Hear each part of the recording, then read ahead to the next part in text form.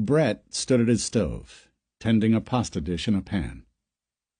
He had a number of small glass prep bowls filled with various spices and other things lined up on the counter. Soft jazz music was playing from the sound system in the living room. He wore a pricey gray dress shirt, unbuttoned at the top, with no tie. The fitted shirt held his muscular frame perfectly. The doorbell chimed.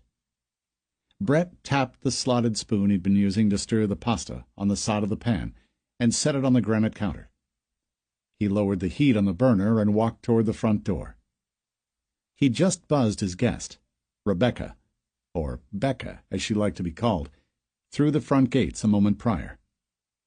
He'd made every attempt and excuse to go and pick her up, but the woman was dead set on driving herself to his home, which was an inconvenience, as he was running out of storage space. Brett glanced through the door's peephole at her. She was wearing a loose-fitting black shirt that exposed her collarbones, and a pair of short denim shorts. A purse hung from her shoulder, and large sunglasses wrapped her eyes.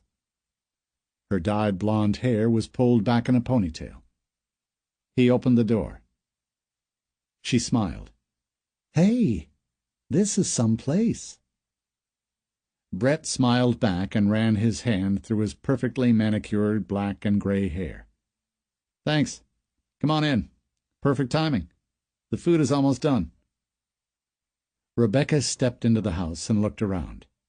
"Wow, it's just as beautiful inside." Brett smiled and closed the large front door at her back. She took her eyes from observing the interior of the home and put them back on him. She stepped up to him, put her arms around his thick neck, and kissed him on the cheek. Brett wrapped his arms around her thin frame. "It's about time you invite me over," Becca said.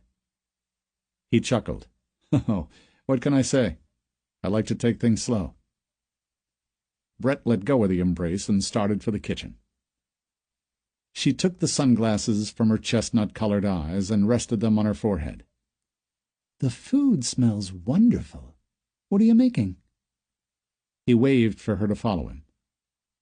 "Linguine carbonara with cauliflower and pancetta." She didn't respond, but followed along. "Grab a chair."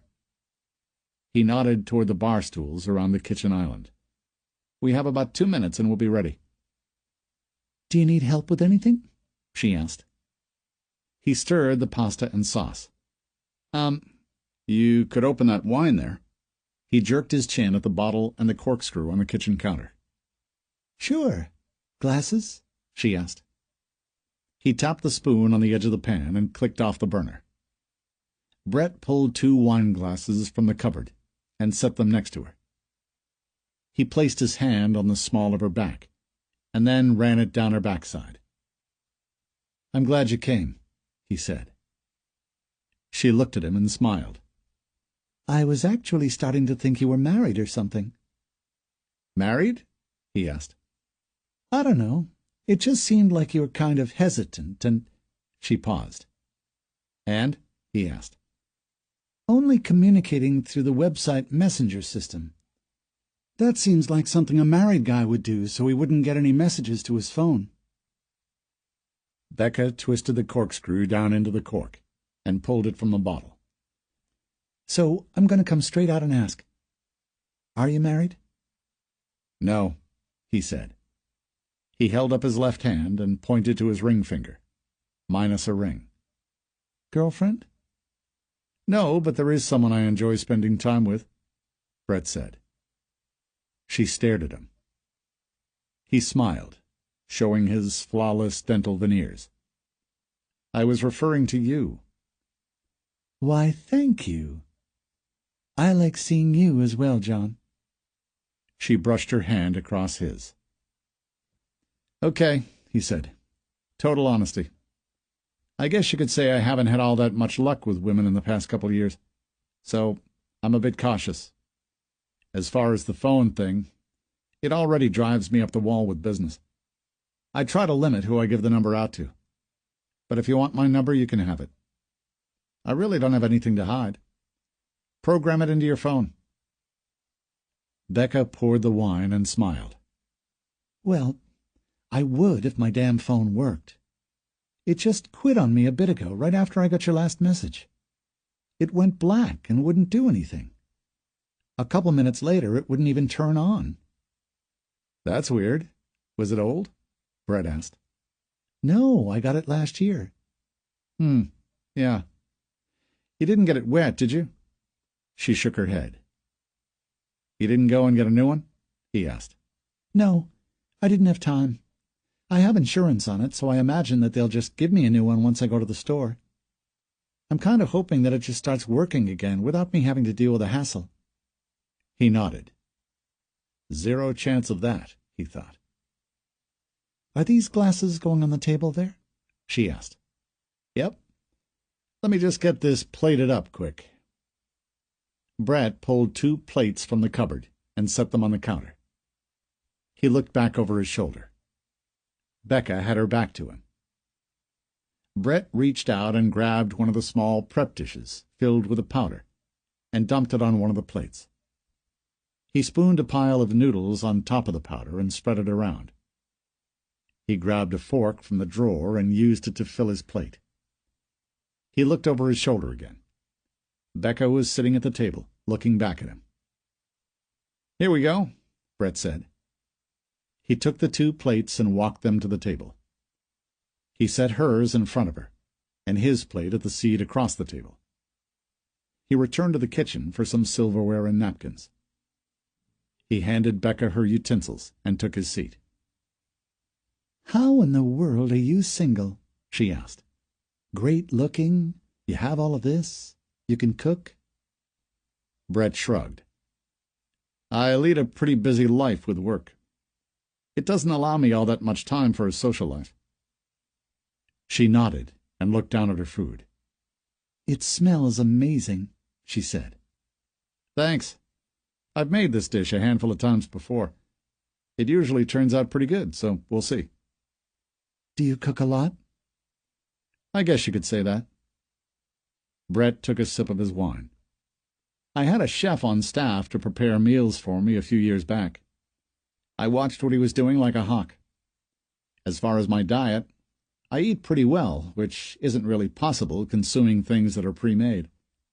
This dish here I guess you could call a bit of a guilty pleasure." She scooped up a forkful of the pasta and placed it in her mouth. She chewed and smiled. "It's delicious," she said. He nodded. "Glad you like it." She continued eating. Brett picked at his food and watched her shovel forkful after forkful into her mouth. It took her the better part of 20 minutes to finish all but a few noodles on her plate. He gulped his wine down and went to refill his glass. "Did you want more wine?" he asked. I guess," she said. He walked the bottle back to the table and topped off her glass. Brett retook his seat across from her as she lifted the glass to her lips. Brett watched her hand waver on the way up, spilling some wine on the table. She didn't even notice she'd done it. Then she squinted hard and quickly shook her head. "Something the matter?" he asked. I don't know. I just got a little dizzy there." Her words slurred. She poked a piece of pasta with her fork and brought it to her mouth. She attempted to stab another, and the fork fell from her hand, clanked off her plate, and hit the floor. She tried to reach down for it, and slipped from her chair to the tile. Brett quickly went to her aid. "Let's get you back up," he said. He lifted her back onto the chair. Becca pressed her hands flat on the table to keep herself steady. "I think I know what might be the problem," Brett said. She didn't respond, staring down at her plate. "I said, I think I know what might be the problem that you have going on right now." He waited for her to respond. "Problem?" she asked. Her voice was low, and the single word took several seconds to come from her mouth. "Yeah, It was probably the 5 milligrams of rohypnol I put in your food. Rohypnol? She asked. Yes, rohypnol. I put it in your food to knock you out. You know how your phone stopped working? That's something I designed into the website app that gets downloaded onto your phone. It's actually part of the code in the messaging system.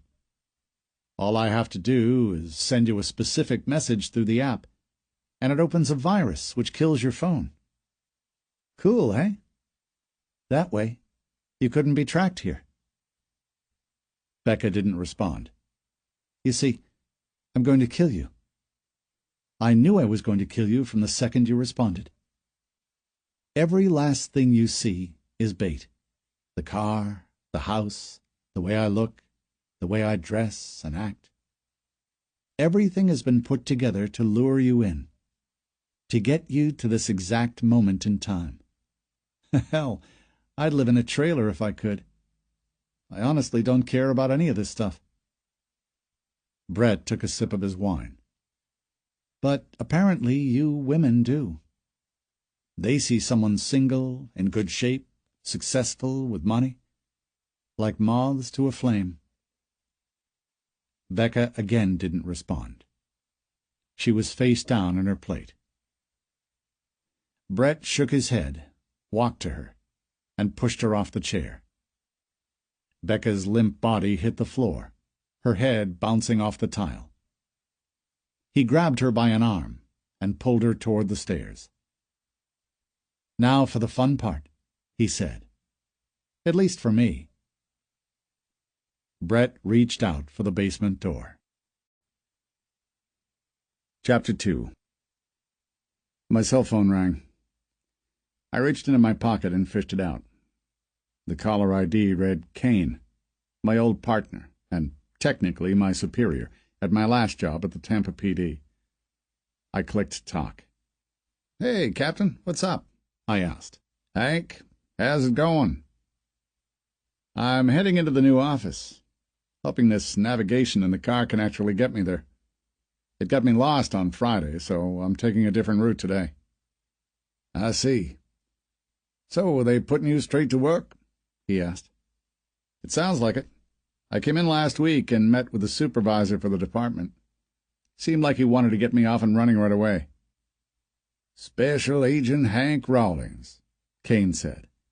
It still sounds weird to me. How do you think I feel? So, did Karen buy you a bunch of new suits and dress you this morning? Get you all set for your first day? He laughed on his end of the call. She might have picked me up a few things. Have to make a good first impression and all, or so she said. That sounds about right. So, how's the new house? Boxes and mayhem. Porkchop bouncing around, doing his best to constantly be underfoot. Karen being emotional. So, pretty much the same as in Tampa, plus boxes. Speaking of Karen, has she started yet? Kane asked.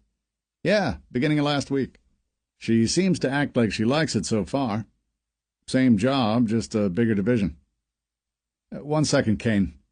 The car's nav is giving me some directions here. No problem, he said. My navigation instructed me to take the exit in 1 mile, and told me the name of the exit. I put on my directional and got to the right lane. As soon as I did, my navigation stated that it was rerouting. The woman's voice, along with an arrow on the screen, told me that I'd arrived at my destination. I poked my finger at the navigation screen in the car's dash, and it went black, aside from the time in the upper right corner. Then the middle of the screen said, calculating. Calculating? What the hell does that mean? I asked. What? Kane asked. Nothing. My navigation is doing something I've never seen before, and also apparently doing whatever it can to get me lost. The car behind me honked. I glanced into my rearview mirror and saw the grill of a sedan inches from my rear bumper. I looked down at my speedometer. I'd slowed to 45 miles an hour. I exited the freeway on the ramp I'd been originally directed toward, and pulled to the shoulder of the off-ramp. The guy in the sedan gave me the middle finger as he passed. "Jerk," I said. "Freeway trouble?" Kane asked. "Huh?" "Sounded like someone was getting some use out of their horn." "Oh, yeah, whatever. Just someone who doesn't know how to drive," I said. "You? Or the guy honking at you?" I dismissed the jab. Kane had never been a fan of my motoring skills, and always insisted on taking the driving duties when we were out on a case. Yeah. So what's up?" I asked. "Nothing. Pushing a desk, staring at spreadsheets," he said. "Sounds exciting. Did they find you a lieutenant yet?" "Soon," he said. "Jones and Donna both took the test, plus a couple of guys from different districts. I should know something within a week or so." I caught the time on my watch. "Hey, let me give you a buzz tonight or tomorrow to shoot the shit. I'm going to need to run here to try to get to work on time." "Yeah, no problem. Whenever you get a minute," Kane said. "Tell the gang I said hi," I said. "Will do." I clicked off and slid my phone back into my pocket. Then I poked my finger at the car's navigation screen. The calculating message disappeared, and the screen lit back up with the map. Okay, let's try this again. I punched in the address for the Manassas, Virginia Federal Building. The route came up, and the robotic woman's voice told me it was just 2.5 miles away. I shifted the car back into drive and continued on. My new workplace came into view on my right just a couple minutes later.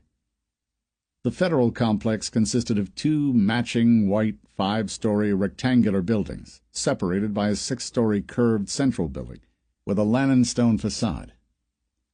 I pulled into the complex and stopped at the guard building. One man, armed with a rifle, stood just outside the small building, and another slid open the building's window. "Identification," the man said from inside the guard shack. I pulled my credentials from my suit jacket's inner pocket and handed them to him. He scanned the barcode on the ID and handed it back. "New, huh?" he asked. "Yes, sir," I said. "Well, have a good day, Agent," he said. I gave him a nod, watched the guard shack's security barrier rise, and proceeded to the parking lot. I found a spot, bounced off the parking curb, and killed the motor.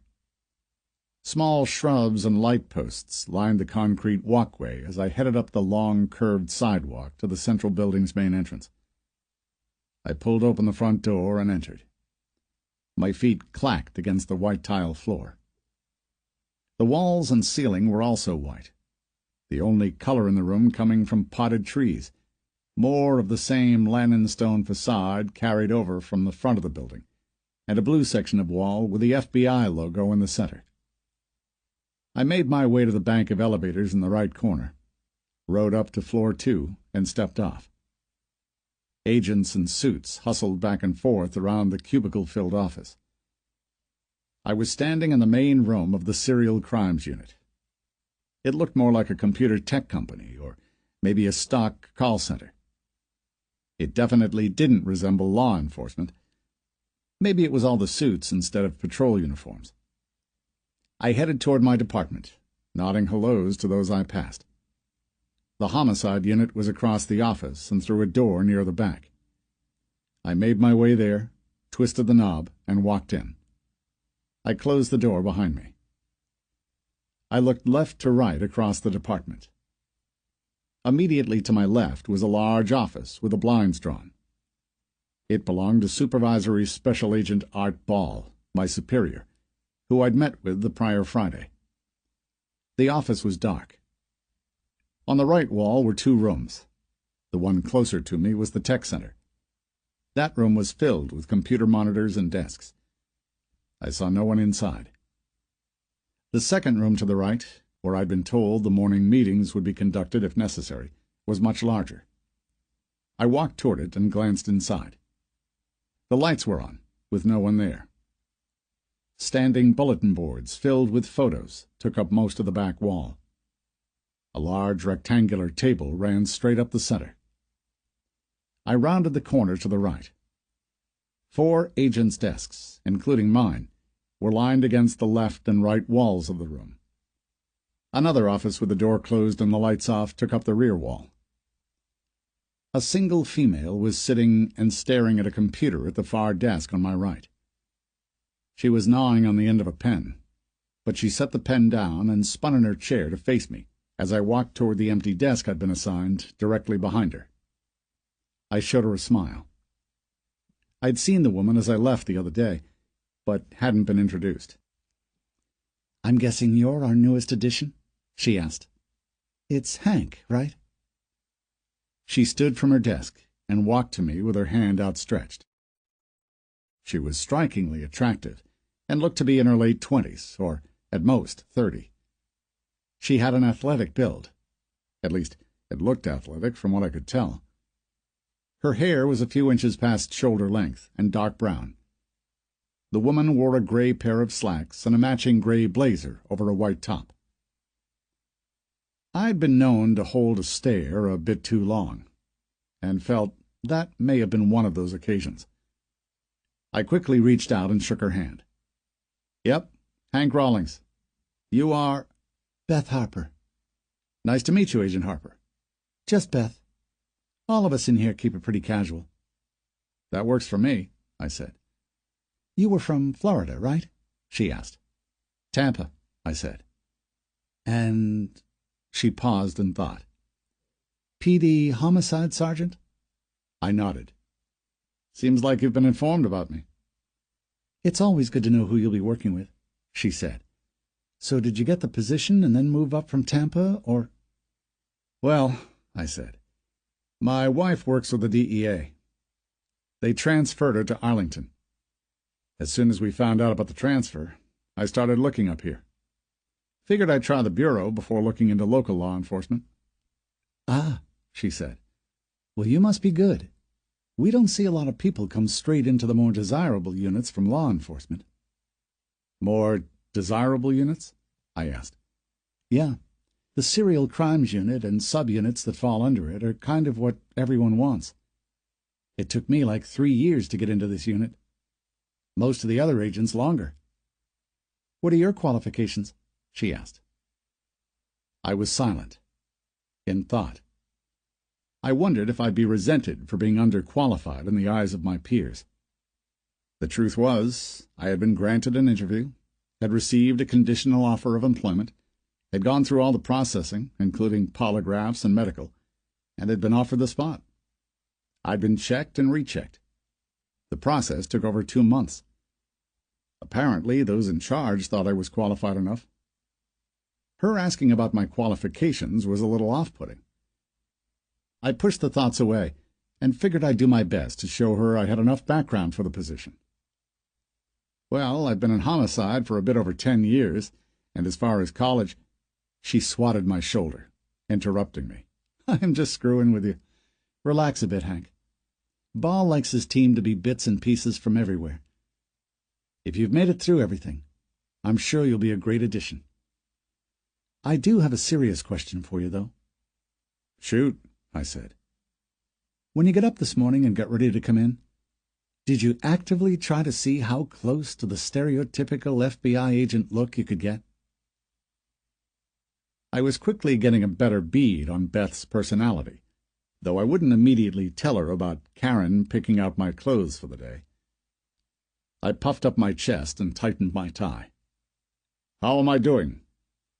She smiled. "You're damn well nailing it. A few inches over 6 foot, a few pounds under 200, early 40s, dark hair with a touch of gray, clean shaved. The black suit and tie with a white dress shirt completes the look. You are 100% the standard FBI agent to the T." "See? I'm already doing my job," I said. She laughed and walked past me. "Come on." "Where are we headed?" "Do you drink coffee?" "Of course," I said. "Let's go grab one. I'll show you a couple things around this place before the rest of the team gets here." "Sure," I said. She headed for the door. I pulled up my jacket sleeve and looked at the time on my watch. A few minutes past 8.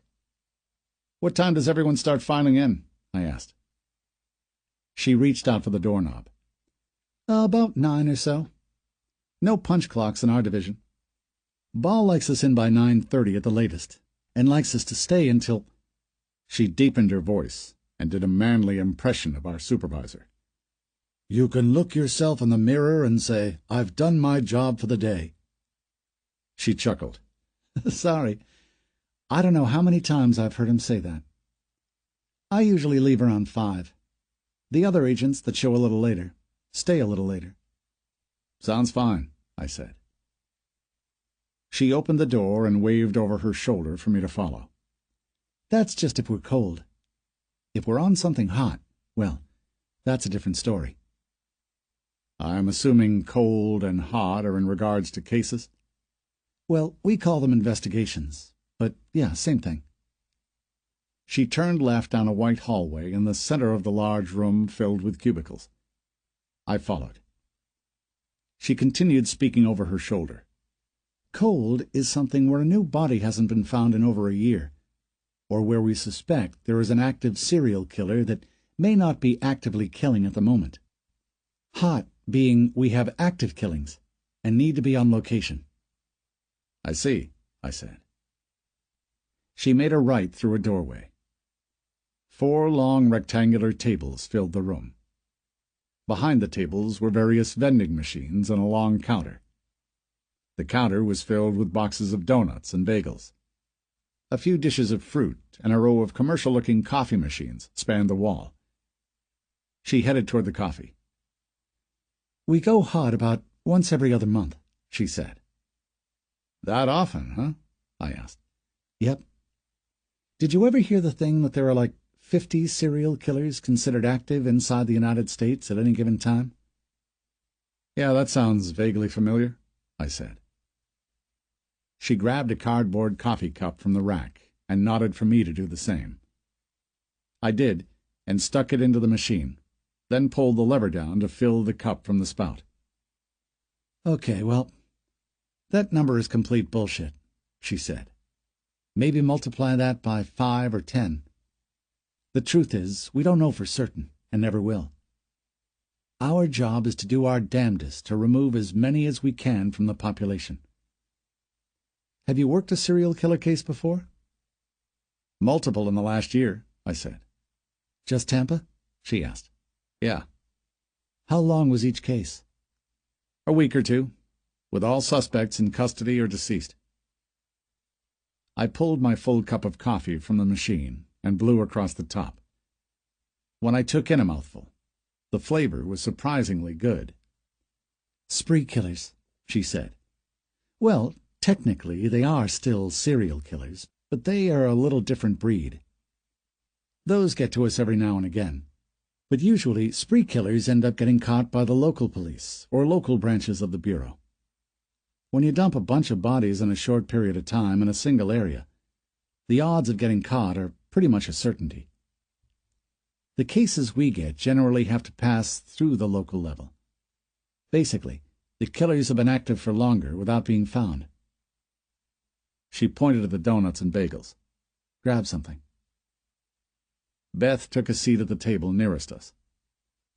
I patted a pocket in my suit jacket. "The wife sent me out with a couple of power bars." I pulled one out, unwrapped it, and took a seat across from her. "So, what is the day-to-day like here?" I asked. Beth sipped her coffee.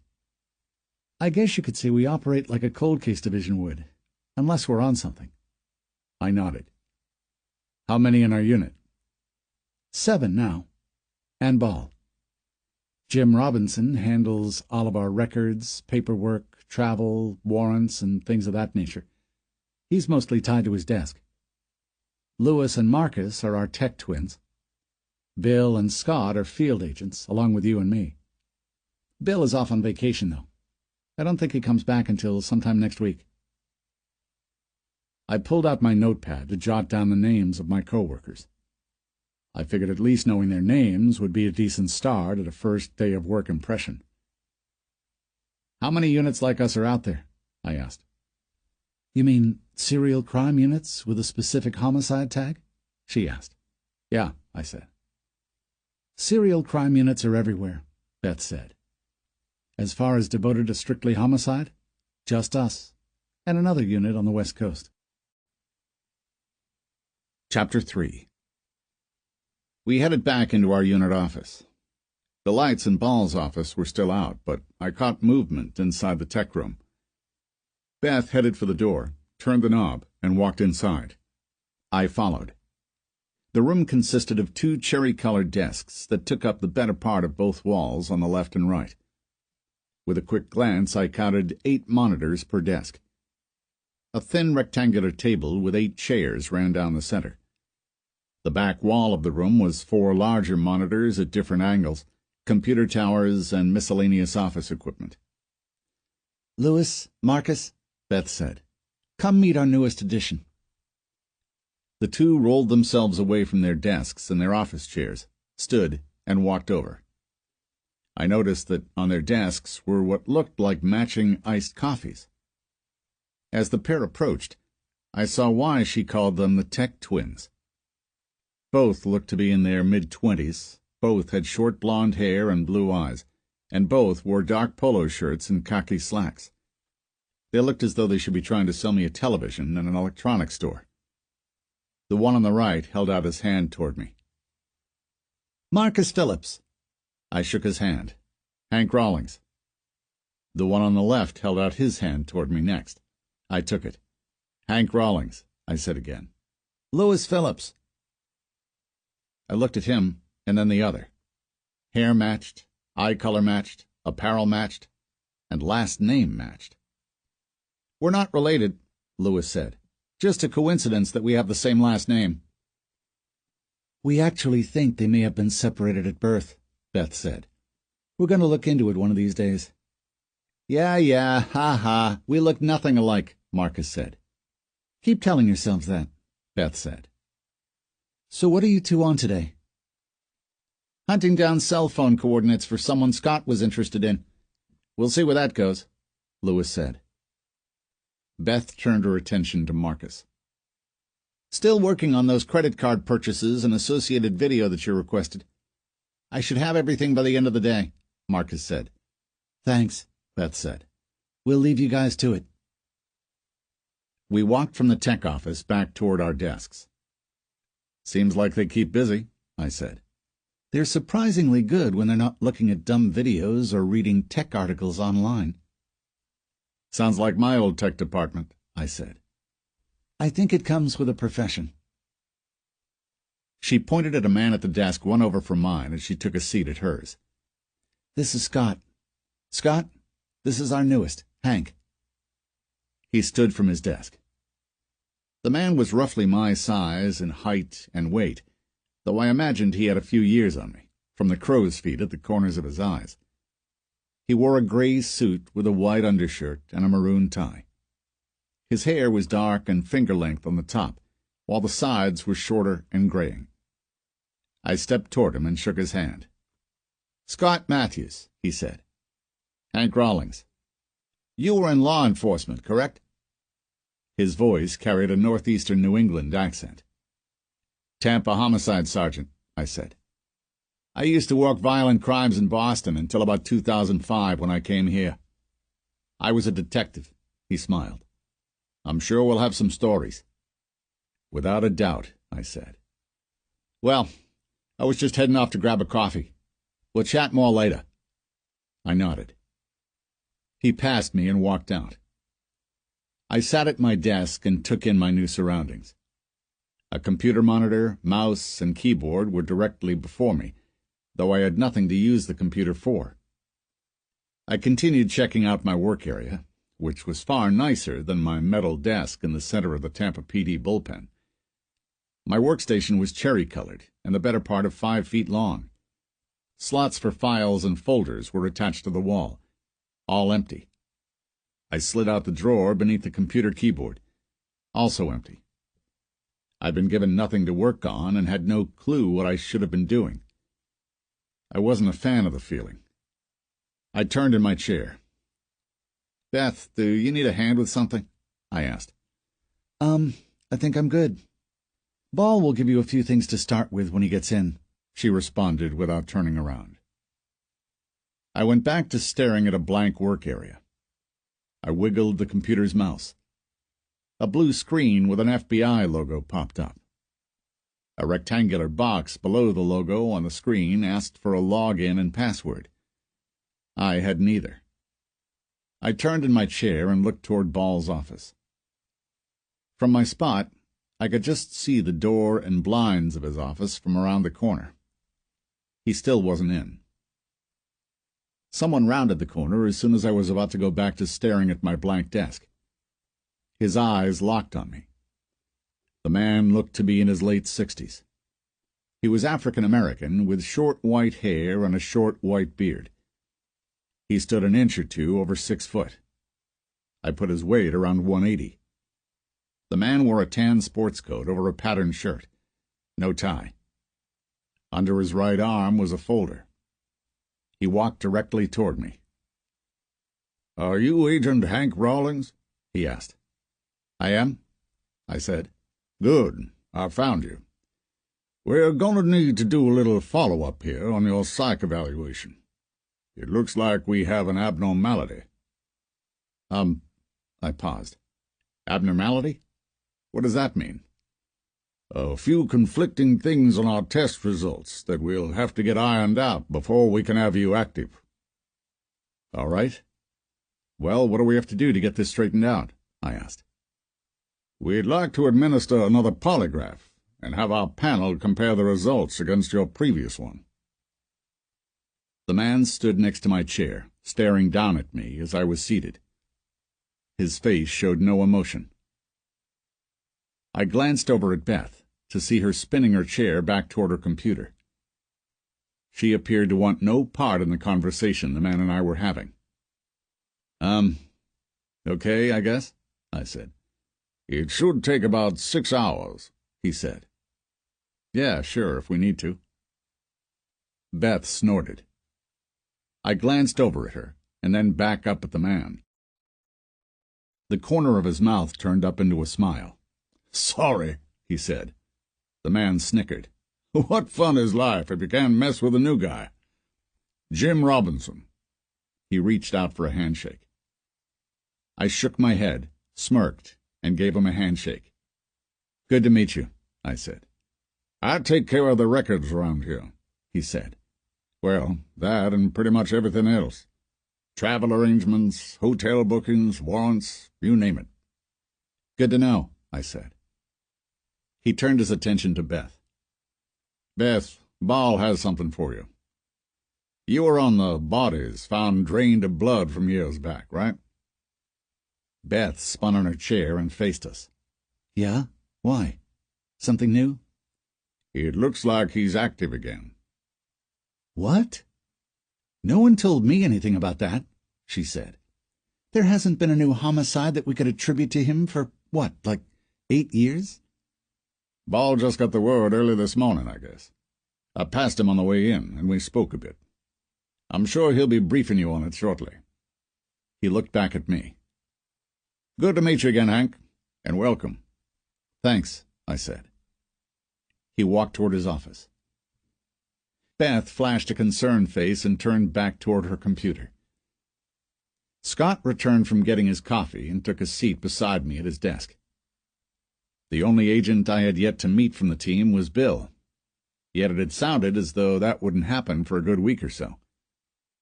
I glanced down at my watch, and the time was inching up on 9:30.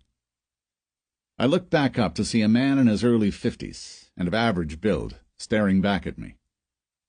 His suit was gray, his undershirt light blue, and his tie a darker shade of blue.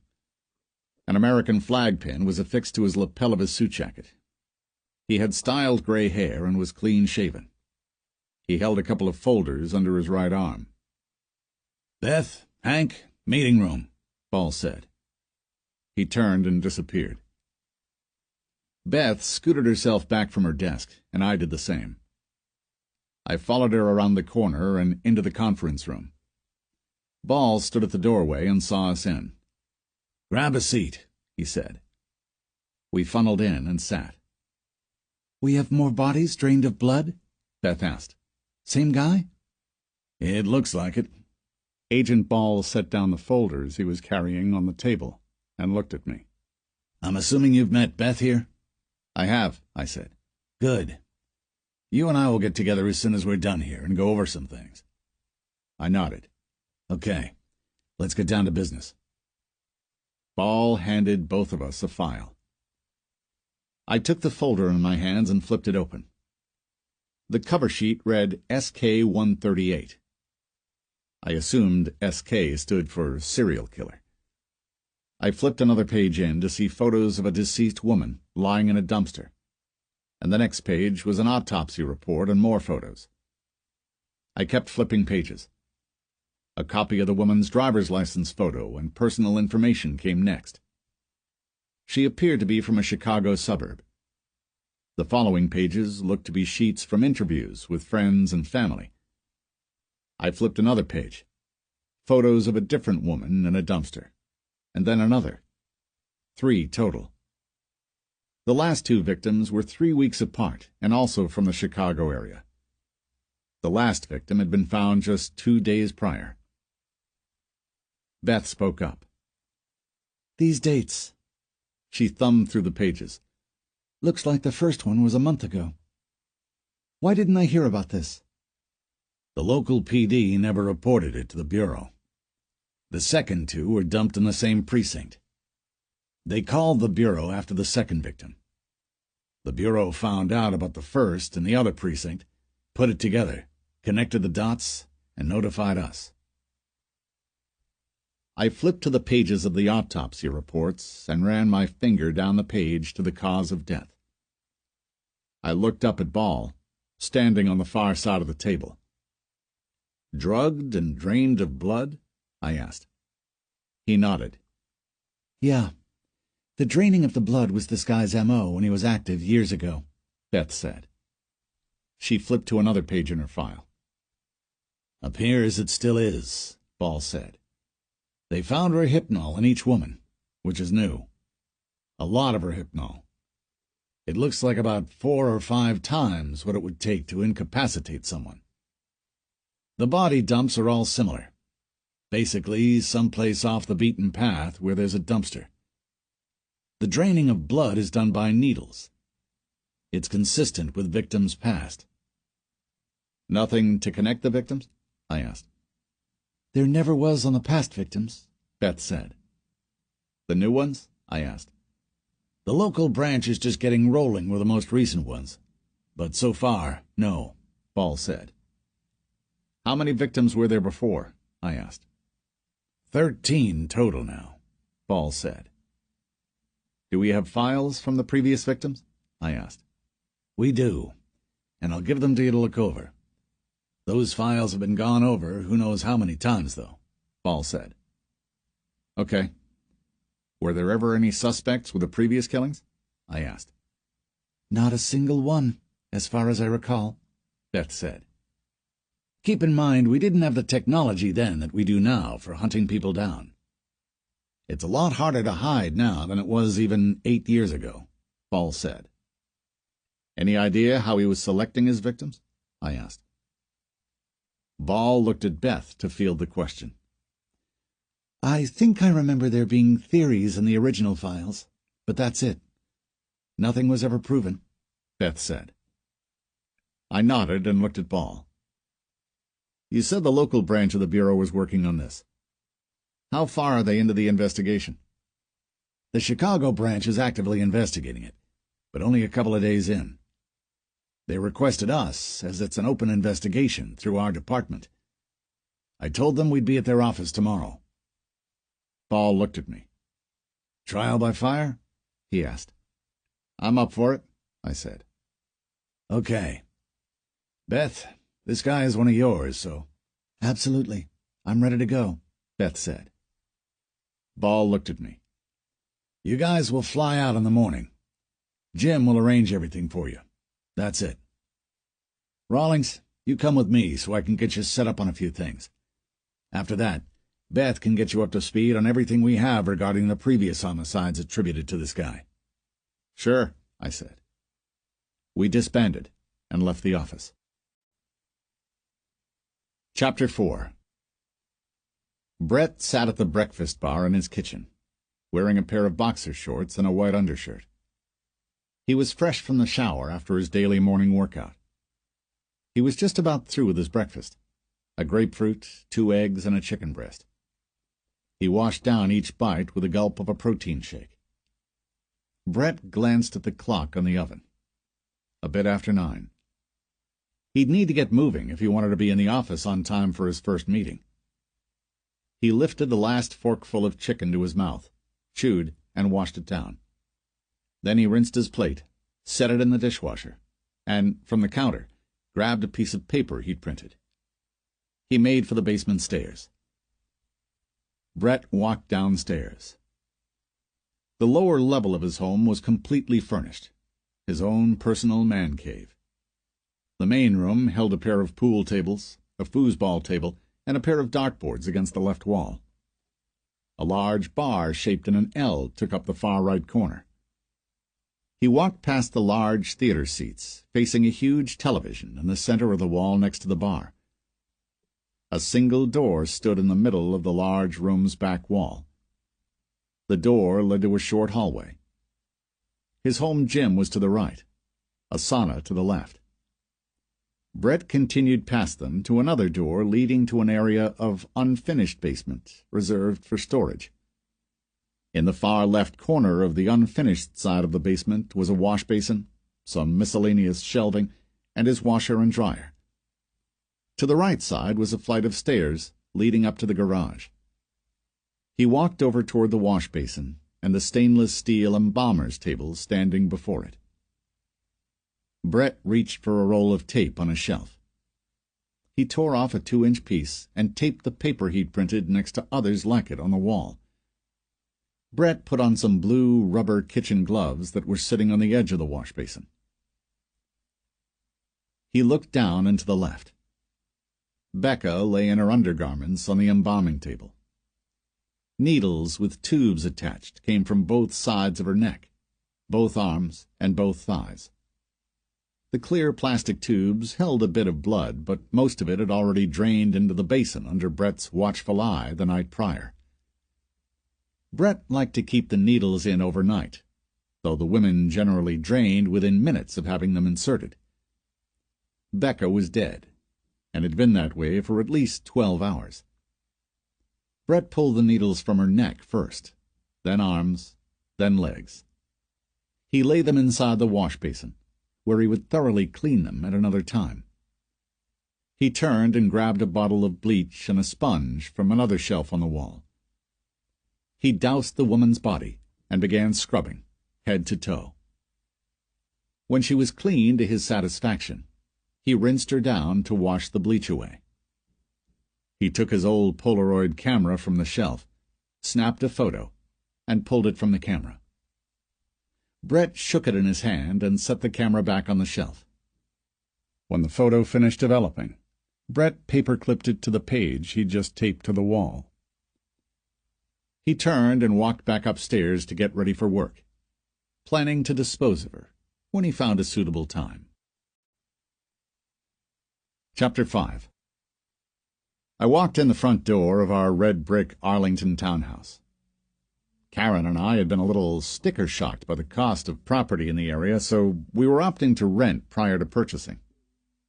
I wasn't the biggest fan of someone living attached to us, but I told myself it was temporary.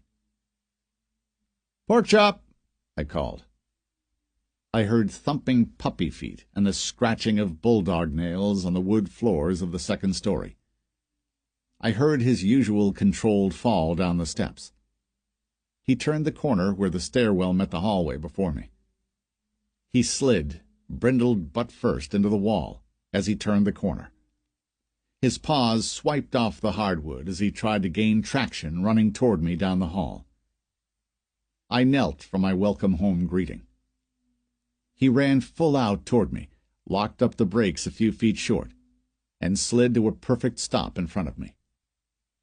He licked and slobbered and barked as he received his petting. Then I stood and headed into the townhouse.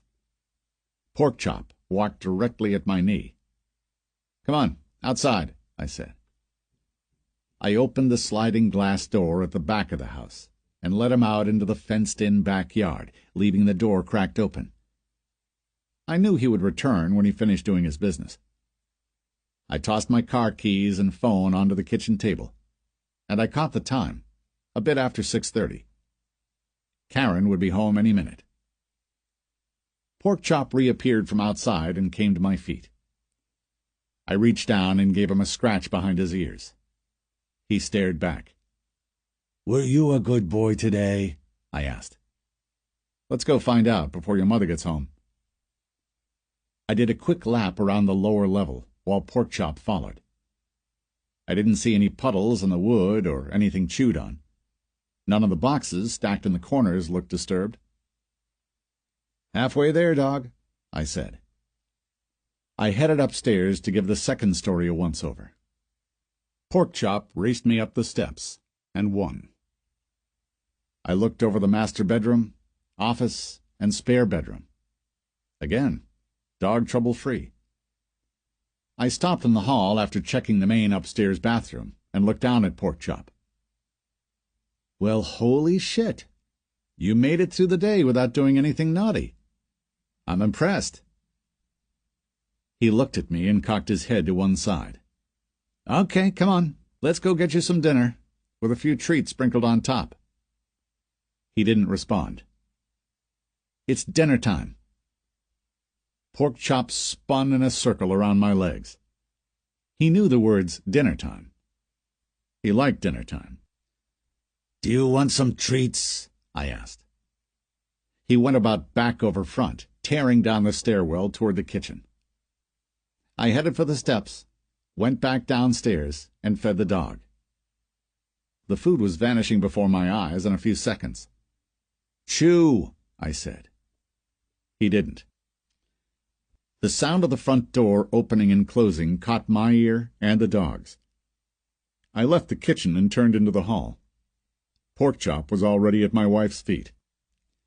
Karen knelt and scratched him behind the ears. "Hey, buddy," she said. Karen looked up at me. "How did he do today?" "I didn't find anything anywhere," I said. "Good job, little chop." Karen continued petting the dog. "How was the drive today?" I asked. "I heard the traffic guy on the radio on my way home. It sounded bad." Karen stood. She wore a gray blazer over a lighter gray shirt and matching slacks. A multicolored necklace hung from her neck. She kicked off her shoes at the door. "The traffic was brutal," she said. "It took me damn near an hour to get 10 miles. Karen freed her black hair from a bun. It fell a few inches past her shoulders. I walked over and gave her a hug and a kiss. She was holding a brown bag of groceries in her arms, so I took it from her. "What did you get?" I asked. "Organic chicken and spinach, plus a few other things. Basically, everything to make chicken Florentine." "I thought we were done with the organic kick," I asked. "Nope. I found a nice little market." I nodded, but said nothing. "I figured after dinner we could go out and see the town a bit. Maybe do a little dancing," Karen said. It sounded more like, "This is what we are doing," as opposed to, "I would like your input on the topic." Karen enjoyed control, which, after almost 20 years of marriage, I'd gotten accustomed to. She seemed to honestly like being in charge of the little things, from food to vehicles to entertainment. The big things in life we always discussed. The truth was, while I'd often get crap about my wife wearing the pants, not having to worry about the little things made my life a lot less stressful. And as much as I could take or leave dancing the night away, it made her happy, which made me happy. Karen could still get a little carried away at times, but as far as our marriage went, I don't think we could be a better pairing. About going out," I said. Shouldn't we probably deal with the boxes and start getting things organized instead? It can wait, Karen said. I shrugged and headed for the kitchen. As I set down the groceries on the counter next to the sink, I said, "Kane called me this morning." "Oh, yeah? Just to talk or what?" "Seemed like. I'll call him back a little later. I have to think he's bored just sitting behind a desk." "Ah, he knew the job he was taking." "How is Callie doing?" Karen asked. "She has to be due any day now." We only talked for a minute. I had to get off the phone. The navigation in the car was acting weird again. "I'll make an appointment to the dealer," Karen said. "Or I could just get a different car," I said. "I'm kind of sick of the Pinkmobile." "It was thousands off because of the color. It was a smart buying decision," Karen said. "But fine. If you want something else, get something else. I was thinking of relinquishing the vehicle buying decisions to you anyway." "Really?" I asked. Karen had picked out my last 4 or 5 cars. They had all been awful. "Yeah. Cars are now going to be your department. I kind of think they should be, don't you?" "Hell yeah. I'm getting something cool then. Enough of this slow hybrid crap," I said. She smiled. "Just settle down. I'm still going to retain veto ability." "Damn," I said. "Oh, I got made fun of for looking like a stereotypical FBI agent today." Who?" "Coworker. Maybe along with the vehicles rights, I could get clothing rights as well?" I asked. "Hank, I've seen how you look when you dress yourself. That is still 100% my department." "Fine. You seemed like you were being generous, so I had to throw it out there." Karen smiled and walked to me. She wrapped her arms around my neck, and I dropped my hands and held her by her waist. "So," she said, "don't leave me in suspense. How was your first day? Aside from being made fun of for looking the part." "We talked on the phone like 4 times, I said. She ran her hand along the side of my head, staring at me with her dark eyes. "I don't care. Tell me again," she said. "You first." "Same old same. Make sure everyone is doing their job. Find traffickers, take down traffickers. Okay, now you." It was fine. I met the team and got acclimated. Learned some things. I paused.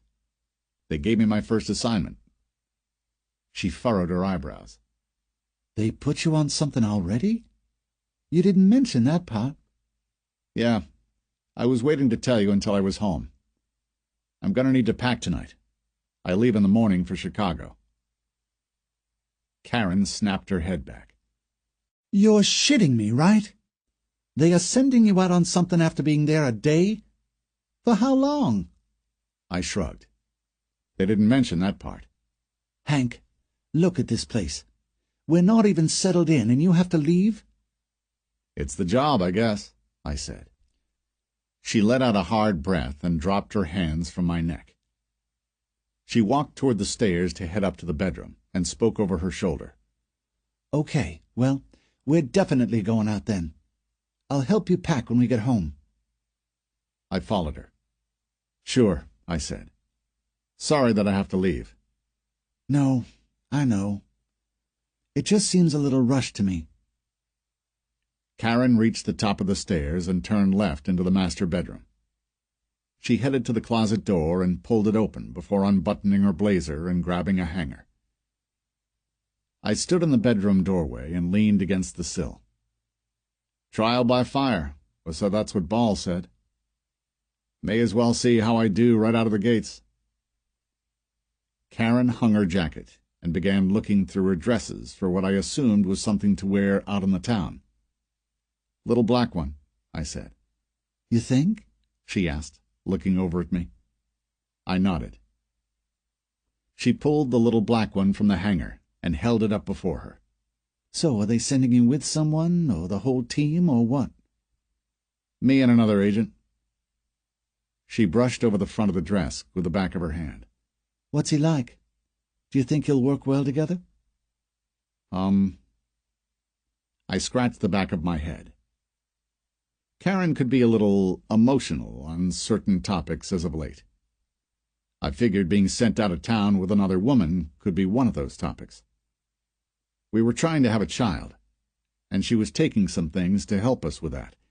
One problem being the emotional side effects of the fertility aids the doctor prescribed. I gave her the truth and braced myself. It's actually a she. Her head snapped around, and her eyes locked on me. A she? Yeah. Karen looked away. What's her name? Agent Harper.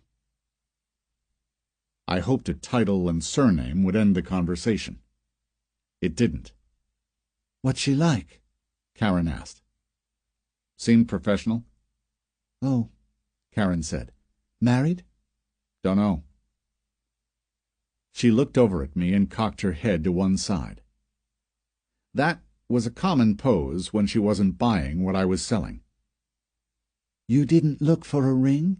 She asked. I don't know. Looking for rings on women's fingers isn't really something I do. She was quiet for a moment. Well, what does she look like? I let out a breath. She wasn't going to quit with her interrogation. Is that going to matter for catching a potential serial killer? I asked. I'm just asking. I don't know, Karen. Why does it matter? So she's good-looking. Karen hung the dress back on the rack. I rolled my eyes and cracked my neck from side to side. I pulled myself from the doorway and walked over to her. She gave me her back and acted as though she was looking for another dress. I wrapped my arms around her waist and kissed her on the side of the neck.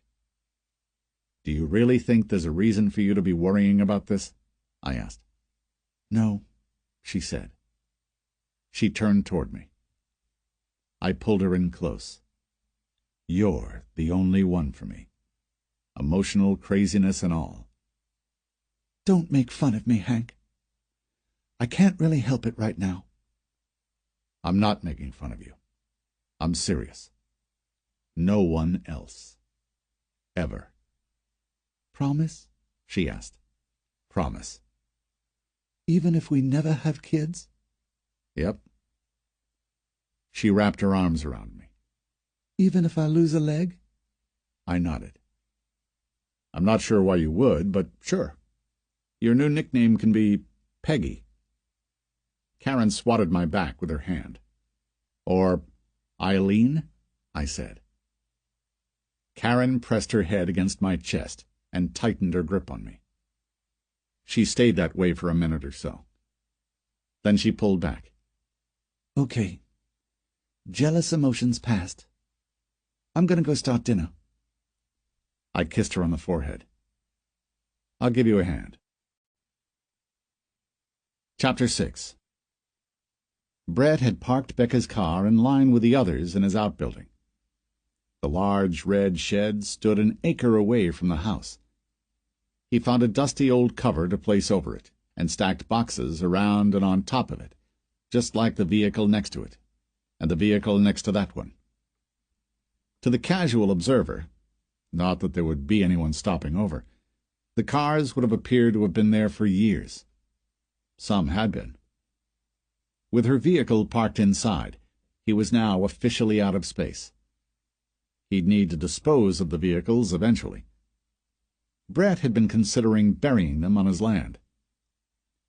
As he neared Englewood, a southern suburb of Chicago, the time on his Jeep's radio read a few minutes past 3 o'clock in the morning. 40 miles from home, he clicked on his directional and exited the freeway. Brett drove up and down several blocks, taking in his surroundings. Boarded-up homes and businesses lined the streets.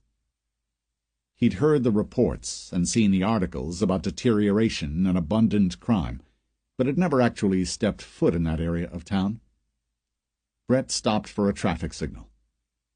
The four-way intersection featured a liquor store with metal barred windows directly across from him. Sitting out front were a group of 5 or 6 men.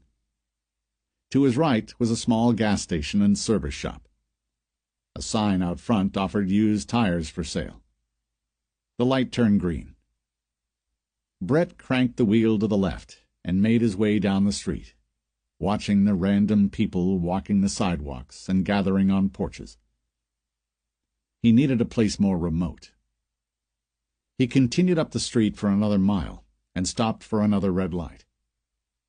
Out his windshield in the left corner of the intersection was an older, rough-looking discount grocery store. Brett looked left to right through the windshield and checked his rear view and side mirrors, spotting no one. The area looked quiet. Brett turned left when the light turned green and made a right into the back portion of the parking lot. He kept his eyes focused on top of the building and single light pole, but saw no cameras. A moment later, he realized it wouldn't matter as he spotted an out-of-business sign taped to the side doors. Brett weaved through the small parking lot and crept down the alley behind the grocery store. A 10-foot-high wooden fence followed him on the left side of his vehicle, the building on his right. Brett spotted a row of dumpsters near the back of the alleyway. He smiled. Brett killed his headlights and pulled the truck all the way to the back of the grocery store. He shut down the motor next to the dumpsters, took a pair of gloves from the passenger seat, and stepped out. Brett gloved his hands and walked to the closest dumpster. He flipped the lid up, walked to the back gate of the Jeep, and opened it. Before him was Becca's body, reclothed and wrapped in plastic. Her sunglasses covered her eyes. He folded away the piece of plastic covering her, and placed his right hand under her knees and his left under her shoulders. After lifting her from the back of the Jeep, he walked her to the dumpster and heaved her inside. Her body hit the dumpster's garbage-covered bottom with a thump. Brett flipped the lid closed and got back in the truck. Chapter 7. "What time does your flight go out?" Karen asked. 9:40-something. "And this guy is draining people of blood?" She asked. I nodded. They have 13 women attributed to him. Seems like he kills for a month or two and then disappears for years. 8 years ago was the last time he was active. 5 bodies turned up in Columbus, Ohio. Before that, by a couple of years, the bodies were in St. Louis. Now it's Chicago. Karen headed for the split between arriving and departing flights. We pulled in and slowed. She looked over at me. "Just be careful, and no being a goof." "Goof?" I asked. "I know how you and Kane were with the constant back and forth," Karen said. "I'm just saying be professional until these new co-workers get to know you." "Got it," I said. "No being myself." "That's not what I'm saying." I know. I pointed at the airline's entry. "Right there." "And don't spread it on about me wearing the pants in our marriage." I smirked. "Yes, ma'am." Karen pulled to the curb in the airport's drop zone for departures. Beth was sitting on a bench beside the sliding entrance doors. I tossed her a wave. "That's her?" Karen asked. "Yeah," I said. "The hot 20-something-year-old with the doe eyes? You're not serious." "I think she's a little older than that. Come on, why don't you see me off and say hi?" "Ugh." Karen shook her head. "Wow. I really sound like a bitch. I'm sorry. I'm blaming the drugs." I leaned over and gave her a kiss. "I forgive you." Karen smiled. "I'm glad you have a high tolerance for me. Okay, best behavior. Here we go." I laughed and stepped from the passenger side of Karen's truck. I opened the rear door, reached in, and grabbed my suitcase and laptop bag. Karen exited from the other side. She rounded the front and met me on the passenger side. I set my suitcase on the curb, draped my laptop bag over my shoulder, and gave Karen a hug. I looked at Beth and gave her a wave to come over. "This is my wife, Karen," I said, as Beth approached. "Hi," Karen said. She held out her hand to shake Beth's. Beth shook her hand and smiled. "Nice to meet you. DEA, right?" "Yep." Karen released her grip on Beth's hand, which I was positive was a lot firmer than it ought to be. "Any idea how long you will be keeping my husband away?" "The less time it takes, the better it is for the Bureau. These things never really take longer than a week. They send us out, we see what we can find. If we can't get anywhere on location, we come back and continue from HQ." Karen nodded. "Okay." Then she looked at me. "Go catch some bad guys, baby." She reached up and rubbed the back of my hair, then turned and headed back toward the truck. She looked at me over the truck's hood. "Love you. Call me when you get there." "Love you too. I will," I said. Karen got in and pulled from the curb. Beth and I wheeled our suitcases into the airport. Beth jabbed me in the ribs with her elbow and whistled as soon as we were inside. "Your wife is hot, Hank." Thanks," I said. "She was nice, too. Hell of a handshake." I just smiled and nodded. We checked our bags, passed through security, and headed up to our concourse. "Do you have your case file and everything?" Beth asked. I patted the side of my laptop bag. "I have everything. So, how is this going to go when we get there?" "We'll pick up our rental cars from the airport and head to the local bureau office. I have the name of the agent that's working the case that we should contact there. We'll check in and see if there have been any updates that we need to be aware of. From there, we'll go to our hotel, get settled, and then get a plan in place for where and how we want to start." That sounded logical enough. "Are we working out of the local bureau's office?" I asked. "I usually don't. They'd obviously supply us with a work area or office if we wanted, but I prefer to just handle everything from the hotel. We'll be on the road most of the time, meeting with people anyway. We'll stop into the local FBI office when we need to." "Sure," I said. Our plane boarded within the hour. We sat in business class, side by side.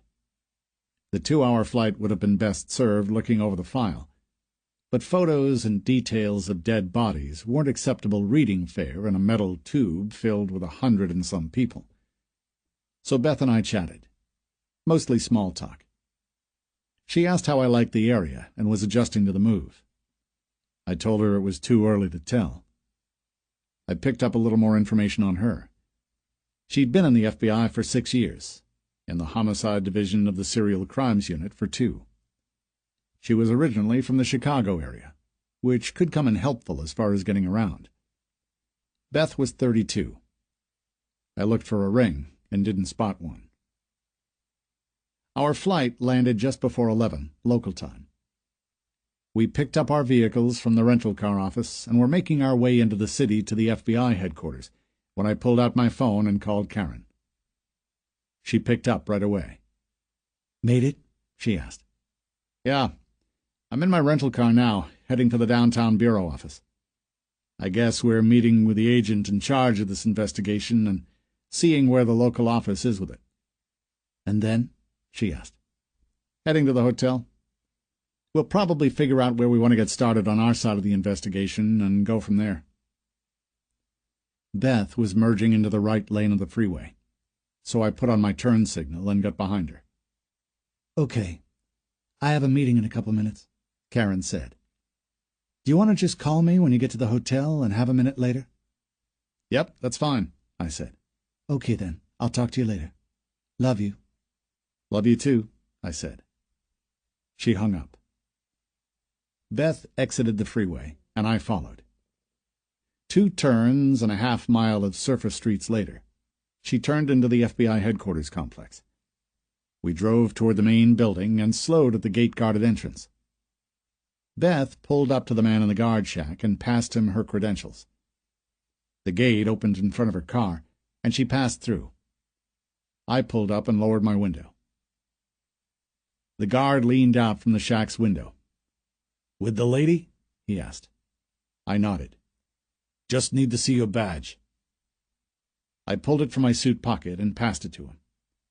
He took it from me and scanned it. All set, Agent Rawlings, he said. I put my badge back in my pocket and pulled through the metal gate. The Agent Rawlings thing was going to take some getting used to. I found Beth parking in the lot off to my left. I made my way over to her and pulled in my rental alongside hers. Beth stepped out from her car and grabbed her bag from the back. I killed the motor, grabbed my laptop bag from the passenger seat, and stepped out. She waved me to her car, and I walked over.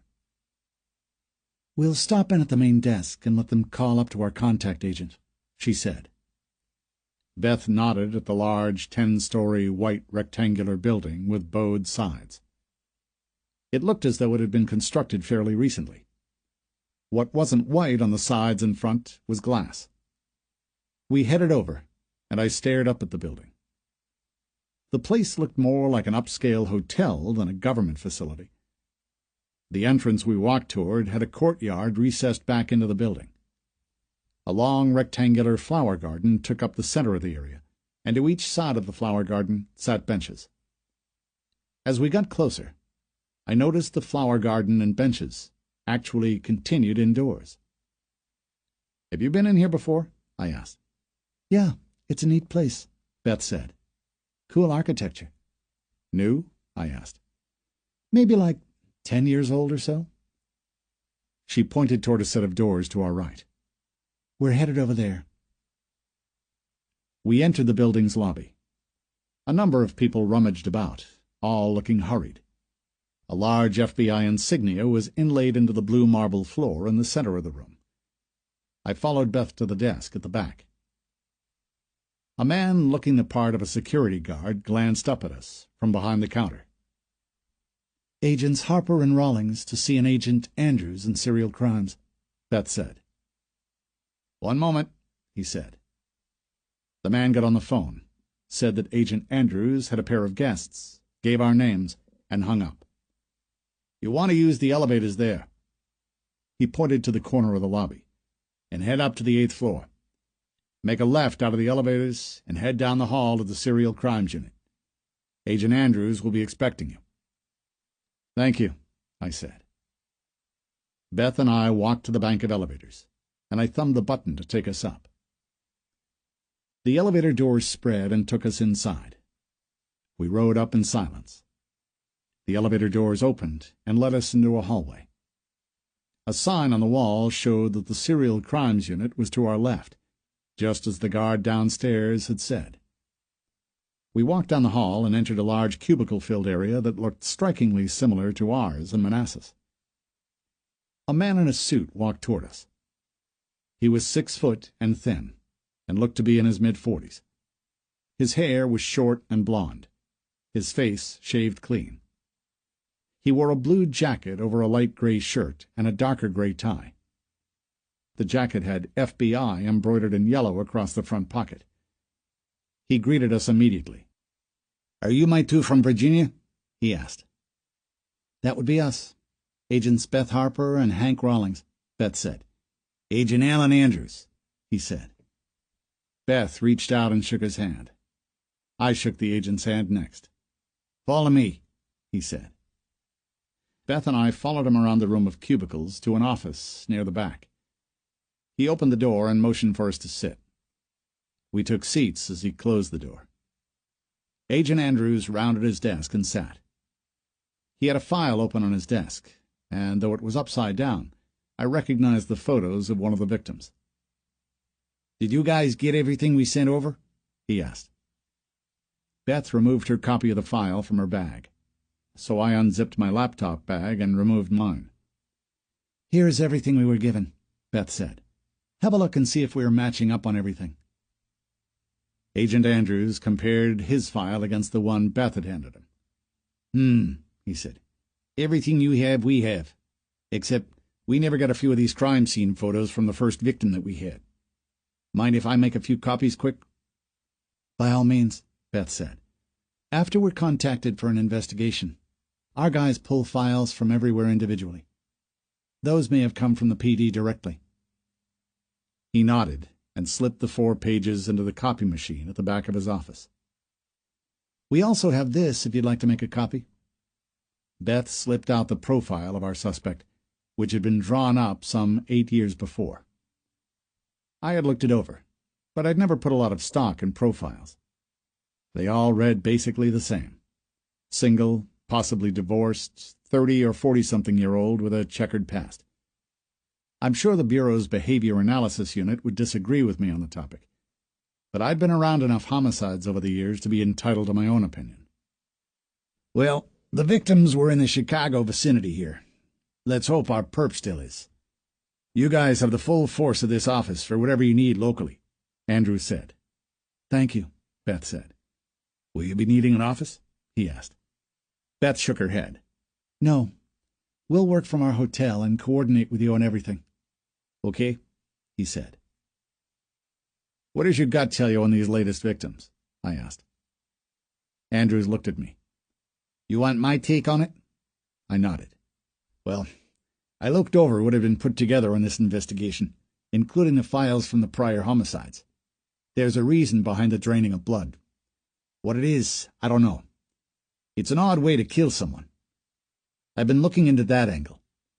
The blood was drained by inserting needles into the main arteries. It's not how a mortician would do it.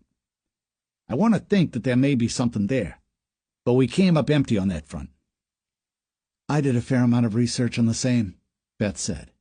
"I didn't get anywhere with it either. As far as I can tell, it's just this guy's method of killing." "Same thing I was thinking," Andrews said. "The stomach contents from the autopsy reports are all the same with these latest victims.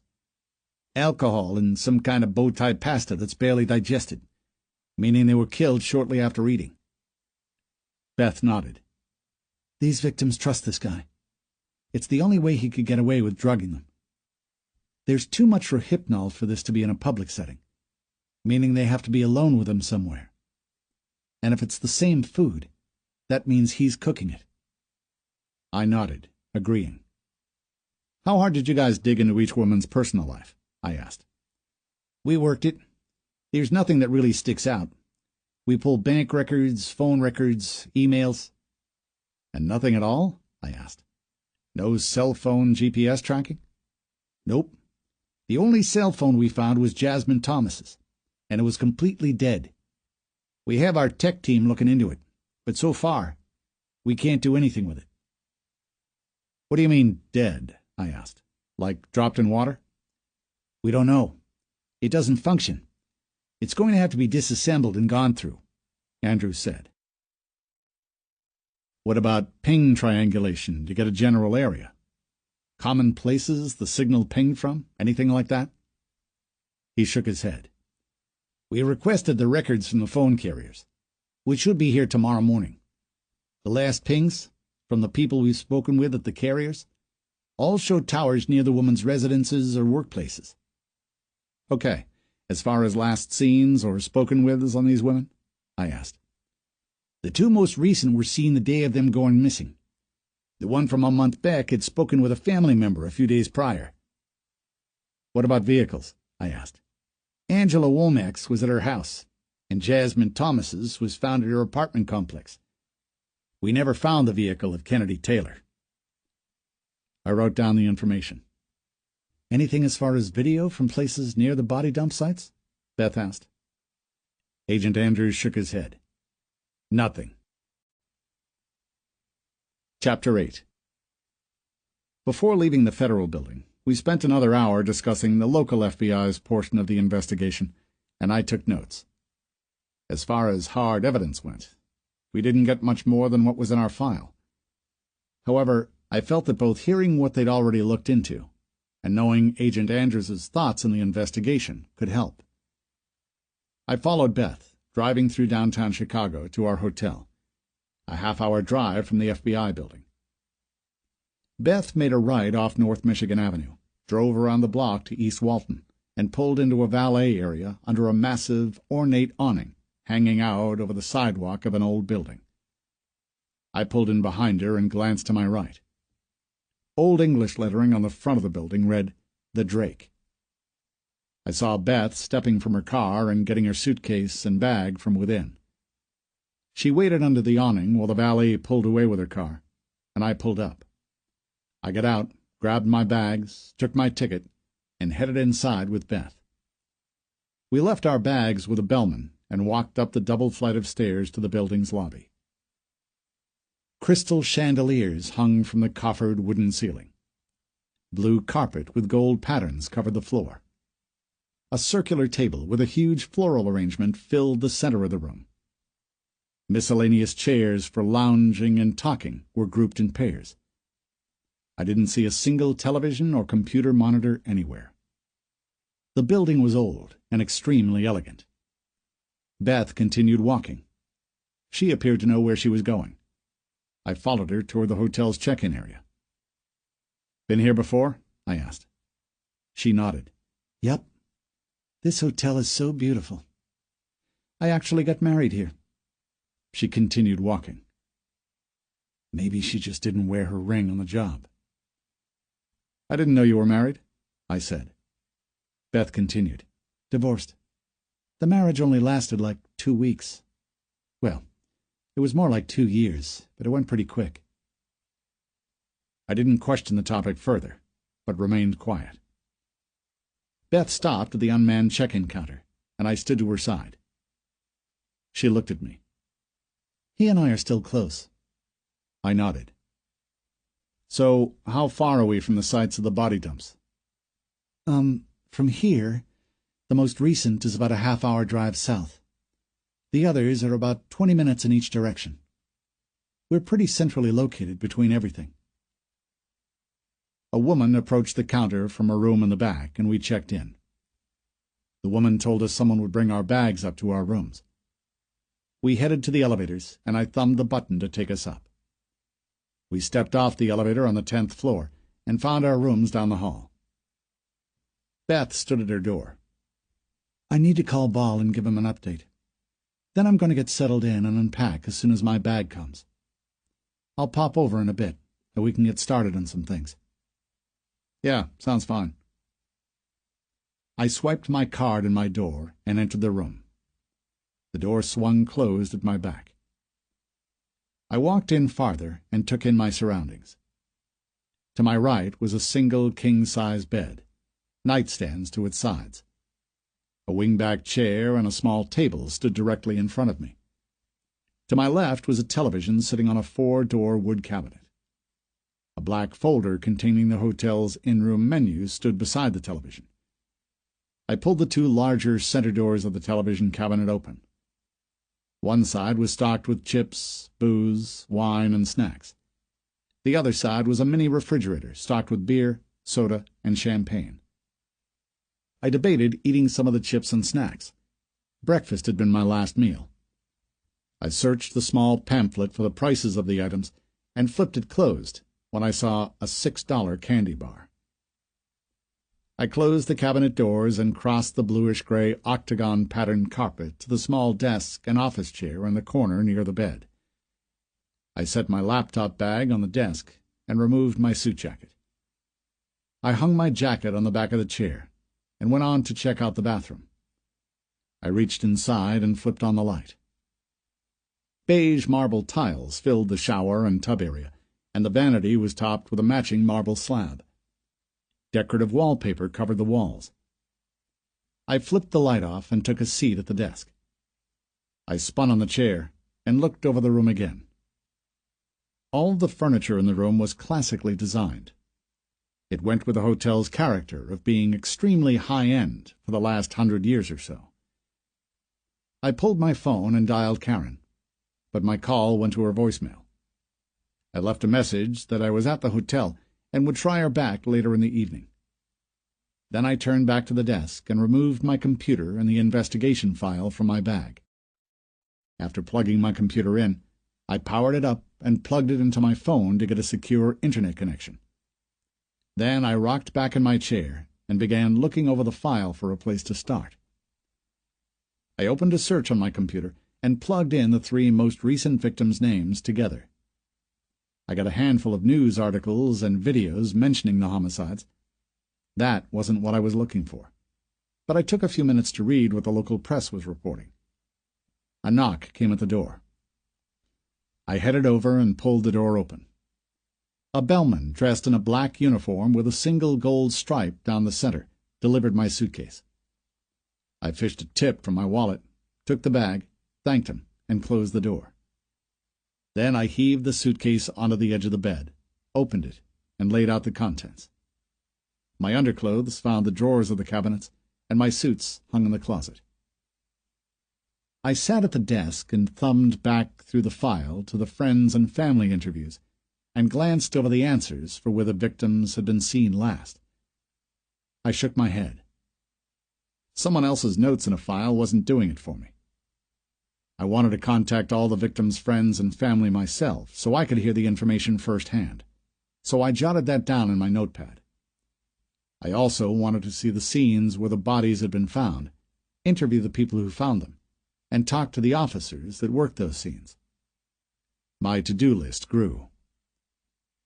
I heard another knock at the door, so I set my pen down and answered it. Agent Harper didn't enter. "Hungry?" she asked. "Starving." "Let's go get something to eat and spitball how we're proceeding. There's a pretty good burger joint within walking distance, if it's still there." "That works for me." I noticed she didn't have a file or anything other than a small handbag with her, so I grabbed my suit jacket, dropped the file on the table, and left my room. The restaurant she spoke of wasn't even a full block away. The hostess took us to a booth next to a giant American flag that made up an entire wall. I looked at the plates of the customers eating as we made our way to sit. I saw everything from waffles to shrimp to burgers. I grabbed a menu and flipped it open. "I want to interview everyone," I said. "Family, friends, officers, the people who found the bodies." "I agree, and it's needed," she said. "We could split it up, do what we can over the phone, make trips to those that we have to." "I'm going to get started on making the calls when we get back. Get some interviews set to meet people within the next day or two. I think something was overlooked somewhere," I said. "Or the dots not connected somewhere." Our waitress walked over and introduced herself. I ordered a Philly cheesesteak sandwich, fries, and a soda. Beth got some kind of salad and an iced tea. The woman left to put in the order. "What makes you so sure they missed something?" Beth asked. She brushed her brown hair away from the side of her face. "Call it a hunch. Plus, like you said yesterday, when someone dumps a bunch of bodies in a short time in the same area, they have a good chance of getting caught." "You were listening." "Always. If our killer was courting these women, someone had to know about a particular man that their friends or loved ones were seeing. There has to be something that we should be able to match up.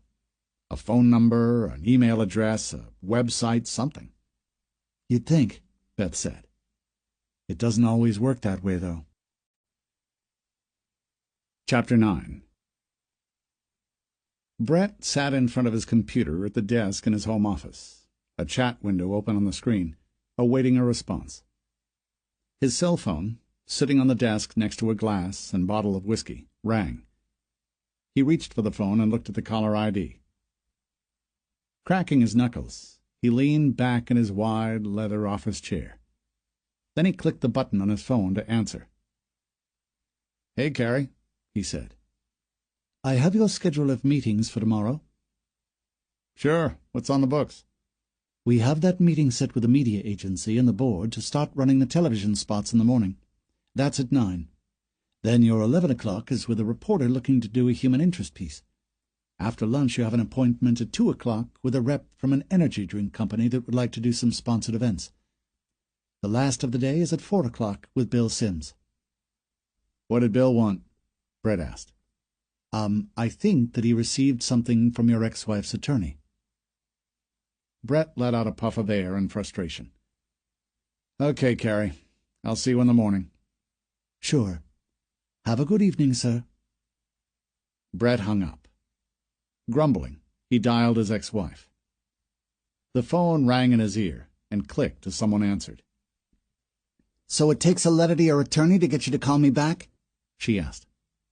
I haven't seen the letter. What do you want? Brett asked. What do you mean, what do I want? I want my money. I've been trying to call you for weeks. Your money? Don't you mean my money, Nicky? Whatever. You're a month behind. It's unacceptable. Brett scoffed. Unacceptable? You married me. We had a kid. We got a divorce. You have to pay. Brett rubbed his eyes. Yeah, a bunch of bad decisions in a row. Well, I also didn't know I was marrying a complete psycho, so it goes both ways. Maybe someday I'll get to show you what a complete psycho looks like, Nicky. Yeah, well, I should have sent your ass to jail about 10 different times. Brett said nothing. Whatever. I'm not getting into this with you for the 1000th time. It's called alimony and child support, and it's court-ordered, she said. Just pay it. If I don't see the money in my account by Friday, I'll have my attorney put together the paperwork to have your income garnished. You're going to get my income garnished? Good luck with that. You know, I've been thinking about putting a dream team of attorneys together. Maybe getting a private eye to follow you around and see what you do. Maybe it's time for that. Maybe I should fight you for custody. Stop with the stupid threats and just pay me, she said. You don't give a shit about Travis and don't want him anyway. It's been over a year since you even spoke to him. You don't even try to call. You made it clear that you don't want me as part of his life. I just don't want you spending time with him. That doesn't mean you can't call. What's the difference? There's something wrong with you. Whatever the hell it is, I don't want it rubbing off on our son. Phone calls are fine. In person, unsupervised, no. I'll pay when I see him. Not a chance. God, this is so stupid. Just pay the damn money. It's not like it even affects you. What are you making now, like $1 gazillion a month? Brett spoke through a clenched jaw. It doesn't matter what I make. I give you $20,000 a month for no damn reason other than I was stupid enough to get you pregnant and then try to do the right thing by marrying you. You know what? Screw it. You can deal with my attorney, she said. Brett heard a dial tone in his ear. He tossed the phone back onto the desk, took the glass of whiskey in his hand, and took a drink. Shaking his head, Brett thought about Nicky. He'd only married her to try to appear normal. No one ever suspects the married man with a kid. Yet Brett quickly realized it limited his ability to move about freely. Nicky was always watching. He should have just killed her as he'd planned to all those years before. Yet it would have caused immediate suspicion. Brett knew it would get him caught somehow. He was successful in his hobby. He enjoyed it, and he wouldn't risk capture. However, when they were still together, he got tastes of what he desired without Nicky's knowledge. Brett leaned forward, minimized that chat window, and logged into his online banking. He transferred the funds to Nicky. Brett logged off. In the drawer of the desk was a ledger with an old, beat-up leather cover. Brett removed the book and opened the cover. Every foul, derogatory word he could come up with over the course of 8 years littered the page's corners. Doodles of a dead woman scattered the pages as he thumbed through toward the back. Drawings of dollar signs were present on each margin. Brett ran the pen tip down the page and found the blank line below the last entry. He entered her amount, a bit over $20,000. He added it to the total, $2,021,018.12 since the divorce, a bit over 8 years prior.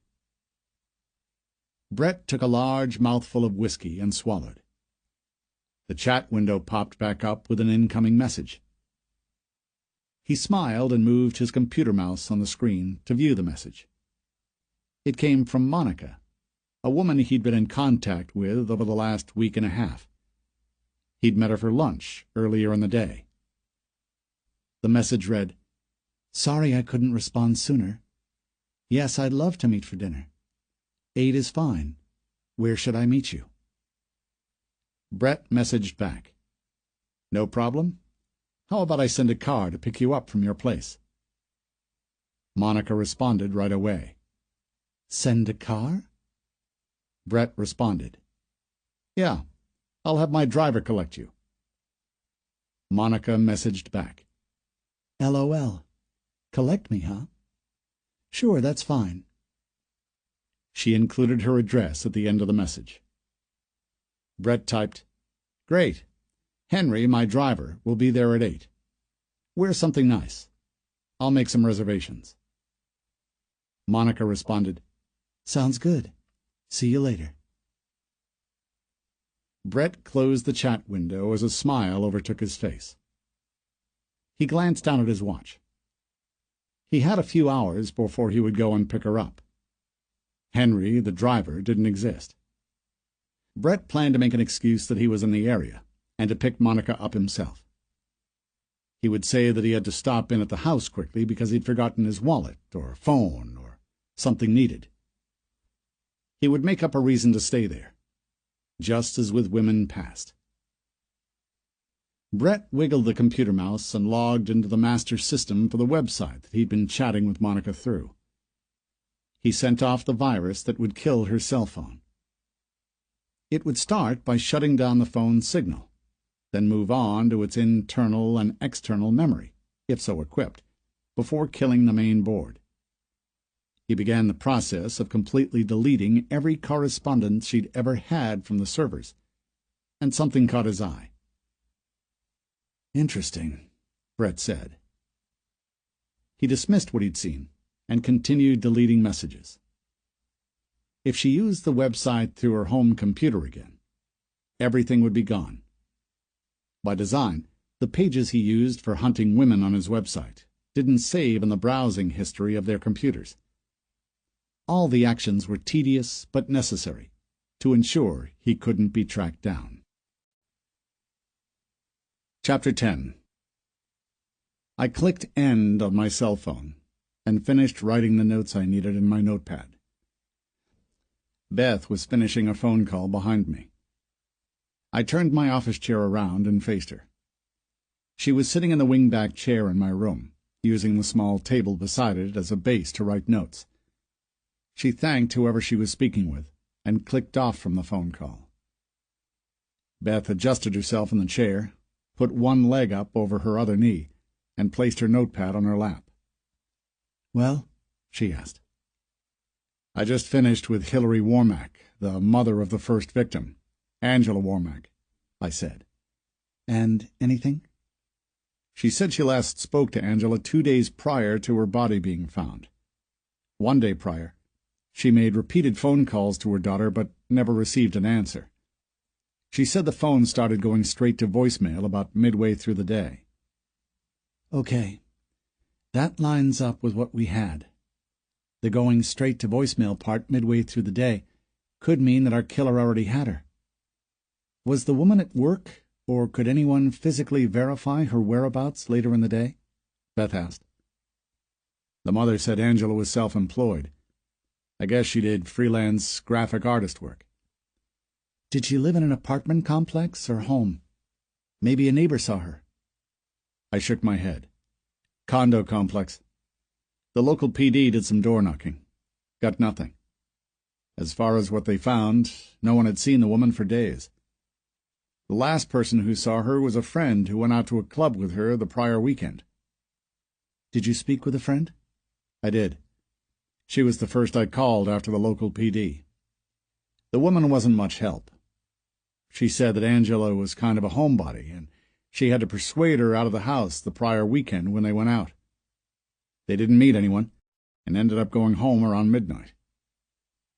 Nothing seemed off from any stories you got with a mother, friend, etc.? No. Her mother claimed that she didn't make a lot of money, so she tried to limit what she did, spending-wise. Beth looked thoughtful. So, if you're a graphic artist and spend most of your time on a computer, I'm betting you spend a fair amount of time online, looking at things, social media, whatever.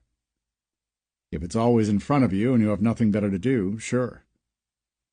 We should get her computer for a look, Beth said. Not a bad idea. I'll call her mother back to see what became of it. Maybe she'll make it available to us. Her mother, Hillary, can't meet with us until Friday, though. As far as the local PD, the patrol captain I spoke with in District 4, where she was found, said we could come tonight. The night shift starts at 7, and he said he would be able to send us out with the 2 officers that were first on the scene. I didn't give him an exact time that we'd be there. I figured I'd see where we're at with the victim's friends and family first. Aside from that, I called the local medical examiner's office that handled Kennedy Taylor's body. It was after hours, so I left a message. I just wanted to see if her remains were still there and check if we could get a viewing. What about you? What did you get? I asked. Beth ran her finger down the notepad in her lap. We have an interview tomorrow at 3:00 p.m. with Kennedy Taylor's family. It looks like their home is about 45 minutes from here. I spoke with her father. I guess they're doing some kind of gathering, so their other daughter, who the father said was extremely close with Kennedy, will be there as well. As far as the other victim, we have 3 numbers for father, mother, and best friend of Jasmine Thomas, our second-to-last victim. I called all 3, got 3 voicemails, and left 3 messages. Okay. I jotted down the interview time in my notepad and looked at my watch. A couple minutes after 6. What did you get with the local PD about seeing the other dump sites? We're set to view the 2 that happened in the 16th District tomorrow evening at 8. The patrol sergeant said he would have someone escort us. I nodded. Well, it looks like we're just about set on appointments with everyone except those close with Jasmine Thomas. Are you ready to head over to view the dump site? Sure, Beth said. Okay, I'll call the patrol captain back and let him know we're on our way. I'll call for the car, Beth said. I dialed the patrol captain, confirmed that we'd be there within the hour, and hung up. I stuffed my notepad and pen in the pocket of my suit jacket hanging over the back of my office chair. Then I stood and pulled my jacket on. Ready? She asked. Ready as I'll get. She headed for the door, and I followed. The valet out front of the hotel had her car waiting when we stepped from the front doors. I handed the guy a tip and hopped in the passenger side. Beth took a seat behind the wheel and looked over at me. You don't want to drive? I didn't think about it, I said. Did you want to? Nope, you're fine. I guess I'm used to riding shotgun when I'm on duty. Old partner always drove, huh? Technically, he was my boss, I said. But yeah, he drove more often than not. Beth shifted into drive and pulled from the front of the hotel. She put on her directional to make a left at the lights. So he was what, a lieutenant? He was a lieutenant. He's the captain of Tampa Homicide now. What was he like? What was he like? I thought for a moment. I don't know. It's kind of hard to jam years working daily with someone into a few words. Put it this way. Aside from being a damn good cop, I could call the guy from any place in the world at any time, and he'd be there to help. Can't really ask for more than that, she said. What's it like being out in the field with Bill and Scott? I asked. I assume you've worked investigations with them like we are now. Yeah. I've been in the field with both Bill and Scott a handful of times each. It's kind of hard to describe for me. When they go out together on an investigation, they come back with stories and such. I'm not sure what the bond that partners have is called. Friendship, maybe? I said. More like brothers. I guess I don't really see that when I'm out with them. It's basically do your job and head back, and then that's the end of it. Maybe it's because I'm a woman. I didn't really have any insight to provide, so I remained quiet. I definitely didn't want to get into a conversation about how I felt about working with her. We hadn't spent enough time together, and any answer I provided would probably be taken the wrong way. I'm okay to work with so far, right? She asked. Shit. I needed to answer fast. "Yeah, sure," I said. "Hell, you're showing me the ropes. It's appreciated." "Well, I think you're doing fine so far. I'll make sure I give you a good report. Ball wanted me to evaluate how you did out here." I hadn't known I was under evaluation, but that made sense, it being my first investigation and all. "Damn well gonna do my best," I said. She nodded. "I'm sure you will. Yeah, the last guy we brought into the team didn't do so hot in the field. Ball, unfortunately, had to let him go after his first investigation." "Oh?" I said. "Who did he go out on the field with?" I looked over at her. Beth's eyes didn't leave the road in front of her. "Me," she said. I nodded, but didn't respond. "Yeah, he didn't really do anything wrong, per se, and we actually caught the guy. But he just didn't seem like a good fit to the team. So I let Ball know, and he kicked him loose. I kind of felt bad about it. I mean, the guy moved here from out west. He had a couple of young children. I think his wife was in poor health. It just didn't work." I looked over at Beth again and furrowed my brow. She was laying the story on pretty thick. Beth was looking out the driver's side window. I caught her reflection smiling in the glass. She was bullshitting me as I expected from her last few comments. "Sure. You have to be able to work well with your coworkers," I said. "So the report thing. Is that the sheet that Ball gave me that said peer evaluation at the top? I just glanced at it before I left Monday, but it looked like I was supposed to fill out what I thought of working with you." Her head snapped toward me. "Peer evaluation sheet?" she asked. I shrugged. "Yeah, I don't know. It looked like some kind of official form. It had your name on it and a bunch of questions." "And Ball gave it to you?" she asked. "Yeah. He just said, fill this out after you're through." She said nothing. I gave her a second to stew. "I was actually kidding about the report and whole co-worker getting let go thing," she said. "Yeah, I know," I said. "You know?" "Yeah. I saw your reflection in the driver's window. Try not to smile when you're feeding me BS." "Oh, you're a jerk," she said. Chapter 11. We made a brief stop at the police station, met with a pair of officers that had worked the crime scene, and headed out. Beth and I followed Officers Murray and Nelson in their marked patrol cruiser to where Angela Warmack's body had been found. The patrol car pulled to the side of the street in front of a two-story dark brown home and turned into a fenced-in parking lot on our right, which separated the home and a tavern. We pulled in behind the officer's car and found a spot. I checked the time. We were right at 7:30 p.m. Beth shut off the car and we stepped out. I surveyed our surroundings. The tavern's front entrance was directly before us. Next to the tavern was an insurance office, its entrance also facing the parking lot. I glanced to my right. The brown home we'd passed turning in sat horizontally to the parking lot, while the garage off the back faced the lot. Farther down were another business and a duplex, both facing the parking lot. "Kind of a weird arrangement," I said.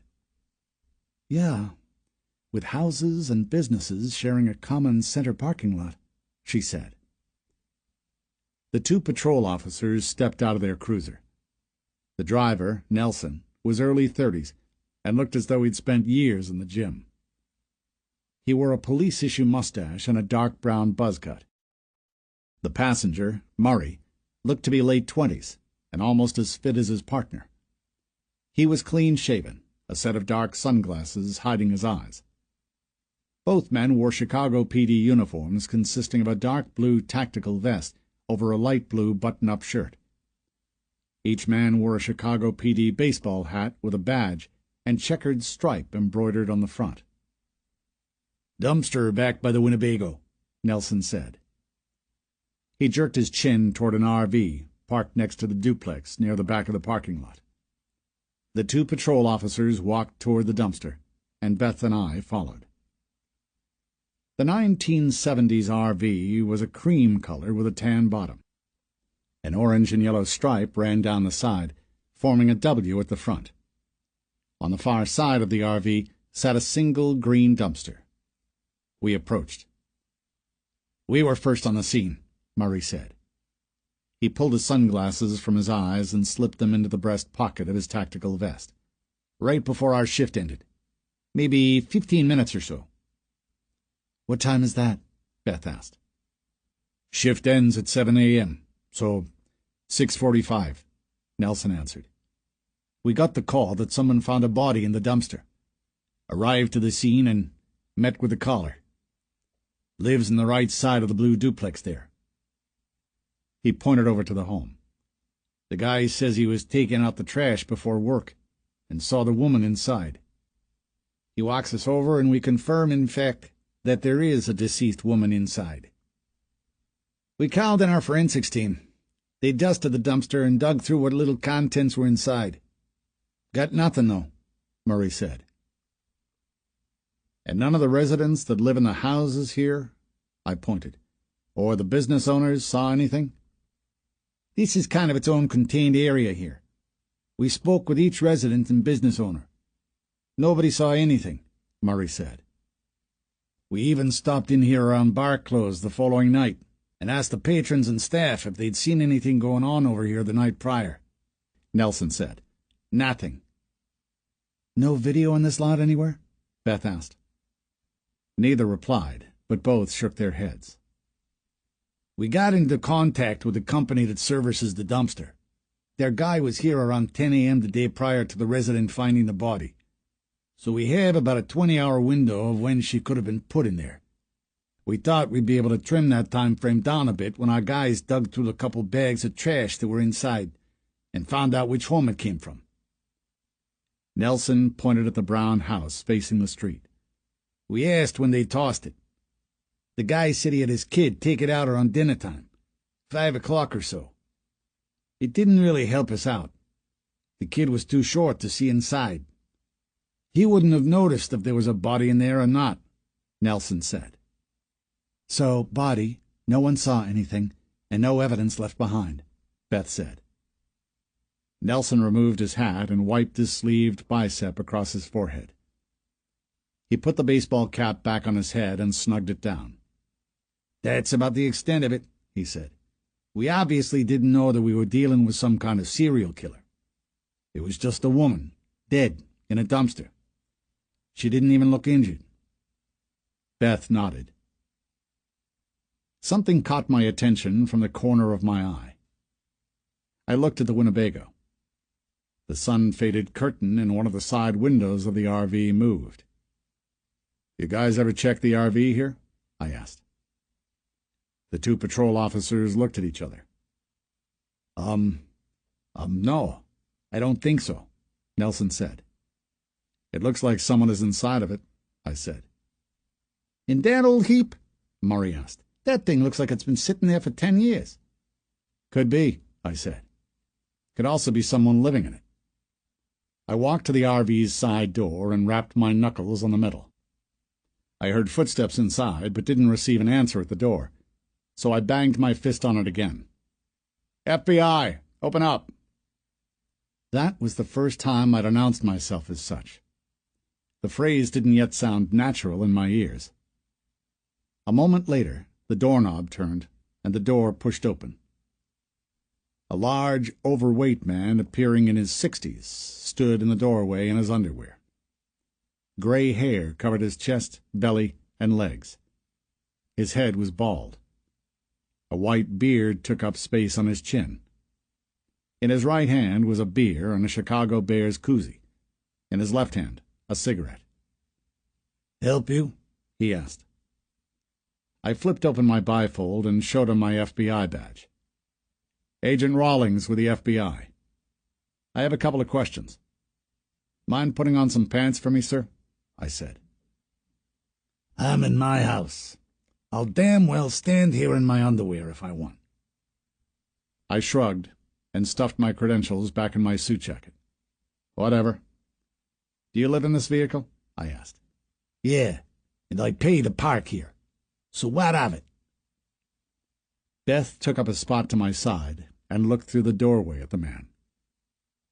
Mind putting some pants on for me, please? She asked.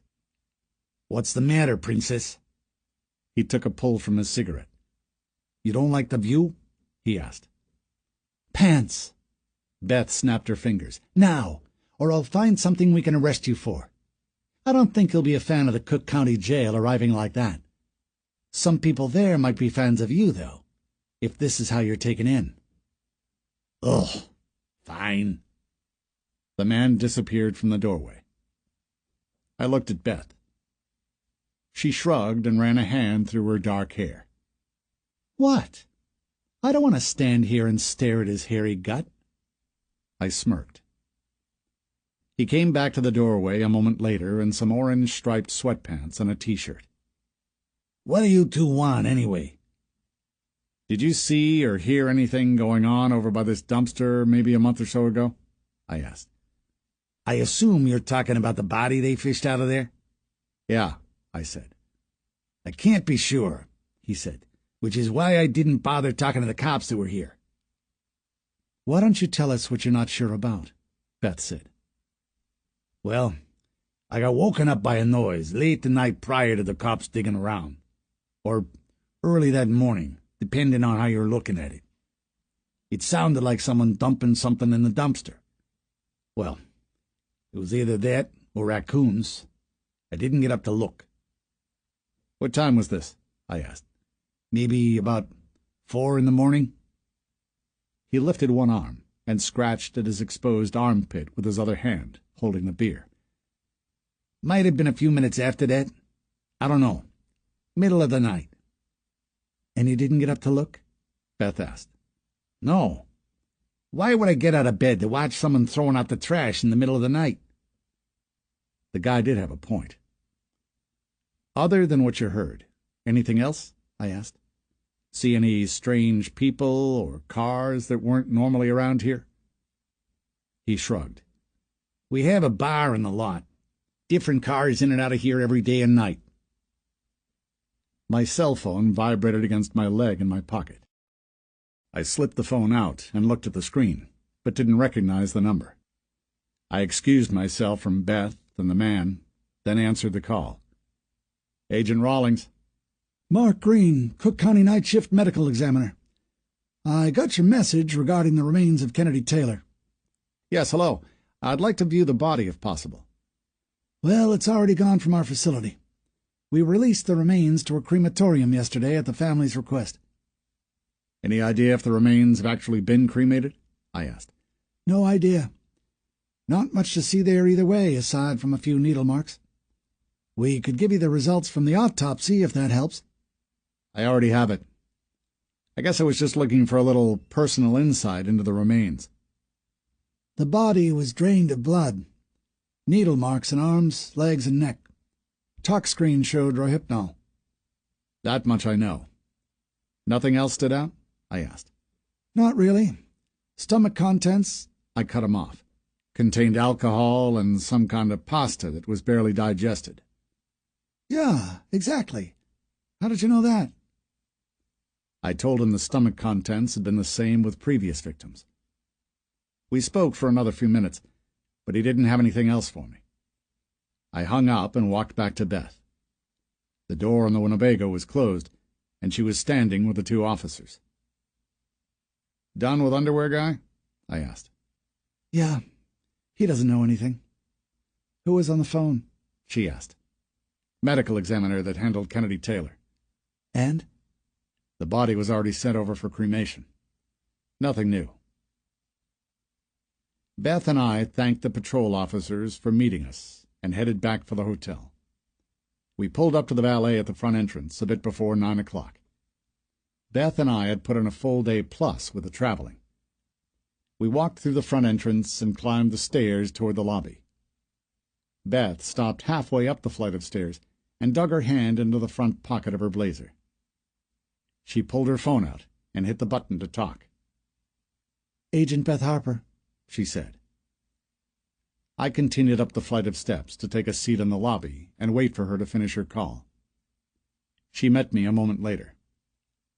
"That was the mother of Jasmine Thomas, our second most recent victim. We have an appointment with her tomorrow morning at 10. "Good," I said. "That's enough for the night," Beth said. She motioned toward the elevators. We walked over, and she thumbed the button to take us upstairs. I dug my fingers into my eyes and gave them a hard rub. The elevator doors opened, took us inside, and let us out on the 10th floor a moment later. Beth and I walked for our rooms. I fished my hotel keycard from my wallet. Beth looked over at me from her room door. "Are you going to sleep soon?" she asked. "I don't know. I'll probably call my wife, relax in front of the television for a bit, and call it a night." "Feel like going downstairs and getting a drink?" she asked. I took a rain check. Chapter 12. Brett pulled the Ferrari past the front door of the address Monica had given him. "Shit," he said. Her apartment complex was above a row of cafes and small businesses. People roamed the sidewalks back and forth. The stairs leading to the entrance of her building were immediately to the right of the cafe's outdoor seating that appeared full. Brett continued for a block or two and found a parking spot on a side street. He parked, placed a baseball cap upon his head, and stepped from his car. Then he walked back to her building. He kept his head down and to the right as he passed the cafe. Brett quickly climbed the stairs and walked through the glass door of Monica's building. He stood in a small entryway the size of a closet. Another door, which was locked, led into the apartment building itself. Before Brett was a row of buttons on the wall to buzz each apartment. He found her name next to Unit 318. He thumbed down the button. "Hello," a woman's voice called. "Here to pick you up," he said. "Sure, I'll be down in a minute." Brett waited in the entryway. A moment later, he saw her approaching from an elevator down the hall. She opened the locked door. "Oh, it's you. I thought you were sending a driver." "I couldn't get a hold of him, so I figured I'd pick you up myself. I tried sending you a message, but I never got a response," Brett said. "Yeah, my phone just up and died. Weirdest thing. I went to grab it to make a call, and it just did nothing. I swapped batteries, everything. Whatever. I guess I'll have to get a new one tomorrow on my lunch break." "Yeah, that's definitely odd. You didn't get it wet, did you?" Brett asked. "No, not at all." "Well, more bad news. I was in a rush out the door and forgot my wallet, so I'll have to stop and get it." Brett looked down at his watch. "We have like an hour and a half until our dinner reservation, so we should be fine." "Oh, okay," Monica said. Brett looked her up and down. She wore a tight white dress with thin straps at the top. "You look amazing," he said. "Thanks. You don't look so bad yourself," she said. Brett smirked, but said nothing. He was wearing a black tailored suit. His shoes were a couple thousand, his watch more. The amount of scruff on his cheeks was perfect. He waved for her to follow him out from the building's entryway. She did. "Where's your car?" she asked. "I had to park like 2 blocks away. I drove past and couldn't find a single spot. But now there are a bunch." She shook her head. "A lot of weird stuff seems to be going on. Maybe it's a sign." Brett chuckled. "Yeah, maybe." He walked fast past the cafe, trying to get off her heavily populated block as quickly as possible.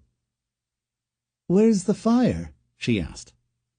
Monica jogged a couple steps in her high heels to catch up to him. "Oh, sorry." He slowed and let her meet him at his side as he placed his hand at the small of her back.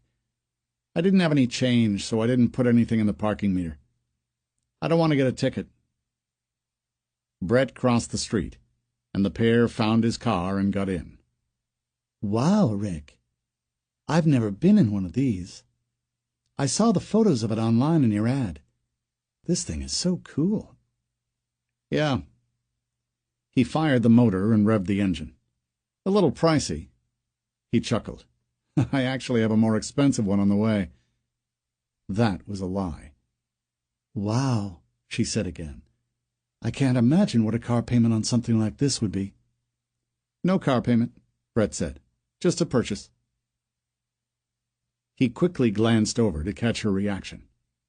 She looked at him and smiled. Monica reached over and placed her hand on his thigh. How far away is your house? About a half hour. We'll still be able to make our reservations, and if we don't, I'm sure the restaurant will accommodate us. I'm friends with the owner. Oh, okay, she said. Brett smirked. He had no reservations at any restaurant. He exchanged a bit of small talk with a woman on the drive toward his house. It mostly consisted of her talking about her phone and him talking over her head about business. Brett pulled up to the front gates at his driveway. This is your place? Monica asked. Brett reached from the window of his car and punched in the gate code. One of them. I have another home in St. Louis and another outside of Columbus. My business has a regional office in each location. I also have a condo in Aspen. I don't know if you ever actually told me what you do. Oh, actually, I own the site you found me on. She jerked her head back. What?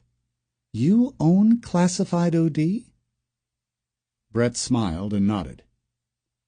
The gate spread. Brett drove up the driveway and stopped just beyond the front of the home. He shut the car off and stepped out while Monica remained in the car. He pretended he was receiving a phone call, putting the phone to his ear. After a few seconds, he walked to the passenger side and opened her door. That was my driver, he said. He's going to meet us here and pick us up. He should be here in about half an hour. Care for a tour while we wait? Okay, sure. Monica stepped out and looked around, staring at the brick home. Wow, Rick, this place is great. Thanks. I wanted a place with a fair amount of land. When this place came on the market, listed with 20-some acres, I kind of fell in love with it. Brett walked toward the front door, and Monica followed. He unlocked it and entered. Glass of wine while we wait? He asked. Yeah, that would be fine, she said. I just got this new bottle from France that's supposed to be to die for. We'll have a glass, walk around the house and grounds for a bit, and then take off when Henry gets here. Sounds good, she said. Make yourself at home. Brett pointed toward the living room. I'll bring you a glass. Thanks, she said. Brett went to the kitchen and pulled open the drawer beside the refrigerator. He removed a small Tupperware dish of powdered rohypnol. The drug had been in pill form when he acquired it in Mexico years prior. Grinding it into a powder made dissolving it into food or drink much easier. He took the lid off the dish. Inside was a plastic teaspoon. Brett grabbed a pair of wine glasses from the cupboard and a bottle of wine from the rack on the counter. He turned the bottle in his hand and looked at the label. The wine was some everyday brand he'd picked up for a few dollars at the grocery store. Brett scooped a teaspoon of the rohypnol from the container and placed it in one of the glasses. He uncorked the bottle and poured wine over the top of the powder to dissolve it. With a few swirls of the wine in the glass, the powder remaining at the bottom dissolved. Brett filled his glass and walked from the kitchen back to the woman. He handed the tainted wine to her. "Ready for the tour?" Brett asked.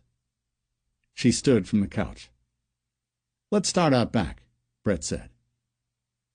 He walked to the back of the living room and opened the door leading out to the expansive patio and pool area.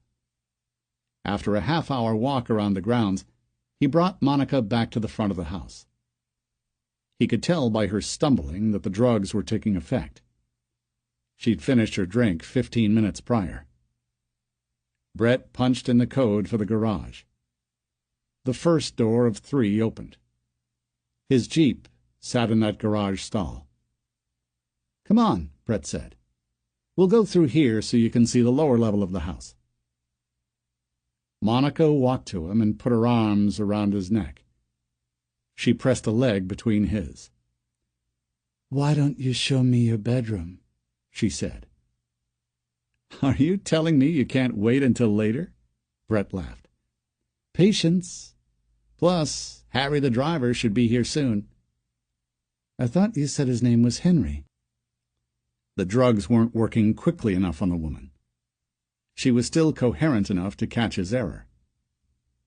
Brett improvised. "It is. Sometimes I call him by his last name. It's spelled Hari." She slowly nodded, seeming to buy his explanation. "Maybe we can just stay here. I'm sure we can find something to do that will be fun," Monica said. Brett looked her in the eyes as she smiled at him. Her eyes were beginning to glaze over, as though she was extremely intoxicated. "Yeah, if you want. Let's grab another glass of wine." He ushered Monica inside and parked her on the couch again.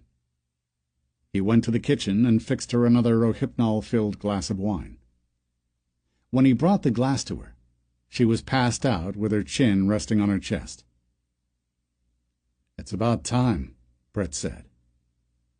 Monica woke up. "It's what? Time? For what?" "Here." He handed her the glass of wine and took a seat next to her. She brought it to her mouth and took a sip. "Where's yours?" she asked. "I was about to go to the kitchen to get it." Monica set the glass of wine down on the glass coffee table. She turned toward Brett and tried to pull him on top of her.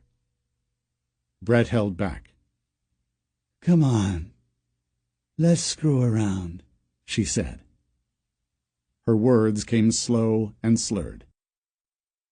"Let me call the driver quick and cancel," he said. He pulled his cell phone from his pocket. Monica picked up her glass and took a large mouthful of wine. She swallowed, then clanked the glass back down on the table, spilling some on the rug covering the tile. Brett pretended to be having a conversation with someone, while watching Monica from the corner of his eye. She leaned back on the sofa and closed her eyes as he continued talking to no one on the phone. Then Monica's head fell to her chest. She was out. He planned to give the drugs a few more minutes to work, before taking her downstairs.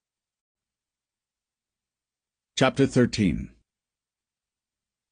I woke up a bit after 7 in the morning, showered and dressed. I sat at the small desk in my room, putting together a file of everything I wanted to go over with the families during interviews that day. I flipped the folder closed and dialed Karen, who picked up right away. "Hey," she said. "Mrs. Rawlings?" I said. "How was your night?" she asked. I leaned back in my chair. "After I talked to you, I watched some television, had what I figured to be an $18 gin and tonic from the minibar, and knocked out. About it. You?" "I unboxed a few things and curled up with pork chop on the couch. We watched a couple of sappy movies and cried. Ate popcorn." I smiled. "Date night with the dog?" I asked. "Exactly. I'd rather it be you, but I'll take what I can get." "Thanks, I guess."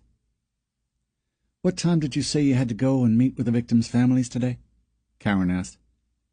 "The first one is at 10, I said.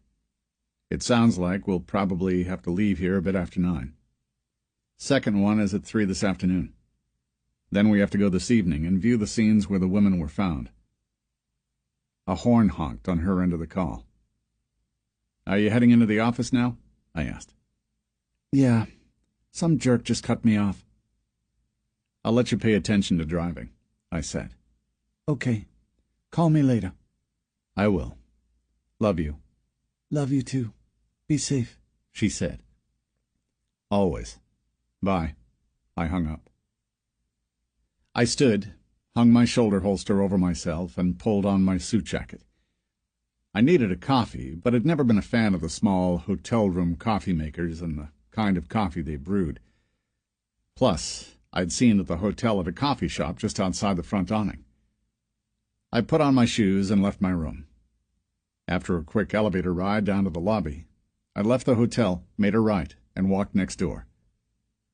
The aroma from the coffee shop could be smelled from the sidewalk.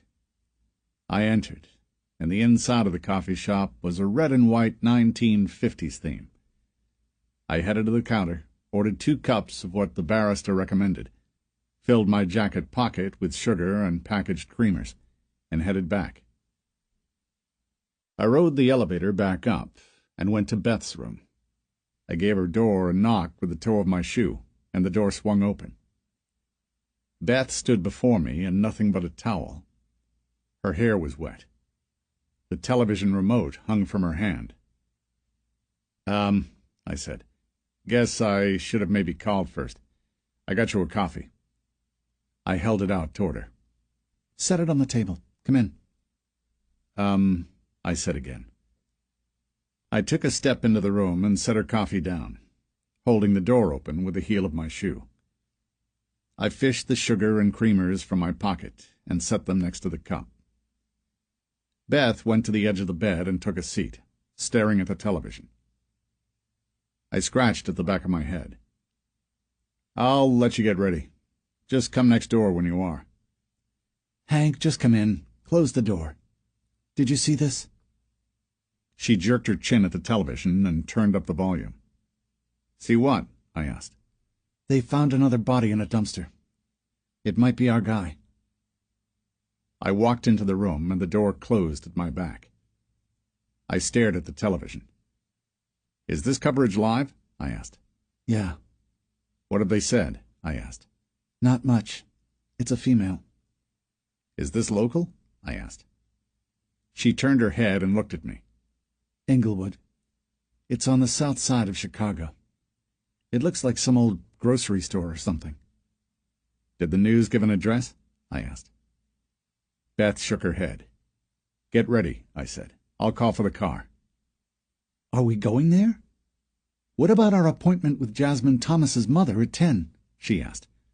We still need to stop at the local office and get those records as well. I thought for a second. The body in the dumpster might not have been related, and I wasn't the biggest fan of missing appointments with family members of murder victims. Do you mind making the stop for the records? I asked. Not at all, Beth said. Okay. I'll go check out the scene of this body dump, and then meet you at the interview with the mother. Sure, that works, she said. I used Beth's phone to call downstairs for my car, stopped at my room to grab the interview folder I'd created, and left. After a half-dozen phone calls, I got through to Agent Andrews and got the exact location of the scene. When I let him know I was on my way, he said he was just arriving on location. I punched the address into my cell phone's navigation. Just 10 miles away. The drive took a half hour due to traffic. Traffic I was forced to sit through because I didn't have an official car with lights or a siren. News vans with masts in the air littered the sides of the street around what was an out-of-business grocery store. The front of the rectangular building read Discount Groceries and checks cashed in paint across the windows. Numerous squad cars were keeping the rubberneckers at bay and the scene secure. I slipped my car down the news van-filled side street and pointed the nose toward the Chicago PD Ford SUV blocking the driveway to the building. An officer walked up, so I lowered my window and removed my credentials from my pocket. Agent Rawlings, FBI, I said. 1 second. The officer turned and headed to the Ford. He backed it up enough that I could pull into the lot. I drove in and pulled off to one side, next to a pair of what looked like government-issued Crown Victoria sedans. The officer who would move the SUV approached. The scene is behind the building here, the officer said. There are a handful of agents already back there. Got it. Thank you, I said. I walked the lot to the yellow police tape segmenting off what looked like an alley spanning the back of the grocery store. I pulled my bifold and showed my credentials to the officer at the tape. The officer waved me through. "All the way in the back of the alley at the dumpster," he said. I headed back, passing officers and what looked like a forensics unit looking around. Miscellaneous yellow evidence cones marked the cement. 2 blue FBI jackets caught my eye. I walked over. Both men had their backs to me. One of the men appeared to be Agent Andrews, judging by the short blonde hair. The other was short and round, a coffee in his right hand. The rounder of the two turned toward me. His hair was short, brown, and balding. He had hound dog jowls and a line of sweat over his brow. His face looked as if he'd missed the last few mornings of shaving. Then Andrews turned. "Agent Rawlings, this is Agent Frank Toms. He's from my office." I shook the other agent's hand. "Good to meet you." Then I addressed Agent Andrews. "Is this our guy?" "It looks like it. Female DB in a dumpster. Needle marks consistent with the others." "Who found her?" I asked. "Some scrappers called her in," Agent Tom said. "Scrappers?" I asked. "Guys driving around looking for junk metal to recycle. They came in the alley, flipped the lid on the dumpster looking for junk, and saw the body. Called the local PD. The local PD called us." "They were questioned?" I asked. "Yeah, just a couple of scrappers. Nothing there," Agent Andrews said. "Is the body still here?" I asked. Agent Andrews shook his head. "They took her about a half hour ago after the forensics team was done with her." "You want to walk me through the scene here and maybe get whoever is heading up the forensics unit over here? I'd like to talk to him," I said. "Yeah, I'll walk you through." He looked at Agent Toms. "Frank, why don't you hunt down Nick?" Agent Toms gave him a nod and walked off. Agent Andrews walked me to the dumpster. The lid was flipped open. I glanced inside. About a foot of old garbage filled the bottom. I spotted an old computer monitor, some glass beer bottles, and random garbage. I caught a faint whiff of what smelled like bleach over the stink of old garbage. "Do you smell bleach?" I asked. "I caught a hint of it before, yeah. Forensics thinks she may have been scrubbed down. I'm not sure there was any mention of that in any of the files." "I know I didn't see it." I pulled out my notepad and made a note of it. It could just be that the other bodies had been in the dumpsters longer. The smell could have dissipated. Andrews bobbed his head, appearing to agree. "We dusted and photographed everything. Nick from our forensics team can show you the photos on his camera. She was in here facing up.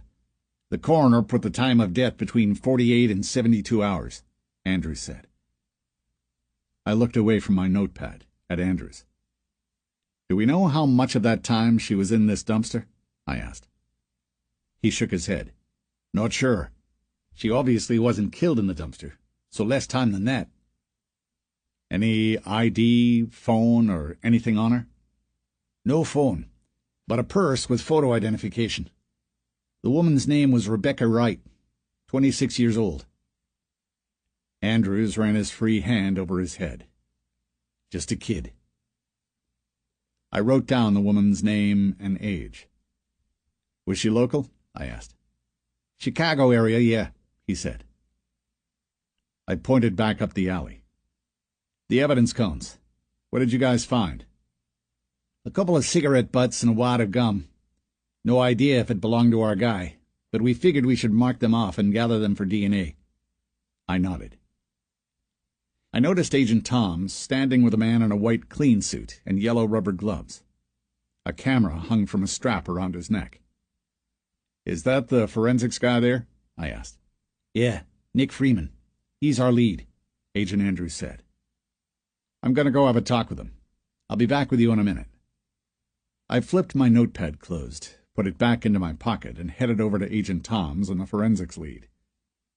Toms walked back towards Andrews as I approached. Agent Rawlings, I said. Blonde hair stuck out from the edges of the hood on his clean suit. Nick Freeman, he said. Do you have the photos from the scene? I asked. Yeah, 1 second. Let me get them pulled up. He pulled up the photos and faced the camera's screen toward me before advancing through them. The photos were of the woman contorted in a dumpster. Large sunglasses covered her eyes. The woman's arms were out to her sides, her legs bent at the knees. Her hair looked to be dyed blonde from the half-inch of darker roots and pulled back in a ponytail. She wore a black shirt and a small pair of denim shorts. One of her shoes was half off of her heel. The next photos were of bruising and needle marks to her arms and thighs. The following photos were more of the same, but to the sides of the woman's neck. It was, without a doubt, the exact method used to kill the previous women. I went through a few more things with the forensics lead and thanked him. Then I caught the time on my watch, 20 after 9. I walked back to Agent Andrews, who gave me his attention. I have an appointment to interview some family from the other victims in a bit here, so I'll have to head out, I said. When do you think you'll have everything from the scene here put together and in a file? I'm on until 5 tonight, but I'm sure I'll be at our HQ later than that, wrapping up. We should have a case file before I leave for the night, Andrews said. Okay. Either Agent Harper or myself will be by to pick up a copy, if that's all right. Absolutely. I'll leave it at the front for you if I'm out of the office by the time you make it over. Appreciate that. He nodded. Chapter 14. I called Ball in Manassas and let him know we had another homicide. He was going to pull up everything he could on the woman and get it over to me as soon as possible. I dialed Beth, who picked up within 2 rings. Is it our guy? She asked. Yeah, I said. I got the victim's information over to Ball back at headquarters. Andrews was on the scene. He's going to have a file ready for us to pick up at the end of the workday. Where are you? I asked. Heading out from the FBI building now. I just picked up all of our records. It's going to take me about a half hour to get to Jasmine Thomas's mother's place. Were you still planning on meeting me there? Yeah, I just got in the car. Send me over the address. Sure, you'll see it in a second, Beth said. I'll be watching for it. Okay, see you in a bit, Beth said, then hung up.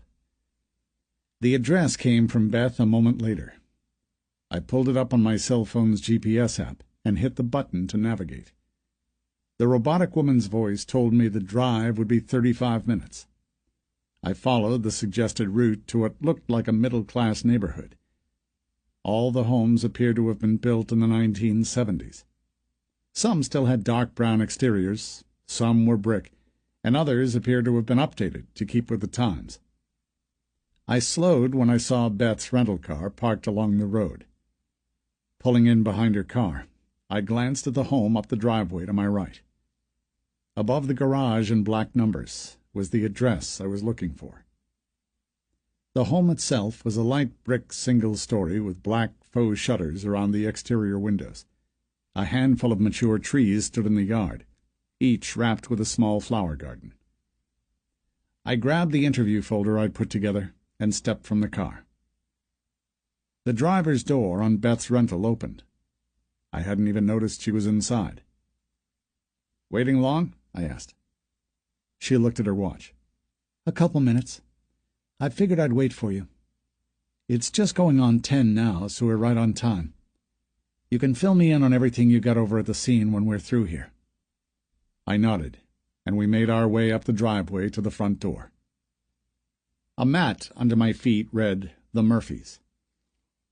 I looked through the front bay window to my left and saw a couple seated on the couch, staring at a television. I reached out and knocked on the door. The seated woman looked at me through the window and stood. The door opened a moment later. "Ma'am," I said, "I'm Agent Rawlings, and this is Agent Harper with the FBI." The woman wore a light-colored patterned blouse and a pair of shorts. Her hair was brown and shoulder-length.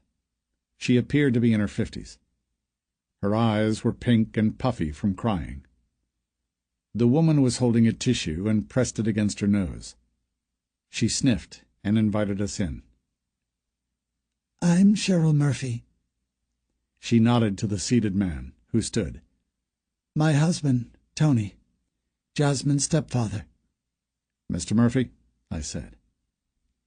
The man wore a pair of blue jeans and a plaid long-sleeved shirt with breast pockets.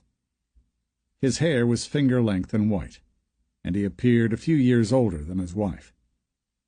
He pointed at the television. "The body that was found in Inglewood.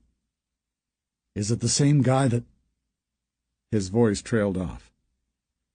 "It looks to be similar, yes," I said. "We can't say definitively yet. The investigation has just gotten underway." The couple didn't respond. Beth asked, "Did you want to talk in here, or—" "We can sit in the dining room at the table," Mr. Murphy said. We followed the wife through the living room and took seats around a rectangular dining table just off to the side of the kitchen. I noticed photos of the woman's daughter standing in a corner bookshelf. The husband grabbed a box of tissues from the living room, set it in front of his wife, and took a seat beside her. Mrs. Murphy pulled a few tissues from the box and dabbed at her eyes. "We've spoken with the police. We've already spoken with the FBI," she said. "No one is doing anything. It's been a week without as much as an update. And now there's another murdered girl that might be related." Beth spoke up. "The local Chicago branch of the FBI requested us from Virginia to help with the investigation entailing your daughter. We met with the local branch yesterday and got everything they had on the case. We'd like to go over some of that with you firsthand." "They requested you from Virginia? What are you? Special agents?" Mr. Murphy asked. "You could say that. We work in a division that only handles these matters," Beth said. "You mean serial killers?" Mr. Murphy asked. Beth dipped her head in confirmation. "Anything we can do to help find whoever did this to our daughter," Mrs. Murphy said. I looked at Beth. "I'll let you go first, then I'll ask what I'd like to ask." "Sure," Beth said. She looked at the couple. "If you don't mind, I'd like to record our conversation," Beth said. "For?" Mr. Murphy asked. "Just so I don't miss anything." They gave her permission. Beth thumbed the button to start her voice recorder and began gathering information on the couple's daughter.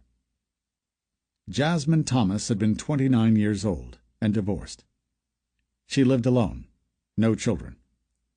Her mother informed us that she worked some dead-end job in retail for an office supply company. Her father had been deceased since Jasmine was 11. The man listed as her father, whom Beth had called, was actually the man sitting in front of us, Tony Murphy. Jasmine had been single. The last conversation Jasmine had with her mother went like countless conversations before it. Mrs. Murphy said nothing seemed off with her daughter. Beth concluded her questioning and left the interview to me. "Was your daughter close friends with anyone other than—" I looked for the name on my sheet. "Andrea Friday? She's the only friend we had listed." "I'm sure she had friends or acquaintances at work," Mrs. Murphy said. "She mentioned a few people by name there during our normal day-to-day conversations. She never did anything with anyone outside of work, though. She mostly just sat at home, or if she did do something, shopping or whatever, it was with Andrea. Those two have been close since they were little."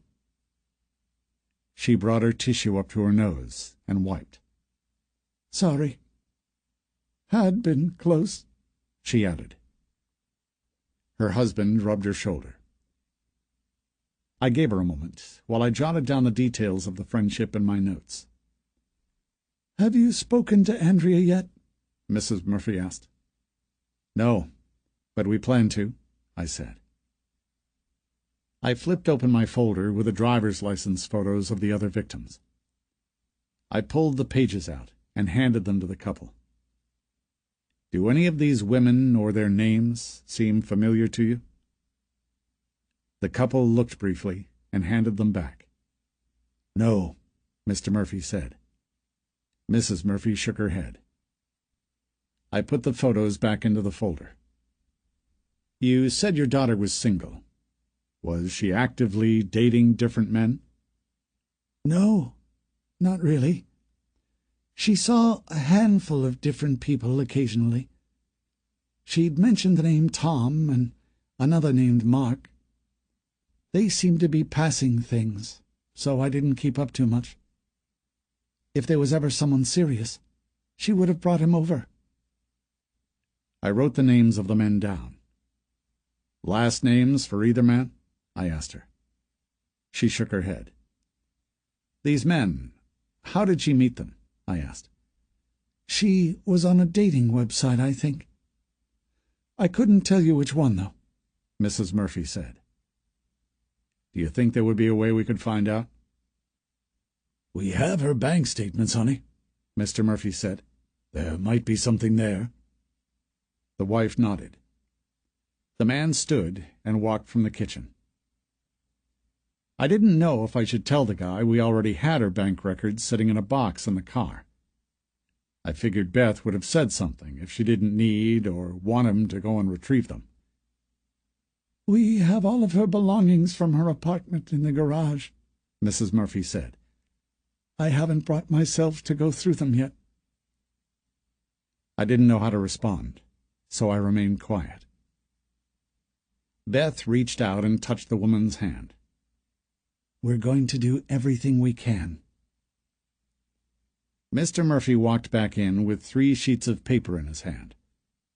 He took a pair of reading glasses from the breast pocket of his shirt and put them on. Then he leaned against the kitchen counter facing the dining room where we sat, as he flipped the pages. He ran his finger down the deposits and withdrawals. I don't see any dating services listed, he said. Mr. Murphy looked at his wife. You're sure she never said what site she used? Mrs. Murphy shook her head. The husband handed the sheets to me. I looked them over and glanced at the ending monthly balance of $28. I thanked him and handed back the bank records. Were those current month records? Beth asked. He looked at the sheets of paper and nodded. Did you want me to make you a copy? He asked. Sure, Beth said. Just give me 1 minute. The husband walked down a hall next to the dining room and turned into another room. I looked at Mrs. Murphy. Did she have a computer? I asked. She had a laptop. It's in the garage. I couldn't tell you what the password is to access it, though, Mrs. Murphy said. Do you think that whoever did this maybe found her online somehow? There's no way for us to tell at the moment, but we'd like to find out, I said. It may help to get whatever computers the victims, including your daughter, had in the hands of our tech department guys. You never know. There may be something there that we can connect the dots with. Let me see what my husband says, she said. Mr. Murphy walked back into the dining room and handed me copies of the bank records, which I slipped into my folder. Says about what? He asked. They'd like Jasmine's computer so their tech guys can go through it. They think there's a chance they may be able to get some information from it. Would we expect to get it back? Mr. Murphy asked. If there is nothing on it that leads anywhere, absolutely. If there is, the computer would be used as evidence, Beth said. Mr. Murphy looked at his wife. Let them have it, she said. The husband went back to the garage and returned a moment later with a black laptop case. The computer is inside. He set it on the dining room table. I went through another half-hour's worth of questioning with the parents, just trying to get a better idea of the person their daughter was. Beth and I left their house a few minutes after noon and drove back to the hotel. Chapter 15. Monica's body lay upon his embalming table. Brett had just slipped the needles into her thighs. A soothing calm came over him as he watched the blood flow. He knelt and watched it as it worked its way through the plastic tubing. The blood reached the end and ran out, into the drain in the floor. Brett took the tube in hand and let the blood flowing from the end cascade over his fingers. He looked up. From his kneeling position, he could just see Monica's left hand hanging off the side of the table. "I have to say, Monica, I guess I've always had a thing with blood. I don't know when it really started, probably 6 or 7. I had to go live in a boys' home for a bit. The place was a real dump. Rats would climb through the walls at night. I started catching them and killing them. I guess I was just bored. I found it enjoyable to watch them bleed. Then I got shipped off to live with some foster parents. They didn't care for me all that much. All they cared about was getting the checks from the state.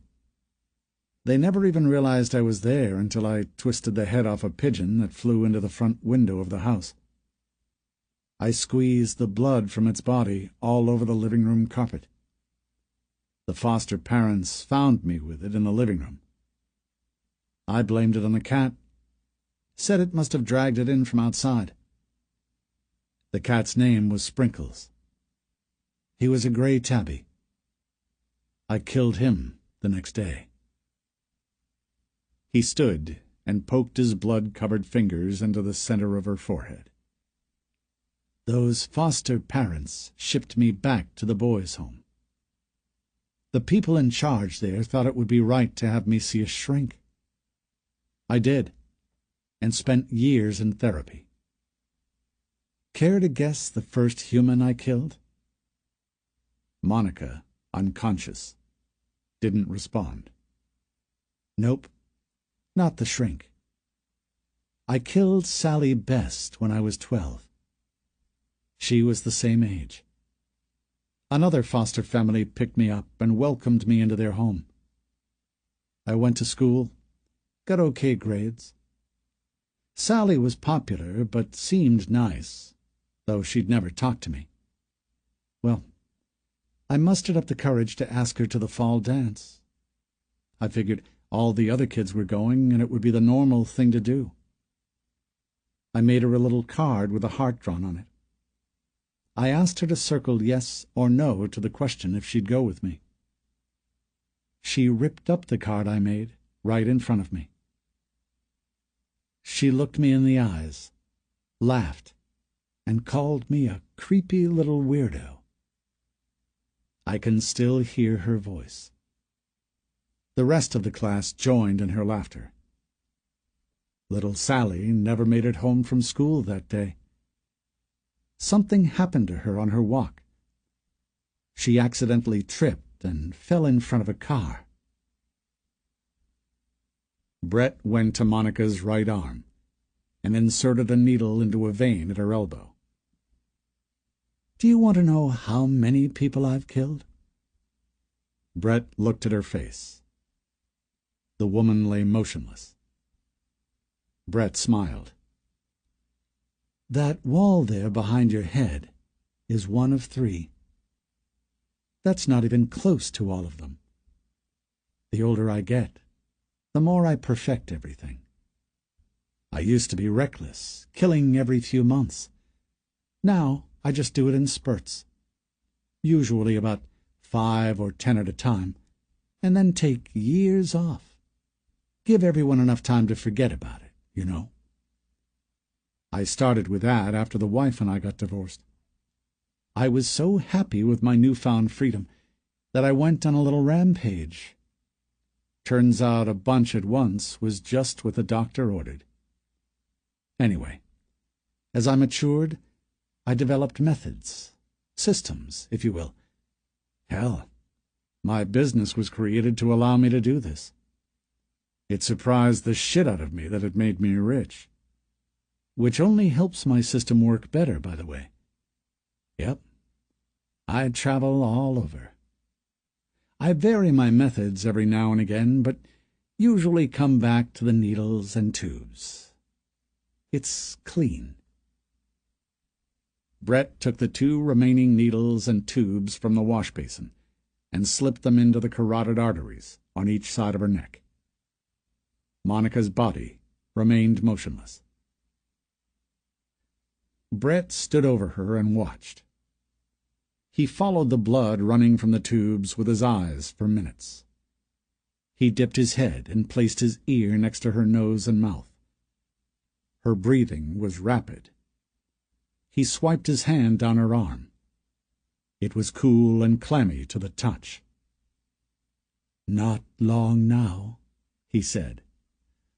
"What you're experiencing is called hypovolemic shock. Do you know what that is?"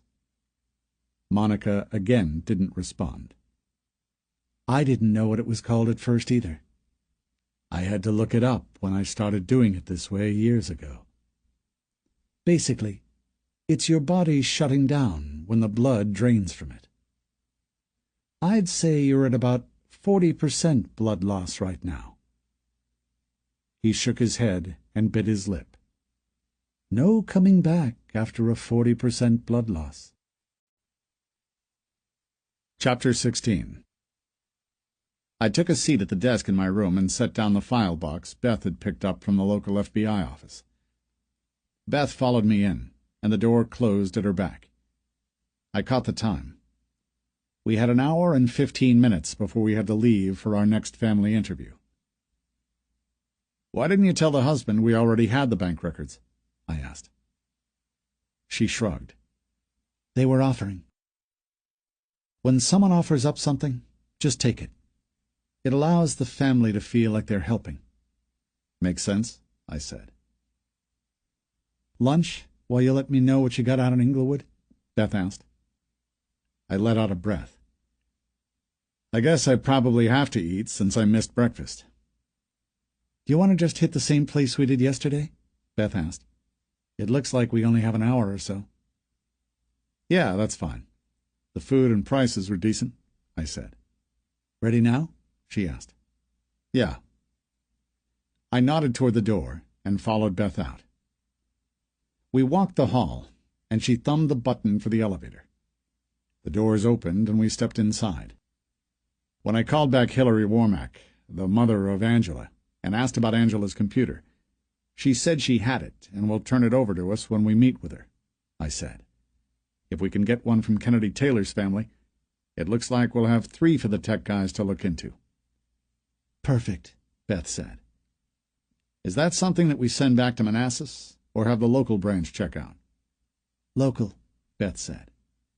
"You said Agent Andrews was going to have a case filed for us on the most recent by the end of the day?" "Yeah." "We'll drop the computer, or computers, off then, if we get one from Kennedy Taylor's family." I nodded. The elevator doors let us out into the lobby.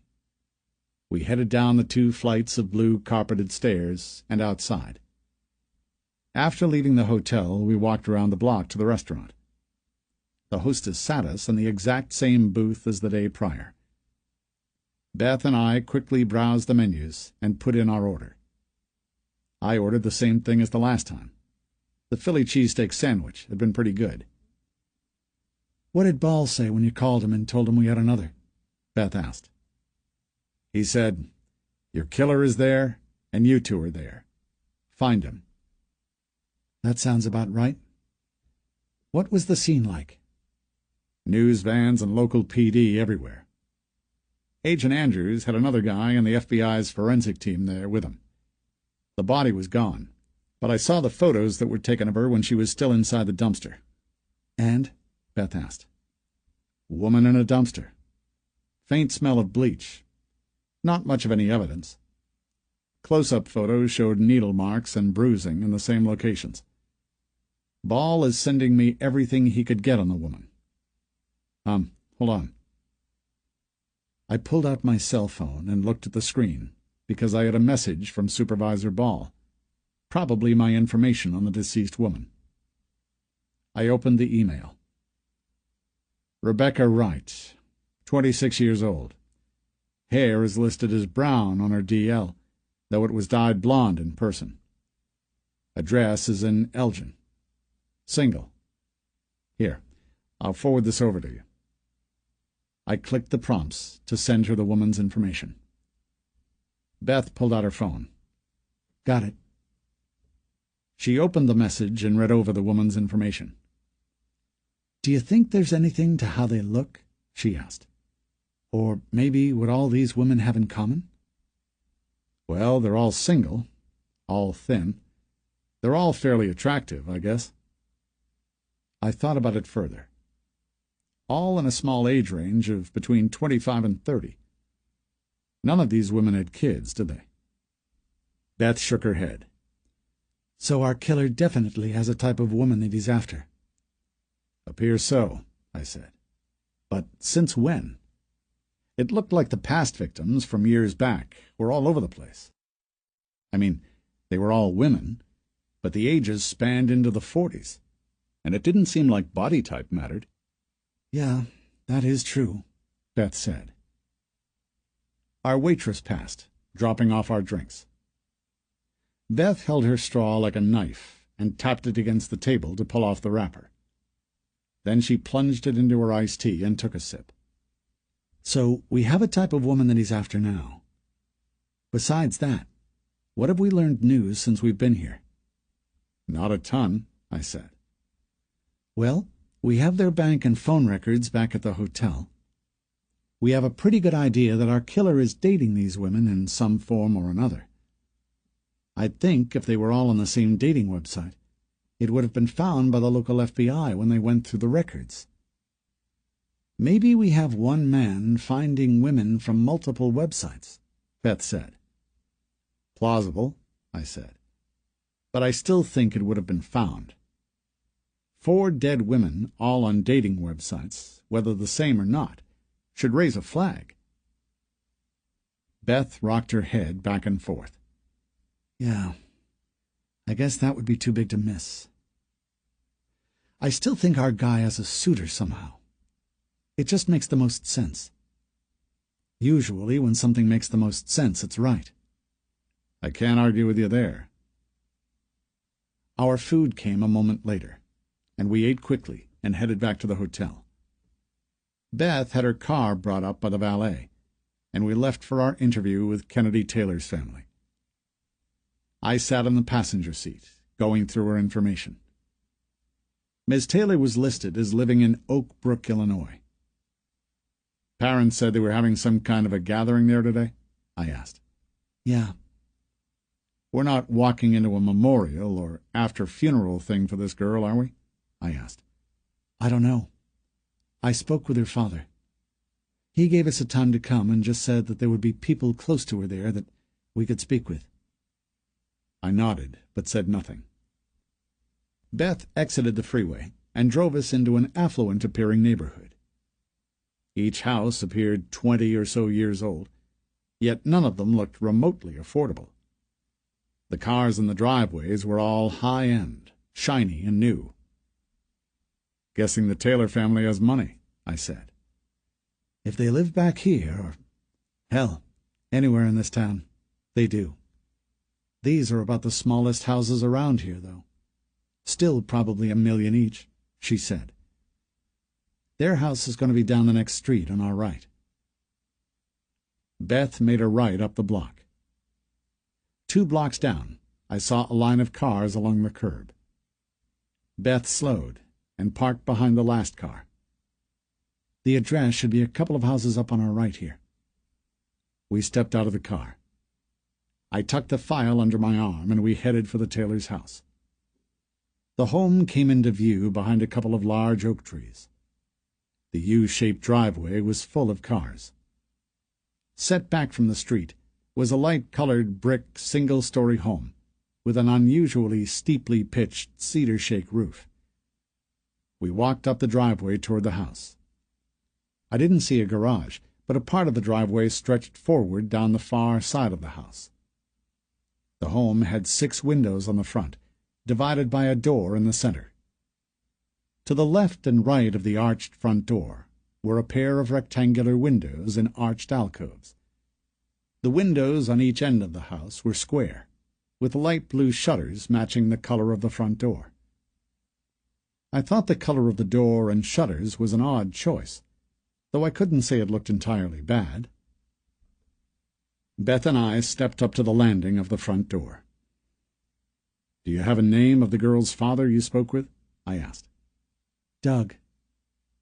Beth reached out and thumbed the doorbell, and we waited. A moment later, the front door pulled open, and a man stood before us. He appeared in his early 50s. He was roughly my size and weight, a few inches over 6 foot and around 200 pounds. He had a strong, dimpled chin and short, dark hair with a bit of gray sprinkled in. The man wore a yellow polo shirt with khaki shorts. "We're here to see Doug Taylor," Beth said. "I'm Doug. Are you the agent I spoke with on the phone?" he asked. Beth nodded. "Why don't you two come in, and we'll head up to my office," he said. With that comment, the shape of the roofline made a little more sense.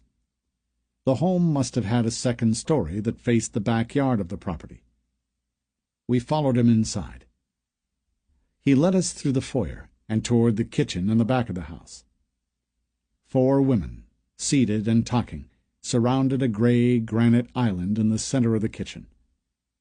Through the windows of the back of the house, I spotted about 20 people in the home's back patio area. Mr. Taylor turned left from the kitchen and opened a door. He walked through and up a flight of stairs, as Beth and I followed. The upstairs was a single large office. A big wooden desk sat at the back of the room. One window overlooked the backyard. Miscellaneous awards covered the wall area behind his desk. A television took up the wall opposite the window, and a few lounge chairs and a small couch stood before it. "You guys can have a seat here." He gestured toward the couch. Beth and I sat. Mr. Taylor turned one of the lounge chairs toward the couch and took a seat. He clasped his hands in his lap. "We're having a service for Kennedy at our church tonight." He ran the knuckle of one index finger back and forth under his nose. "Friends and family from the area is who you saw downstairs and outside. Has there been any news?" "We're still investigating, trying to gather everything we can," Beth said. "It's the reason for our visit." "Okay," he said. "Whatever you need." Though the guy was keeping up a good composure, I could see pain in his eyes. They had an almost hollow look, as if nothing behind them. "We'd just like to know more about your daughter's personal life. Little things that may not seem important, but could maybe help us to connect her with some of the other victims. If we can connect them, it could lead us straight to the person responsible," I said. "Okay. Give me a minute. I'd like to go get my wife and daughter and have them come up." "Sure," I said. Chapter 17. Doug Taylor re-entered the office with 2 women in tow. "This is my wife Tanya and our daughter Cassidy," he said. Beth and I stood and shook the hands of the 2 women. The mother, Tanya Taylor, looked to be in her late 40s or early 50s. She had blonde, shoulder-length hair and wore a white blouse and shorts with some kind of charm necklace around her neck. Her skin was dark, too dark for a natural tan. The daughter, Cassidy Taylor, looked to be in her mid-20s. She had a thin face, big eyes, long dark hair, and glasses that she seemed to be hiding behind. She wore a small orange T-shirt and white shorts. Her tan was also dark, yet not as extreme as her mother's. The mother and daughter took seats in the lounge chairs beside the couch, while Doug Taylor rolled his office chair from behind his desk and brought it to his wife's side and took a seat. "We were telling Mr. Taylor here that we would just like to get some more information on Kennedy's personal life," I said. "However we can help," Mrs. Taylor said. The daughter, Cassidy, said nothing. "If you don't mind, I'd like to record our conversation," Beth said. "That's fine," Mr. Taylor said. Beth removed her voice recorder from her pocket and thumbed the button. A little red light illuminated on its side. "Special Agents Harper and Rawlings sitting with Doug Taylor, Tanya Taylor, and Cassidy Taylor, the family of Kennedy Taylor." Beth turned her attention to the family. "We would like to start by asking about the last time you saw Kennedy." Mrs. Taylor sniffed and wiped her nose. 2 days before she was found. Beth said. We had it as the prior day in our file. She went to work on Thursday. Left here about 10 in the morning for a lunch shift. Normally she would be home by about 5:30, but sometimes she'll work a bell to bell, which would mean that she wouldn't get home until after midnight, when we'd normally be asleep. We woke up Friday morning and she wasn't here. We tried calling her, but never got an answer. I looked through my file and didn't notice anything that mentioned where she'd been employed. "Where is it that Kennedy worked?" I asked. "The place is called The Pub. It's a trendy restaurant/sports bar about 20 minutes from here." I jotted it down. "Now, when you called her, did the phone go straight to voicemail?" I asked. Mrs. Taylor nodded. "Do you have her phone?" I asked. "It was never found," Mr. Taylor said. I made a note of that. "Did you speak with anyone at her employer to see what time she was actually there until?" "We did. We spoke with a couple people. She left around 5 o'clock, alone," Mr. Taylor said. Mrs. Taylor wiped her eyes with the back of her hand. "They found her Sunday morning out in Elk Grove Village." "And her vehicle?" I asked. "We have it here that it was never located." "Still hasn't been found," Mr. Taylor said. I nodded. "What was Kennedy's relationship status? Was she single?" Beth asked. "She was. She lived with a boyfriend for a couple years. They split up about 6 months ago, and she moved back in here. She wanted to just rent her own place, but we were kind of pushing her to stay here for a bit, save a little money, and try to purchase a home," Mr. Taylor said. "Was she dating anyone?" I asked. "No," Mrs. Taylor said. "Yeah, she was," Cassidy said. Mrs. Taylor looked at her daughter. "I didn't know that. Who?" "I don't know. Some guy. She said he was older." "Do you have a name?" I asked. "Rick." "Last name?" I asked. She shook her head. In my notepad, I jotted down the first name and the fact that Kennedy Taylor had been dating. "How have I never heard of this?" Mrs. Taylor asked. "I don't know," Cassidy said. "The guy was older. She thought you guys wouldn't approve. The guy had money, though. Kennedy said he had a black Ferrari." I wrote the piece of information in my notepad. "I actually think she was only seeing the guy because of his money." "Do you know how she met this guy?" Beth asked. "I think he had an ad up on the singles section of Classified OD." I wrote that down. I knew the website. Everyone knew the website. What the OD stood for, I didn't know. It could have been overdrive, overdose, or on demand. I'd heard it referred to as each. What I did know was that it was one of the larger classified websites in the U.S. You could buy, sell, trade, offer services, hire people for jobs, and meet people with their singles section. Everything on the website was completely free to use.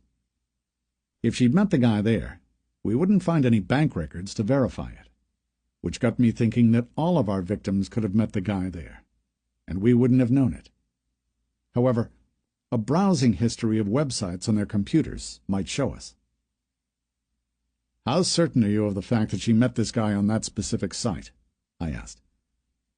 "I'm pretty sure that was the site," Cassidy said. "Sure enough to give us a sworn statement that she did?" I asked. She shrugged and slowly shook her head. I don't think so. I know she used the site, and I'm pretty sure, but not 100% without a doubt sure." "Okay. Did she ever show you a photo of this man?" I asked. "No," she said. "Did she use her phone or a computer to access the website?" Beth asked. "Her phone and tablet.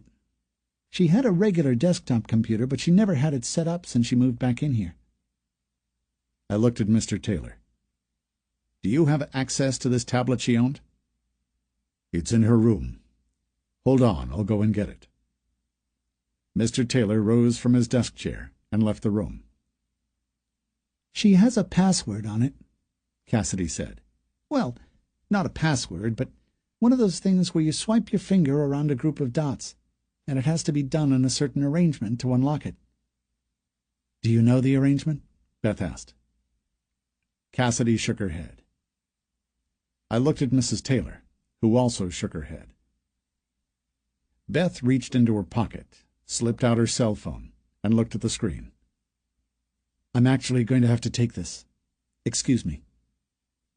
She left the voice recorder with me and left the room. A moment later, Mr. Taylor returned with his daughter's tablet and what looked like its power charger. "Do you have a way to get past this passkey thing?" he asked. "The FBI's tech department can.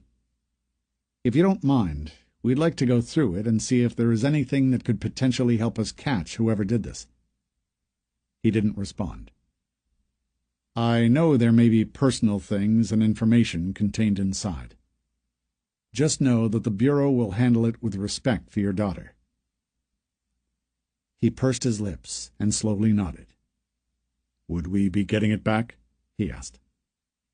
"As long as it's not needed for evidence, yes," I said. He held it out toward me. "I think the battery is dead. It doesn't power on. Take the charger with it." "Thanks," I said. "I can get something for you to put it in," Mrs. Taylor said. She stood, walked behind the office desk, and came back with a large padded envelope, then placed the tablet inside. I continued asking questions with the family for another 10 minutes, and Beth hadn't returned. I was out of things I needed to know, and was keeping the family from their guests. I turned off Beth's voice recorder and put it in my pocket. Then I thanked the Taylors for seeing us, and let them know I would be in touch. Mr. Taylor walked me from the house, where I saw Beth standing outside near the street, still on the phone. I walked over just as she was hanging up. "Sorry. Are we done in there?" she asked. "I went through a few more things with them. It's on the recorder. Figured I'd let them get back to their guests. If we need anything else from them, we can call." "Is that the tablet?" Beth asked. I held up the envelope. "Yep." "Okay." She started toward the car, and I followed. "That was Andrea Ferday, Jasmine Thomas's friend on the phone," Beth said. "And?" "Jasmine met a guy in the personals section of the same classifieds website Cassidy just mentioned. This girl, Andrea, will give us a statement to the fact. The soonest she can meet with us is tomorrow. I guess she's out of town. I set us up for 10 in the morning. She lives out in Schaumburg." "Okay. She's 100% sure?" I asked. "Give a name of the guy?" "She didn't know his name, but swears to the site. We need to get the computer in the trunk and that tablet over to the local bureau's tech guys." "It's our next stop either way," I said. "Hopefully they can do something with them while we're there. We don't have to be out to the 16th District to view the dump sites until 8, right?" "Yeah. Figure an hour of driving between going to the Chicago Bureau and getting out to the 16th District. It will leave the tech guys a couple hours to come up with something. That's if they can get on it right away. We got in the car, and Beth started it up and pulled a U-turn. "What is our turnaround time on getting warrants and subpoenas?" I asked. "Pretty quick, provided Jim is in the office." "Why?" Beth asked. "We need the information from classified OD. I know how the place works. They make you create a profile. They have a messaging system. I want to see who Jasmine and Kennedy were talking to." "Absolutely. We'll need to subpoena the records from their corporate office, I'm guessing." I pulled my phone from my pocket and logged on to the classified site. I navigated through the links, but found nothing on the site as far as a corporate office location or phone number. Only generic email contact forms were available. The website had a link dedicated to law enforcement, but I didn't put much stock in getting anything in a response that wasn't some generic form letter. "They don't make it easy to get in touch with them," I said. "Call Ball. He'll have the twins find out who to contact. Jim will be able to get us the required paperwork," Beth said. "But I'm betting we need a sworn statement first." "Let me call and see." I dialed Agent Ball, who answered within a few rings. "Ball," he said. "It's Rawlings. We have something that needs to be looked into." "Sure. What have you got?" he asked. "Communications from our victims through the classified OD website. We have 2 victims that may have met men through the website's personal section. I'd like to get the transcripts of who they were communicating with, as well as see if the other victims were using the site. I'm guessing we'll have to subpoena them for the information." "Okay. Well, a big company like that is going to lawyer the crap out of us. So we'll damn well have to know for certain that the victims were on that site. Do we have any kind of hard evidence that they did in fact use it?" "We have a friend of Jasmine Thomas who will give us a sworn statement. We can't get it until tomorrow, though. We have a sister of Kennedy Taylor that also says Kennedy used the site, but can't swear to it." "Do we know that they were planning on meeting with these men prior to going missing?" "No," I said, "but that's where the transcripts would obviously help. We do have confirmation that all the victims were dating. We have a computer and a tablet from 2 victims, which we are taking to the local branch of the Bureau now to see if we can get something from them." "Okay.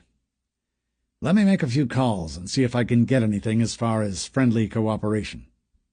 If I can't get anywhere with that, we'll at least need a sworn statement before we can get the required documents to force their hand. I'll call you back shortly." "Thanks," I said. Ball hung up. I looked at Beth. "He says he's going to make a few calls and see if he can get a little friendly cooperation." She nodded. Chapter 18. Brett pulled the final needle and tube from Monica. She'd been dead since the morning, before he left for work. He took a few steps back from the wall of the embalming table to observe his trophy wall, a grid of papers. All were copies of newspaper classified pages, ads on cards left in truck stops, want-to-sell listings from grocery stores and the like. The most recent were personals listings. Each paper had a photograph of the victim attached. In the beginning, he used to visit his victims, posing as a buyer for whatever they were selling. He would stop at place after place, looking for the perfect scenario. A woman, alone, not near others. The hunt had been enjoyable, yet it simply took too much time and presented too much risk. A nosy neighbor, a family member showing up, an unexpected guest. Countless things that could get him caught. Brett had decided he needed to be able to control the environment. He ran his finger through the air to the first ad he'd posted on his own website. It was a photo of a different man seeking a woman. Brett had posed as the man and met the woman for lunch. She was pleasantly surprised that he was, in fact, more attractive than his posting. He waited 2 weeks before asking her over for dinner. She had come to the house, eaten, and had been choked to death before dessert. A noise from upstairs broke Brett's reminiscing. His cell phone was vibrating and chirping. Brett grumbled and went to the sink. He washed his hands, dried them, and headed upstairs. His phone lay on the coffee table in the living room. Brett walked over and scooped it up. The screen of the phone showed a text message from Carrie, his secretary. The message simply read, "Call the office." Brett dialed as he walked down the hall. Classified OD, this is Mr. Baylor's office. How can I help you? Hi, Carrie. It's Brett. I just saw your message. What's up? Brett took a seat at the desk in his home office. Well, I was just shutting down for the evening, and I got a call from an FBI agent. FBI agent? Brett asked. What did he want? He was trying to get a hold of you. He just said that he had an important inquiry and was looking for a call back. The nature of the inquiry? Brett asked. He didn't give that information. He just wanted me to pass along the message to you. Did you want me to hand it off to legal, public relations, another executive? Brett thought for a moment. The agent gave you a callback number, right? Yes, I have it here. Let me get that, Brett said.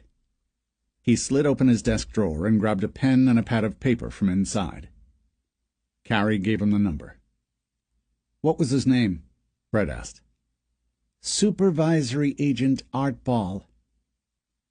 Brett wrote the name down. And he didn't state the nature of his call at all? No.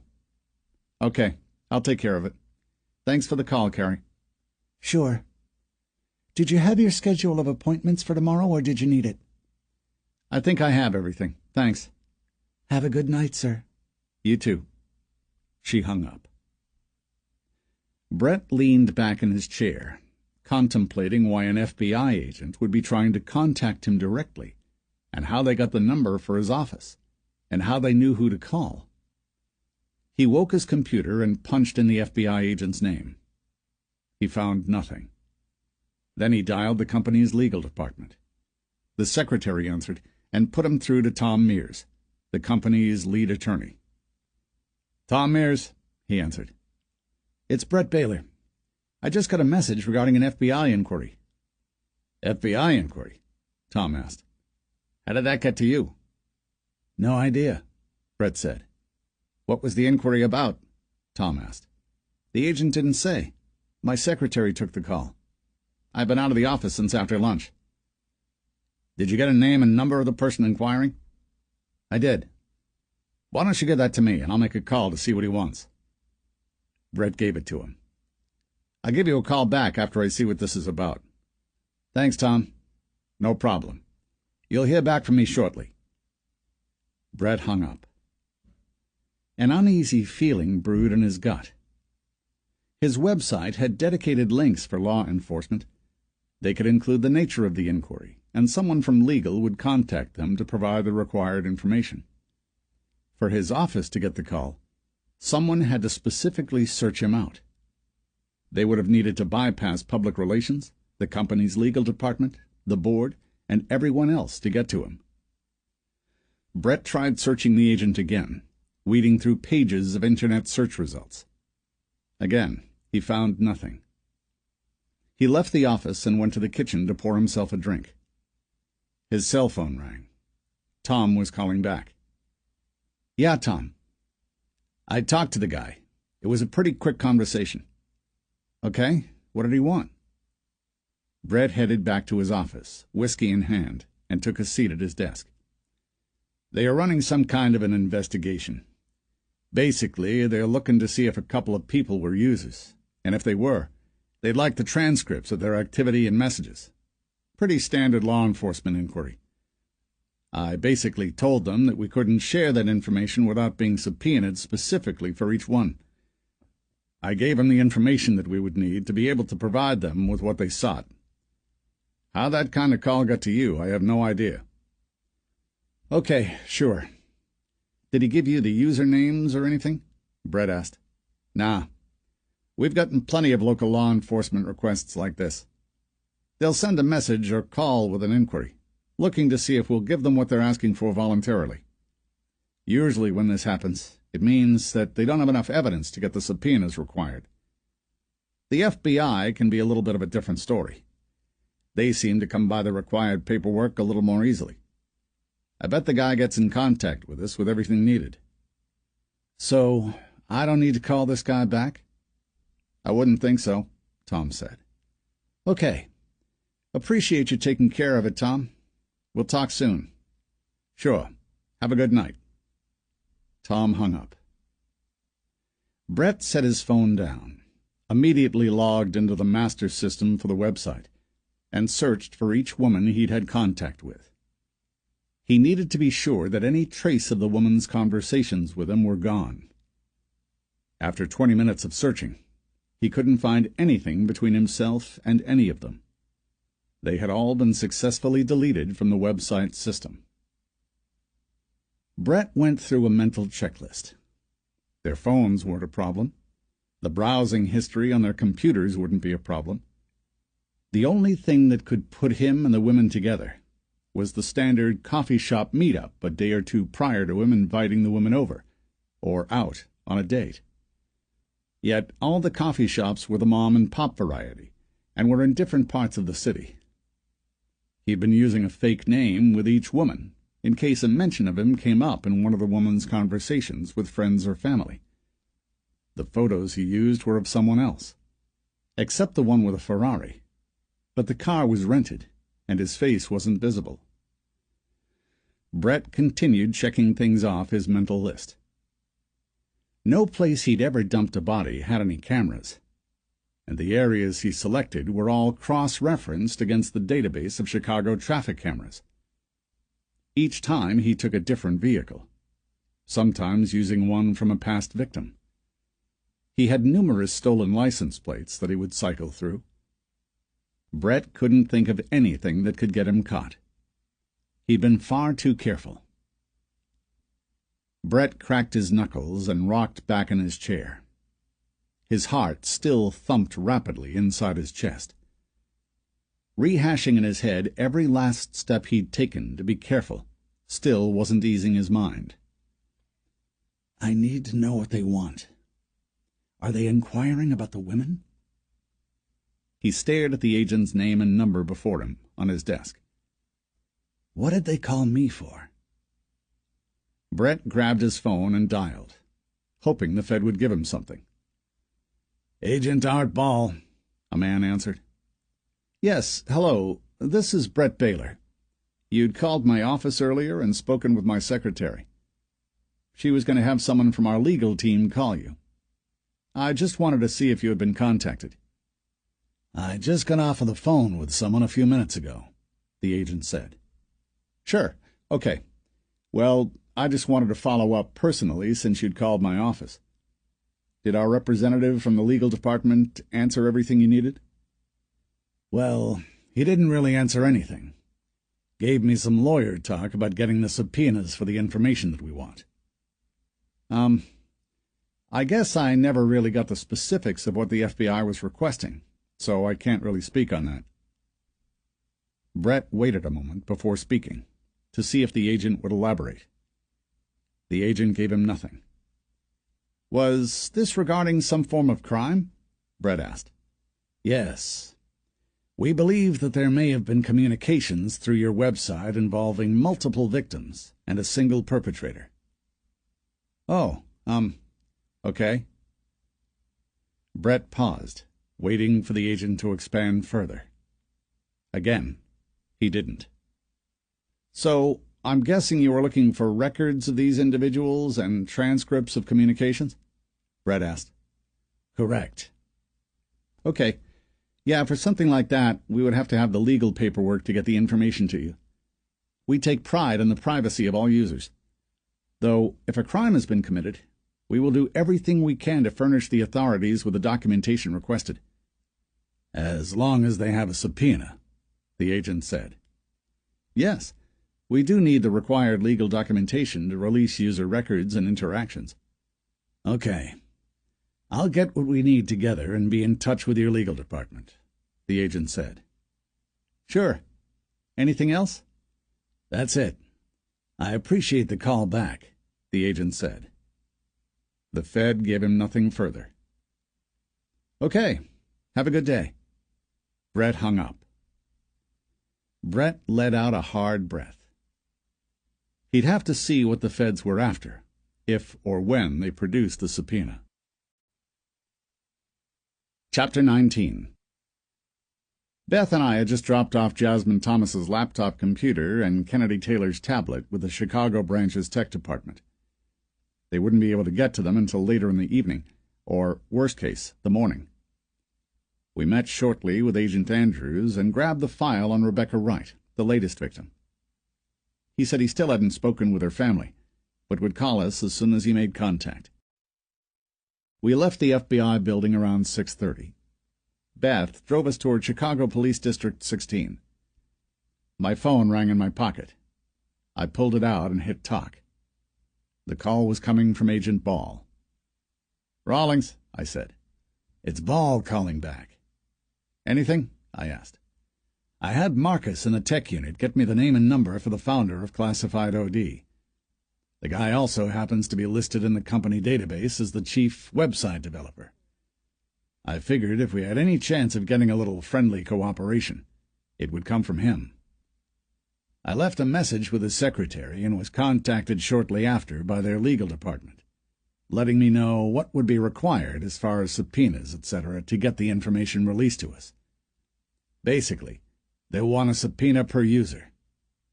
I was about to call you back when I got another call from the founder himself, asking if the legal department answered my questions." "So we got nothing from them, is what you're saying?" "Exactly. We need that sworn statement before we can get the subpoena, and that will just be for her transcripts. Any news on getting anything from the computer or tablet?" "The tech guys here won't be able to get to them until a little bit later. Beth and I are heading toward the airport area now. We'll probably grab something to eat quickly and then meet with the local PD. They're going to take us to view the dump sites of Jasmine Thomas and Kennedy Taylor." "The two that were in the same precinct?" Ball asked. "Correct. Not sure how much good it will do, but it's something." "Are those tech guys calling you if they get anything from the computer and that tablet?" "They said they would, yeah." "Okay. If you guys get anywhere with anything tonight, give me a call. Otherwise, we'll touch base in the morning." "Sounds good," I said. Ball hung up. "News?" Beth asked. "Not really. Ball left a message with someone there and got a return phone call from a lawyer telling him to get a subpoena per girl, basically." She nodded. We neared the airport area around 7 o'clock. We stopped for a bite to eat at a fast food chain and made our way to the 16th Precinct building. Beth pulled past a handful of marked and unmarked cruisers parked in front of the two-story tan brick building. She pulled to the curb and parked. Beth shut the car off, and we stepped out. "Do we have someone we're supposed to be meeting?" I asked. "The patrol sergeant I spoke with told me to ask for an Officer Riccadati." I took the building in as we walked up to the front doors. The two-story glass center section had multicolored windows to break up the space. Beth reached out and pulled the front door open. We walked through the small lobby, past a pair of benches on each side, and approached a window in the wall, separating the actual police department from the lobby. A man lifted his chin to acknowledge us, and spoke from behind a pane of safety glass. "What can I do for you tonight?" "Agents Beth Harper and Hank Rawlings, to see an Officer Riccadati." Beth held her credentials up to the glass. "Sure. I'll get him paged for you. Should just be a moment." We left the glass and found one of the benches we'd passed walking in. A minute later, we heard a buzz from the door beside the counter opening. A patrol officer, appearing in his early 40s, exited the door. He was heavy-set, bald, clean-shaven, and uniformed. "You're my two agents looking to view the dump sites?" Beth and I stood. "We are," Beth said. We went through a round of introductions with a patrol officer. "Were you on the scenes?" I asked. He nodded. "Both." "Did anything stand out at you?" I asked. "Maybe talk around the station of anything that someone noticed or thought was odd?" He turned the corner of his mouth to the side and slowly shook his head. "Both were free of anything that could tell us who did it. Both dumpsters were empty when we found the women. No cameras in the areas. Just 2 women and 2 different dumpsters." "Okay," I said. "I'm going to grab my cruiser from the lot and meet you out front." He headed for the front door. Beth and I followed him outside. "Where are you parked?" he asked. Beth nodded toward our rental. "That's us there." "Great. I'll pull up and you can follow me over to the first. The second site is only a few miles further. It shouldn't take us too long to get over there. A couple minutes," he said. "Sure," I said. He made a left for the station's parking lot, and Beth and I got in our car. A minute later, Riccadati pulled alongside our car in his cruiser and waved at us to follow. Beth pulled from the curb, digging in her pocket for her phone. She glanced at the screen. "It's the local office calling," Beth said, swiping the screen on her phone to answer. "Agent Harper." I heard the faint sound of someone on the other end of the phone. "I'm going to give you to Agent Rawlings. I'm driving at the moment." Beth handed her phone off to me. "I don't like to talk and drive without my Bluetooth," she said. "It's Agent Andrews." I nodded and took the phone. "This is Rawlings," I said. "Hey, it's Andrews. I just got off the phone with Rebecca Wright's mother." "Okay. Got something?" I asked. "A couple of things. First, her vehicle isn't accounted for. I'm going to get an alert put out on the tags. I did the same with Kennedy Taylor's vehicle. The more important bit I got was that her mother said she was going to meet with a guy for coffee on Friday during lunch. Her mother spoke with her Friday morning. It was the last time the two talked." I rested Beth's phone on my shoulder and pulled my notepad from my inner suit jacket pocket to jot down what Andrews was telling me. "Define met with a guy for coffee. Was this a lunch date? Did she know him? Do we have a name?" I asked. "Everything I asked her mother. From what I got, she'd spoken with this guy, named John, no last name, online a number of times, and then planned to meet with him on her lunch break from work. She worked in Skokie." I wrote that down. "Where is that?" I asked. "Northern Chicago suburb. I called her employer. She did return to work from her lunch break." "Do we have a name of where they went to get coffee?" I asked. "No, but her lunch break was an hour, and she was back on time. That tells me that the furthest she could have probably traveled from work would be about 20 minutes. I'm giving it about a 5-mile radius at the most. I'm sure you've noticed by now that driving 10 miles anywhere in the Chicago area takes 40 minutes. I thought about it for a moment, and he was right. Beth slowed for a yellow light that Riccadati and his cruiser a few lengths ahead of us had made.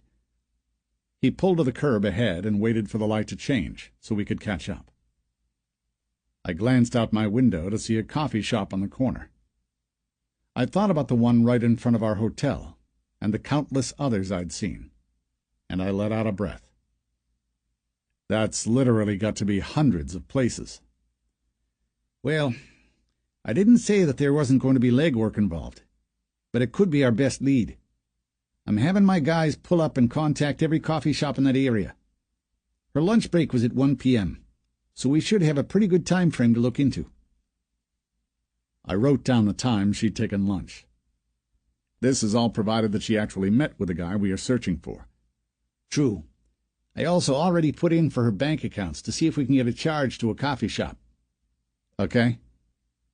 Did her mother mention how exactly she'd met this guy, other than online?" "She didn't know. I asked. But she gave me a few phone numbers for friends that are on my to-call list. I'm going to try to knock these out before I leave for the evening." The light turned green, and Beth started forward. Riccadati pulled from the curb ahead to continue leading us. Okay. Keep me updated on that. When we get back to the hotel after viewing these dump sites, I'll get into the bank records from the prior victims. Maybe there's a coffee shop charge in those. Sure. I've been through them and don't necessarily remember any, but it's worth a second look, Andrews said. Did you guys get anything on your end? Right now, we're on our way to view the 2 sites out by the airport. We'll see if we get anything there. Aside from that, our supervisor back in Manassas got in contact with a few people at Classified OD. Andrews interrupted. Classified OD? There's a chance that is how these women were in contact with our killer. We're meeting with a friend of Jasmine Thomas tomorrow. She's going to go on record that Jasmine met a man through the personal section of the site. We also have the sister of Kennedy Taylor saying that Kennedy met a man through that site, but she can't swear to it. We're thinking there's something there. I wanted to get the information from the website to see if, in fact, all the women were members, and also the transcripts of their messages if they were. If we have a similar person they were all in contact with, well, that's probably our guy. Right now it doesn't look like we have enough to get the proper legal docs to get them to release the information to us until we get that sworn statement. And they won't give us anything voluntarily, I'm assuming? Right. Someone from their legal team called our supervisor back and told him they'd need subpoenas. Okay. You know they have an office here in Chicago, right? They do? I asked. It might actually be the headquarters. I'll look into it, Andrews said. Let me get on making these calls. I'll see if the classified site rings any bells with any of her friends. Sure. Let me know. Yep. I'll be in touch, Andrews said. I clicked Beth's phone off and handed it back to her. What did he say? I gave her the highlights from my notes. He spoke with the mother of the victim that was found this morning. She said her daughter, Rebecca, met with someone for coffee the Friday before she was found deceased. He has his guys looking into coffee shops around her workplace. I guess she did this on lunch and returned back to work. Aside from that, he has a list of her friends that he is going to try to make contact with. Where did she work? Beth asked. Skokie. He didn't give the business name. We need to find out and get in contact with her employer. Maybe she came back to work with a cup of coffee from the place. Maybe it's in a garbage can next to her desk. Maybe the man she met with bought it for her, and his prints are on it. Beth had a number of plausible points. Let me call Andrews back, I said. Chapter 20. We didn't get back to the hotel until after 10 o'clock. Both crime scenes were in low-traffic areas of town, and aside from staring at dumpsters and hearing Riccadati rehash how the 2 investigations had played out, we found nothing new. Andrews gave us Rebecca Wright's employer, the Public Works office for the city. We wouldn't be able to get into the building or meet with anyone until the next morning. Our Thursday was quickly filling up with interviews and places we had to stop at. We put together a schedule, and Beth headed off to her room. I figured she was calling it a night. I sat on the office chair at the small desk in my room and dialed Karen, having just finished making myself an $18 gin and tonic. "Hey, hon," she said. "Hey. Sorry I didn't call sooner. We actually just got back to the hotel a little bit ago." "That's a long day," she said. "A long day of not really getting anywhere." I shouldn't say that. I guess we know a little more than when we got here, and have a couple of guys working on a few things. It just seems like a hell of a lot of running around for not much. Interview after interview, meeting after meeting. "Sorry," she said. "Maybe that's the job." "What do you mean?" "Just that whoever is doing this hasn't been caught by the local police or the FBI for years, right?" "Right," I said. "Well, if you're getting anywhere, I'd say that's a good thing." Leave it to Karen to nail the voice of reason role. I guess you're right, I said. I take it you're done for the night? I might poke around at these bank records we have on the victims. I just want to see if I can find one thing specifically. After that, I'm shutting it down until tomorrow. I have another meeting with a family member at 10 in the morning. Are you getting ready for bed? I asked. I'm in bed, watching television. Chop is lying next to me, slobbering up your pillow. I smiled. Great. Call me in the morning, she said. Okay. Love you. I love you too. Have a good night. You too. Bye. I hung up and tossed my phone onto the desk. Then I opened the file box of the victim's records and started thumbing through the folder containing the banking information from Kennedy Taylor. A shave and a haircut knock came at my room door. I walked over and opened it up. 2 bits, I said. Beth stood in the hall looking back at me, confused. She wore a T-shirt and what looked like pajama pants. Her hair was no longer pulled up, but resting on her shoulders. She wore a pair of dark-rimmed glasses. Shave and a haircut, I said. Her face said she still didn't get it. Forget it. I motioned to her glasses. Nice goggles, I said. She smirked. Oh, yeah. I took my contacts out. What's up with those banking records? Are you planning on going through them, or are you done for the night? She asked. I actually just started looking through them, I said. Want me to come in and lend a hand? She asked. Otherwise, you could just give me 1 or 2 of the girls, and I'll take them back to my room and go over them there, if you wanted some private time or something. I stepped to the side and waved her in. She walked to the box on the desk, grabbed a file, and went to the wingback chair. She sat, placed the folder on her lap, and opened it. She looked up at me. How far into these did you get? Just started on Kennedy Taylor, I said. I headed back over to the desk and sat down.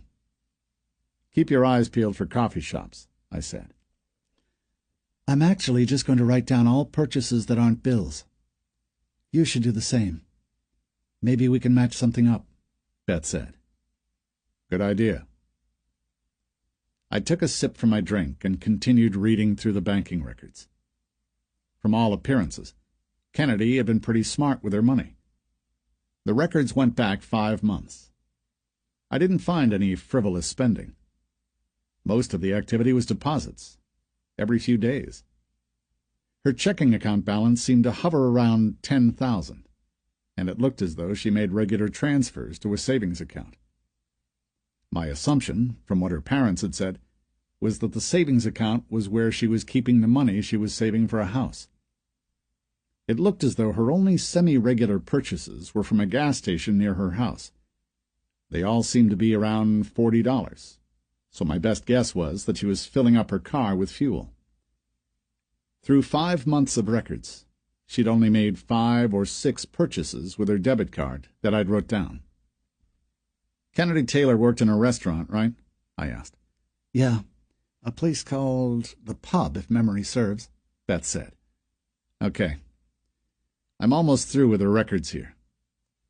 She didn't use her debit card for much of anything, but working in a restaurant and getting tips would account for that, I guess. What do you mean? Just that she'd always have cash on her. Beth nodded.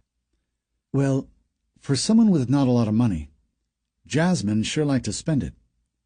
Not that there are any significant charges here, but she used her debit card about 5 times a day. This is going to take a bit.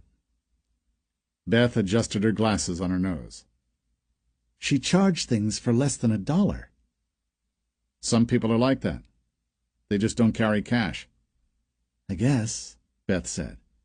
Seems a little extreme, though. I mean, if she took $60 out of the bank a week, she would have been able to cover all these little charges.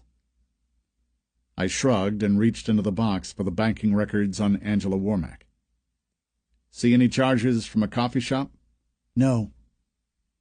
I set Angela's banking file before me and started in. Beth's phone buzzed from across the room. "Who is calling me this late?" she asked. I didn't respond, but turned to see Beth staring at the screen on her phone. "Local number." Beth swiped the screen on her phone to answer. "Agent Beth Harper." I couldn't hear who was on the other end. "Yes? What did you get?" Beth reached for the pad of paper and pen on the table next to her and jotted down a few things. "Really? What a coincidence." She gnawed on the end of her pen while she listened to the caller. "Yeah, I would think that'd be enough to persuade someone to give us the rest," she said. "Okay, I'll let Hank know. We'll talk in the morning. Thanks for the call." Beth hung up. "What was that?" I asked. "Andrews. He just wrapped up a call with one of Rebecca Wright's friends. Rebecca met the guy she was going to get coffee with on classified OD." "Well, that takes care of that. It has to be our connection." "It looks like it. He's going to meet this woman, Amy Meadows, now, and get a sworn statement from her." "He's meeting her this late?" I asked. "He said she works at a bar or something and could take a break to meet with him." "Okay, and then what?" "As soon as he gets that, he'll be able to get a subpoena for her transcripts from the website," she said. "With her statement and the one we get for Jasmine Thomas, it should be enough probable cause for us to secure subpoenas for all the women, I would think." "Perfect. About time we're getting somewhere."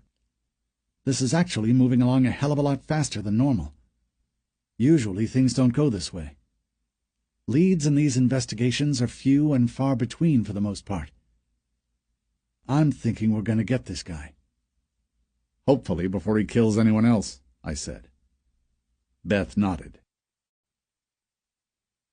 Chapter 21. Brett drove Rebecca's couple-year-old Honda toward Aurora, a city 45 minutes northwest of his house.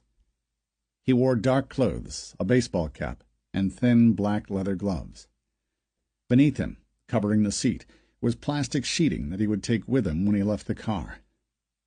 He had a reason for choosing that town, something he'd stumbled upon when he was going through Monica's correspondences from the website just before he deleted them. Brett had spotted a username that looked familiar. It was a username he'd seen while looking into everyone Rebecca had chatted with. He reinstated both women's accounts to confirm. Monica and Becca had apparently both been speaking with another man. The same man. He went by the handle of Lady Killer 75. His real name was Jeff Mercer. Brett had gotten his IP address and found him. The username couldn't have been more perfect. If the feds were in fact sniffing into the women and had figured out that they'd all used his site, they would have a #1 suspect in Mr. Mercer.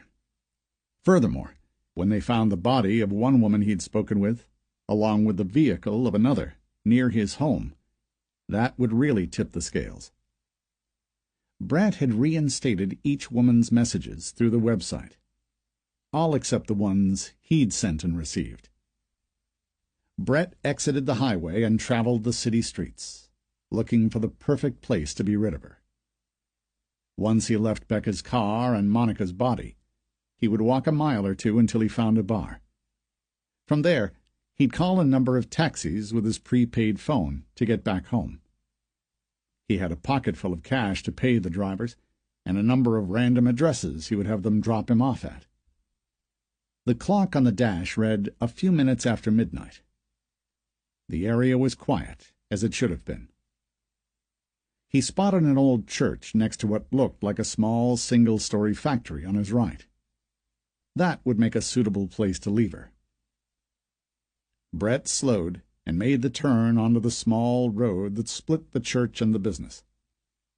A dead-end sign stood on the right-hand side of the street between the road and the factory's parking lot. Brett glanced left to see a small building and a single light on a pole behind the church. To his right, a handful of cars were parked in the well-lit factory parking lot, and beyond the cars were more parking spots and a row of green dumpsters. Brett didn't plan on removing Monica from the trunk. He assumed that within a day or two, the car would be called in and the plates would be run and would lead back to Becca, who they knew was murdered. The police would search the car and find Monica's body. Brett pulled past both the church and the factory and killed the car's headlights as he approached the end of the street. Then he pulled the car to the right side of the road and stopped at the metal barrier and dead-end sign that wouldn't allow him to go any further. Brett left the keys in the ignition, opened the door, stepped out, and pulled the plastic from the driver's seat. He closed the door and looked around, spotting no one. Brett balled up the plastic sheeting and headed for the row of dumpsters by the factory to toss it. He kept a watchful eye on his surroundings as he entered the factory's lighted parking lot. He spotted the business name on a sign on the side of the building, Penn's Tool and Die. Brett walked to the second dumpster and lifted the lid, just enough to toss the plastic inside. He let the lid fall and took a step back toward the street. "What did you just toss in there?" a voice asked. Brett froze. He slowly turned his head to the right to look at the back of the factory. He saw the glow of fire from the end of a cigarette and the silhouette of a man behind it, leaning against the back of the building. "Some garbage from the car," Brett said. "You know that's illegal, right?" the man asked. "What are you doing back here anyway?"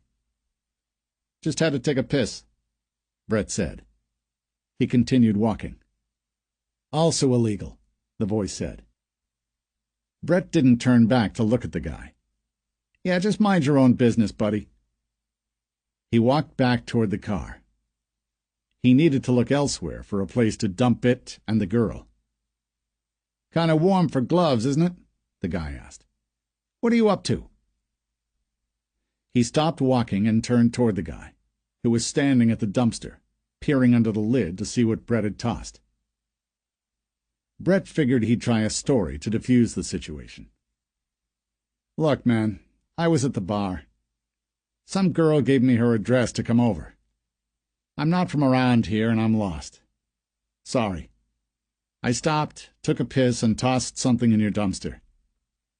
Geez, I'm not out here hurting anybody, man." The guy let out a breath. "Where are you trying to go? Do you have the address?" This guy isn't going to let up. "Yeah, I have it on a piece of paper." Brett fished around in his pocket and started walking toward the guy, who was still standing at the dumpster. The lights from the parking lot lit the guy up. He wore a green, oil-stained T-shirt and a pair of dirty jeans. The man looked to be in his 50s, with stringy chin-length hair. Brett had him by a good 30 pounds. The cigarette the man smoked hung from his mouth. When Brett was within a few feet, the guy held out his hand for Brett to hand him the address. Brett took another step toward the man, swatted his hand away, and delivered a walking forearm to the guy's face. Sparks from the cigarette's cherry filled the air. The guy reached for his nose. Brett delivered another forearm, connecting with the tip of his elbow to the man's temple over his raised arms. The man dropped to a knee. Brett grabbed him by the back of the hair, lifted him back to his feet, and smashed his face into the top edge of the dumpster. He pulled the man's head back and slammed it into the metal edge again. And again. Finally, Brett let go. The man collapsed to the ground, not moving. Brett couldn't take a chance that the man would live and be able to identify him. So he pulled the man to the back side of the dumpster, knelt next to him, and wrapped his gloved hands around the guy's throat. Then Brett squeezed as hard as he could and held the position for minutes. He eventually let go. The man was dead. Brett popped his head up over the top of the dumpster and looked back toward the factory. He saw no one outside. Brett casually walked into the darkness beyond the dead-end sign at the end of the street. Chapter 22. I woke to rapid pounding on the door of my hotel room. I squinted hard and cracked my eyes open. The red LED time on the alarm clock sitting on the nightstand next to the bed blurred, and then came into focus. 5:57 a.m. The person knocking had to be Beth. "1 second," I yelled. I flipped the sheets back and climbed from bed. I pulled on my pants, lying at the side of the bed, and tossed on my shirt from the day prior. I walked to the door, looked through the peephole, and pulled the room door open. I rubbed my eyes with my thumb and index finger. Beth stood before me in the hall, wearing her same pajama pants and T-shirt from the night before. "What's up?" I asked. "Come on, get ready. We have to go." "For what? It's 6 in the morning." "You didn't hear your phone ringing?" "No," I said. "Okay, well, rise and shine, and get your ass ready. We have multiple bodies." "Multiple bodies?" I asked. "I'll tell you on the way. We're leaving in 15. I nodded and closed the door. I walked to my phone and removed it from the charger.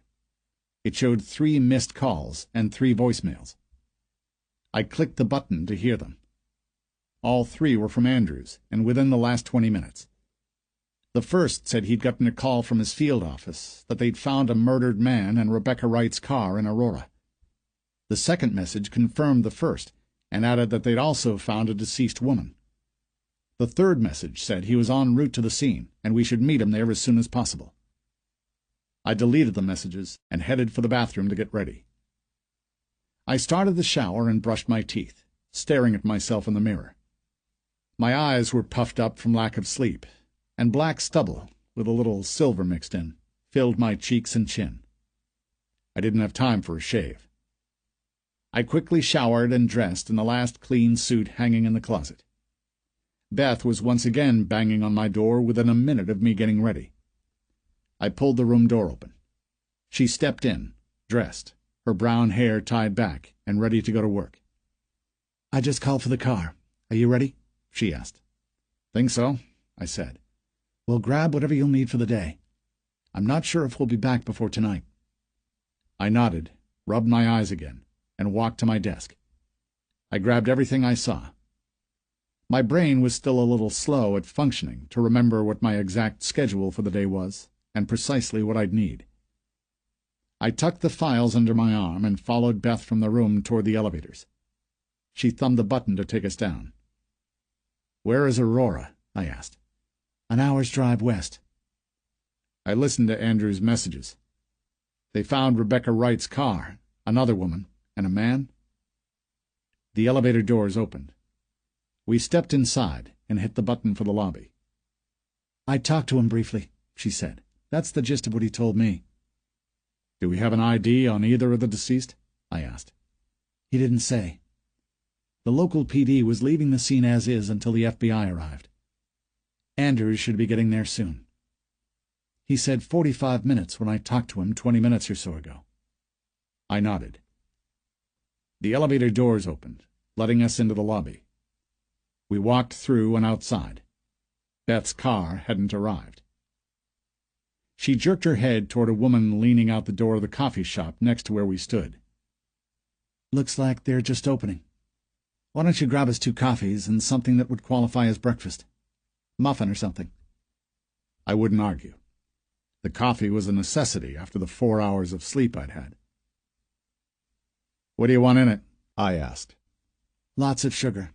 Lots of cream," she said. "Right, so chocolate milk?" I asked. She rolled her eyes. I headed into the coffee shop, grabbed 2 tall cups and a couple of muffins, and headed back outside. Beth was waiting in front of the hotel in her car. I walked over, set what I was carrying on the roof, and opened the door. I handed Beth's coffee to her, grabbed the rest of the stuff from the roof, and got in. She pulled away from the curb. "So the local PD there called the FBI?" I asked. "I didn't get the whole story of how it went down or what exactly is going on out there," Beth said. "Andrews just said they found the car. We had another, and then mentioned there was a deceased man as well.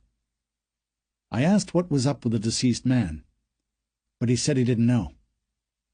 I guess we'll see shortly, I said. How late did you stay up? Beth asked. Until around 2. Once I finished up with the bank records, I moved on to the phone records. Anything? I shook my head. Nothing that stood out. Did you grab the schedule we put together for today? Yeah, it's in the bag back there. Beth pointed over her shoulder to a leather business bag in the back seat. What do you need to know? What we have for today. I was half awake when we were leaving. I'm thinking maybe we should have taken 2 cars. I thought about it. We should be fine unless this takes more than 2 hours. We'll probably have to leave Aurora by 9 to meet with Andrea Friday at 10. We need her sworn statement. That's the most important thing right now. After that, we'll need to go to the local FBI field office. We should be able to get everything filed in order to get a subpoena, as well as check in with the tech department guys to see if they came up with anything from the computer or tablet. Who knows? Maybe they just weren't able to get to it yet. You never heard anything back from them? Nope. I would imagine you would have, one way or the other, if they got to them. Did we still plan to go out to Skokie, look around, and have some talks with the co-workers of Rebecca Wright? I asked. I think we should. I pulled out my notepad and started jotting a few things down. What are you writing? Beth asked. We haven't met with anyone regarding Rebecca Wright. I'm just making myself a note to see what exactly Andrew's got, and to get a copy of everything he's collected on her. I think we should introduce ourselves to her family, and let them know we're working with Andrews on it, I said. It's a good idea. She reached out and powered on the car stereo. The volume was faint, yet it sounded like some early morning talk radio. I caught the words women and bodies almost immediately, so I reached out and turned the volume up. The host of the radio show was talking about our investigation. He said something along the lines of, how many bodies have to turn up before law enforcement connects the dots? He went on to say that he wasn't a detective, and he was sure that the authorities were trying, but the body count was rising with no end in sight. I turned the volume back down. Sounds like the same things the local news is saying, Beth said. I haven't been watching, I said. No time. Well, it's been getting pretty bad. I had the news on before I went to sleep last night. When word hits of this new victim, things are only going to get worse. What are the local stations saying? They are doing their best to make everyone in the city scared, splashing the words serial killer all over, Beth said. Things like local law enforcement has no answers, authorities at a loss, no suspects, and stuff like that. It makes relations with the families worse when the media spins everyone up. Plus, I'm sure the local branch of the FBI is being pressured from all the attention the investigation is getting. I'm guessing that was why Agent Andrews was making midnight statement runs last night. I nodded. You're probably right. Okay, well, we're going to need to get all of our information in order today or tonight. We'll talk with Andrews, contact each family, and try to get something together for some kind of a press conference, I said. We need to let the public know that this is being taken seriously, and we are doing all we can. I'm not good on camera, Beth said. I freeze up and stumble. Fear of speaking in public, I think it's called. I'll take care of it, I said. Chapter 23. Beth and I arrived on the scene around 7:15. A black Aurora patrol car with a single white door and insignia was blocking the entrance to a dead-end street. An officer stood near the trunk. Beth turned the nose of the car toward the police cruiser and stopped. The officer approached. "Street is closed, ma'am," he said.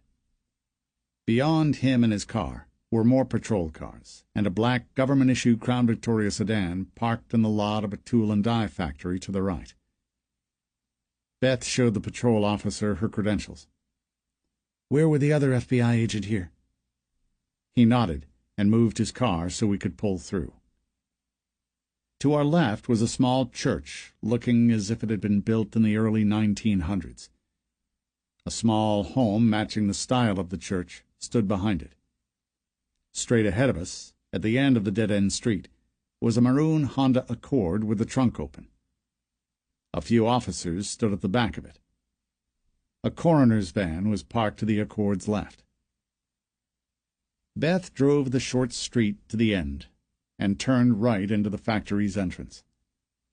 A row of green dumpsters lined the back of the parking lot to our left, with more police officers standing nearby. We spotted Agent Andrews resting his arms on the roof of his car, speaking on his telephone. Beth parked next to his black Crown Victoria, and we stepped out. I took a minute to look at the factory. It was a small, flat-roofed, single-story cinder-block building. Above the single entrance door was a rectangular metal sign reading Pens, Tool and Die. Andrews clicked off from his phone call and slipped his phone into his pocket. "This is bad," he said. We walked to him. "What do we have?" I asked. He waved over his shoulder for Beth and me to follow him. "It's ugly. The man is over here behind the dumpsters." Neither Beth nor I said anything as we followed Andrews. He walked to the front side of the row of dumpsters, stopped a few feet short, and pointed down at what looked like a large blood pool and drag marks. "This is where it started," he said. "This is from the man?" I asked. "Yeah," Andrews said. I looked down at the pool and back up at the edge of the dumpster, also covered in blood. I noticed a pair of officers and another man standing just on the other side. Andrews waved us to continue following him. "Looks like drag marks leading around to the back side of the dumpsters here." Andrews rounded the corner, pointing down. He walked toward the two officers and the coroner, judging by the patch on his jacket, standing next to a body covered in a yellow plastic tarp. Andrews stopped near the men. "This is Agents Rawlings and Harper," he said. The two officers nodded, but said nothing. I caught the nameplates on their shirts, Garlington and Ray. "We think that he saw the guy dumping the woman in car," said the one on the left, Garlington. He scratched at the front of his dark hairline, which formed a widow's peak. I turned my attention to him. He looked to be early 30s, slim, and an inch or two under 6 foot. He and his partner both wore all-black uniforms with a yellow and navy eagle patch on the shoulder. "Who was he?" Beth asked. "Third-shift employee from the tool and die factory there," said the other officer, Ray. He jerked his chin toward the building. The officer looked to be a few years older than the other, and quite a bit shorter, probably 5'6". A pair of dark plastic sunglasses rested on his forehead, and a faint trace of a mustache sat on his upper lip. "His name was Ted Biller," Ray said. "What do we know?" I asked. "The guy went out for a smoke and never came back," Andrews said. "After about a half hour, another employee, waiting on parts from this guy, came out looking for him. He didn't find him, but noticed his car was still there. After another hour or so, a different employee came out for a cigarette and went to toss his empty pack in the dumpster. He saw all the blood, followed the smear marks back around the row of dumpsters, and saw this." He pointed at the body. I stepped around the body and motioned for the coroner to lift the tarp. He knelt and raised the corner. The victim lay on his back, facing the sky. His nose looked to be broken, the left side of his face crushed. Most of what I could see was covered in blood. "COD?" I asked. "Bruising on the neck is consistent with strangulation," the coroner said. "Yet I think the injuries to the head may have been enough." "We may have skin under his nails if this was a strangulation," Beth said. "My forensics team is on the way, and that's why the bodies haven't been removed," Andrews said. I motioned for the coroner to replace the tarp. "Where's the woman?" I asked. Andrews pointed toward the car and began walking. Beth and I followed. As we neared the back of the maroon Honda, I caught a faint smell of death. From experience, I knew bodies didn't start to smell until they'd been dead for a full day. This one had been killed far earlier than the man. The two patrol officers standing near the rear of the car walked away. Andrews stopped at the trunk and pointed inside. I looked in. A dead woman with long, dark hair lay inside. Her hair covered most of her face except her foggy right eye, which seemed to be focused on me. My eyes went to her arms, looking for needle marks. They were present. The woman wore a small white dress with thin straps at the top and a matching pair of white high heels. She looked ready for a night on the town. "Poor girl?" Beth asked. "Who is it?" I asked. "Monica Wickham," Andrews said. "Patrol pulled an ID from her purse there." He nodded toward the purse lying beside the dead woman. "And the car belongs to Rebecca Wright?" Beth asked. "Correct," Andrews said. "How did they find her in the trunk?" Beth asked. "Local PD got a call from the factory about the man. When they arrived on scene, they saw the car here and ran the plates. Came back to Rebecca Wright with a note that I had put on the tags to immediately contact myself at the Chicago FBI. It's how I was alerted so fast. I guess a few of the employees inside said that the car wasn't there prior to them starting their shift, meaning it was left there within an hour or two of the murder happening. The patrol guys went back to the car and had a better look around, which was when one of the officers saw the keys in the ignition. They went through the car, found the girl." "So where did our killer go?" I asked. "And was he planning on leaving Rebecca Wright's car here?" "Good question," Beth said. "The guy could be local to the area," Andrews said. The noise of tires coming down the short street caught my ear. I turned to look and saw a black van with another black Crown Victoria following it. "That's going to be our forensics unit and Agent Tom's," Andrews said. I nodded. The two vehicles pulled into the parking lot and stopped. The forensics team stepped from the van. I turned my attention back to Andrews. "So, what are we thinking went down here?" "My take on it," Andrews paused. "Our guy drove back into this dead-end street to dump the girl's body in one of the dumpsters, got seen, killed the witness, and just left everything behind." It made sense from what I'd just looked at. I caught another whiff of the body, which made the coffee and muffin in my stomach turn. One would think I would have built a tolerance for the smell from years of working homicide and smelling dead bodies. I hadn't. I rubbed my nose and tried to limit the air I was taking in. "You said the local PD went through the car?" I asked. "They didn't print it or anything. Waiting on my guys," Andrews said. I nodded and headed toward the driver's door, and Beth followed. Andrews met the forensics unit and Agent Tom's at the trunk of the car. "We have about an hour or so before we have to head out to make that meeting on time," Beth said. "I think I'm going to do a little questioning with the employees. I want to get the timeline nailed down here." "Sure," I said. Beth walked toward the entrance of the factory, while I stayed put and stared through the driver's side window of the car, looking for anything of interest. Something protruding from halfway under the passenger seat caught my eye almost immediately. The bottom edge of a brown disposable coffee cup. "Andrews!" I called. He came up from the trunk area to my side. "What's up?" he asked.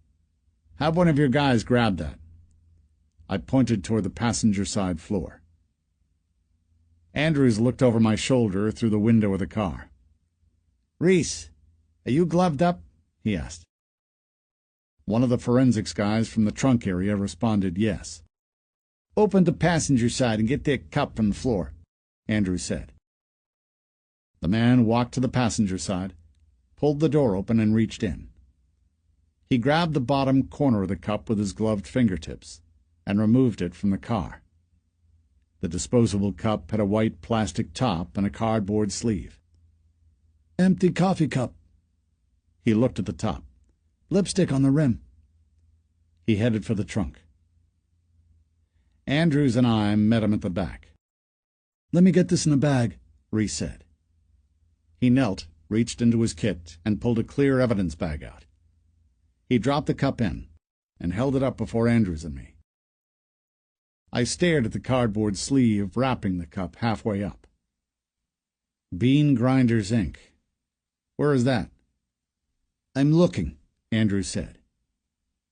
He held his phone in his hand, searching the location of the coffee shop. Andrews looked at me. "It's about a quarter-mile outside of the radius I had my guys searching. I'm going to give this scene to Tom's and go check out the coffee shop." "1 second," I said. "What's going on with your subpoena?"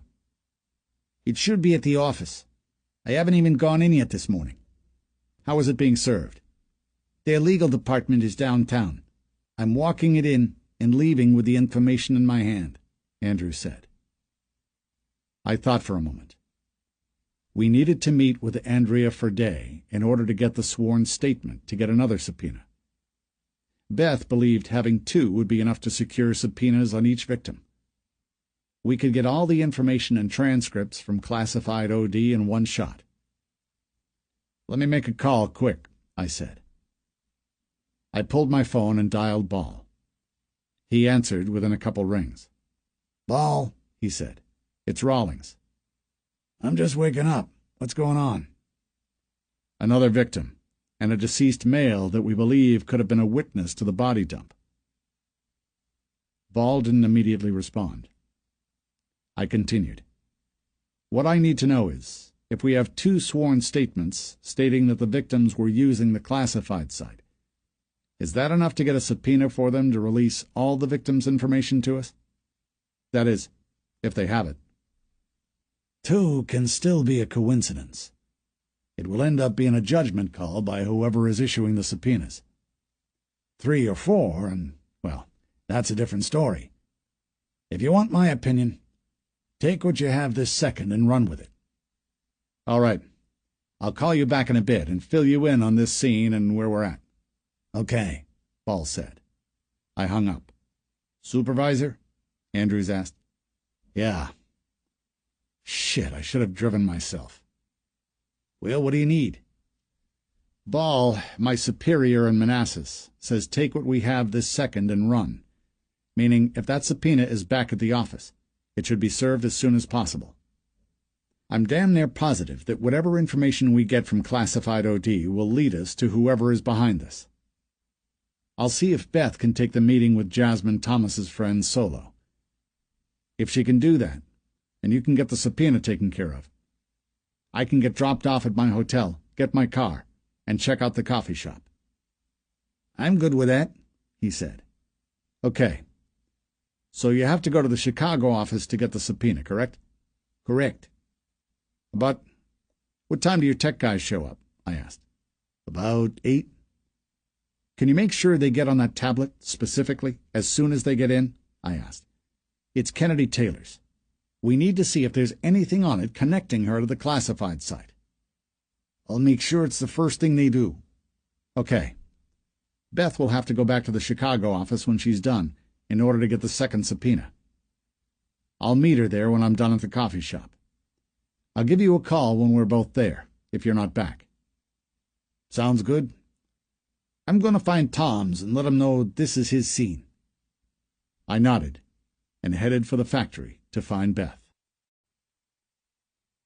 Chapter 24.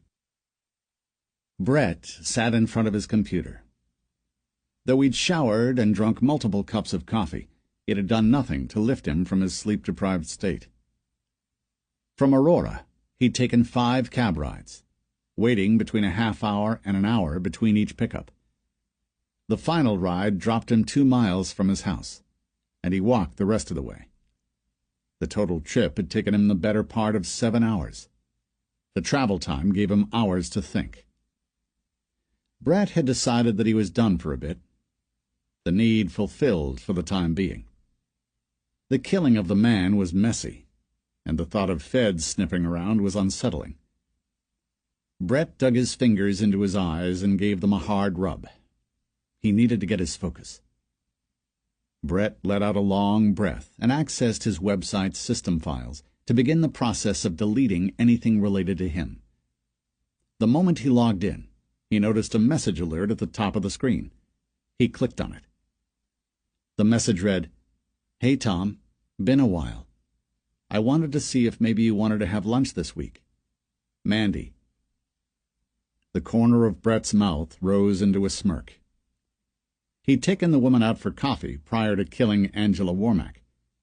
When Brett tried contacting her again, she never responded. He'd logged into the website's message system and saw she was in regular contact with another man.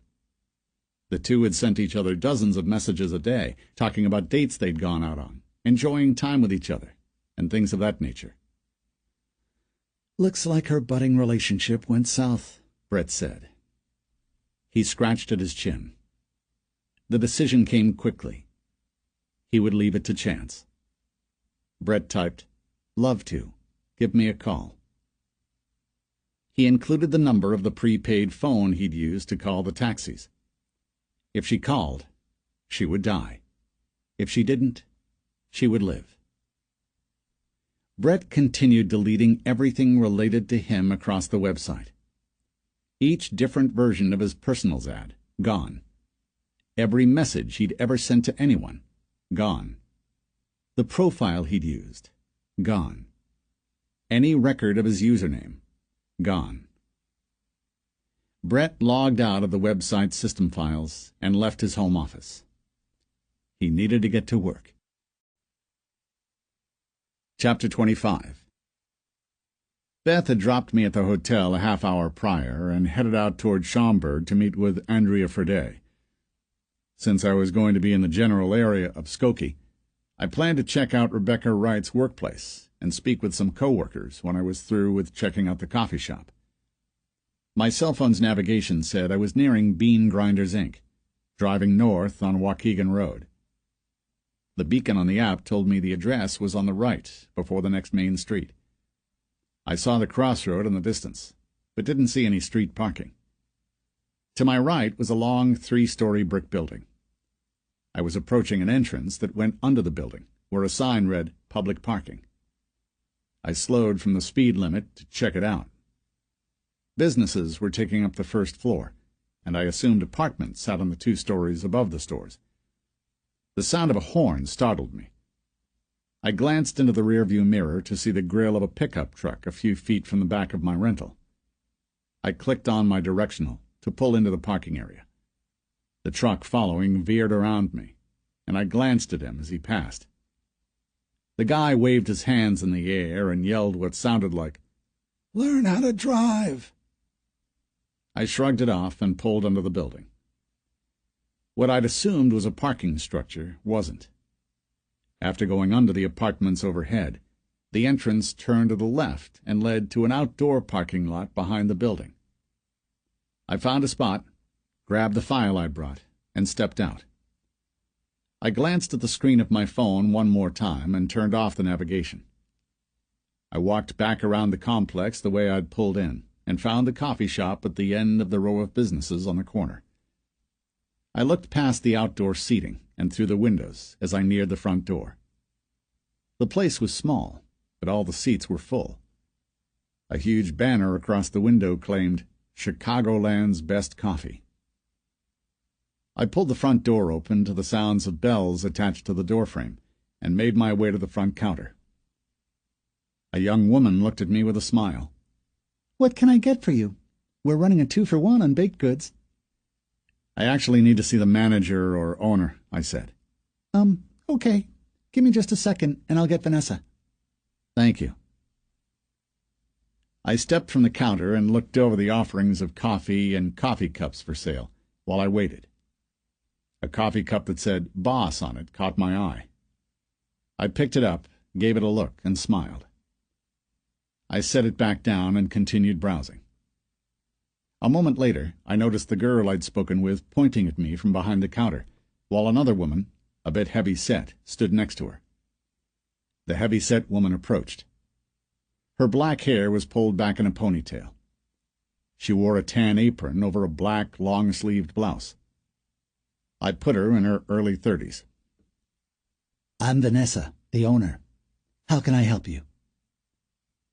I glanced left and right at the customers in the shop. At least 5 people within earshot. I reached into my pocket, pulled my credentials, and flashed them to her. "Do you have an office?"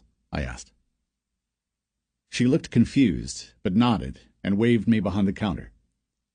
I followed her as she turned right and entered a small office. She closed the door at my back. Miscellaneous bags of coffee, merchandise, and supplies filled the room, and the woman's desk was a mess. A computer monitor had what appeared to be some kind of financial spreadsheet open behind the desk. I didn't see a guest chair. She rounded the desk and took a seat. Sorry it's such a mess in here. It's the only room we have aside from the main area, so it kind of has to double as a storage room as well. "No problem," I said. "I figured this would be a little better than trying to speak in front of your customers." She nodded. I have to say, I have no idea why the FBI would be here. "We're conducting an investigation and found a coffee cup from here. We found it in the car that belonged to a victim of a homicide." Her face looked troubled. Oh, my. "Well," I continued, "we believe this victim met for coffee with a man prior to the crime being committed. We believe that meeting could have very well been at your business here." Okay. "Do you have video here, ma'am?" She nodded. We have a couple of cameras in the building. "Would I be able to view some of that video?" Sure. When were you looking for? I reached into my suit jacket and pulled out my notepad. I flipped to the page where I'd taken notes from my phone call with Andrews. "Last Friday, between 1 and 2 in the afternoon." Okay. It's going to take me a minute to pull this up. I'm not so hot with the video system. "Sure," I said. Did you want to grab a coffee while you wait? On the house. "I hear it's Chicago's best." That's not just a slogan. We've won awards. "I should probably try it then," I said. Just stick your head out of the door, ask, and Melanie will bring you one. I opened the office door, requested a cup of dark roast, black, and had it in hand moments later. I stepped back into the office and again stood watching the owner clicking keys on her computer. A moment later, video played on the monitor. I blew across the top of the coffee and took a sip. The coffee was exceptionally strong, yet smooth.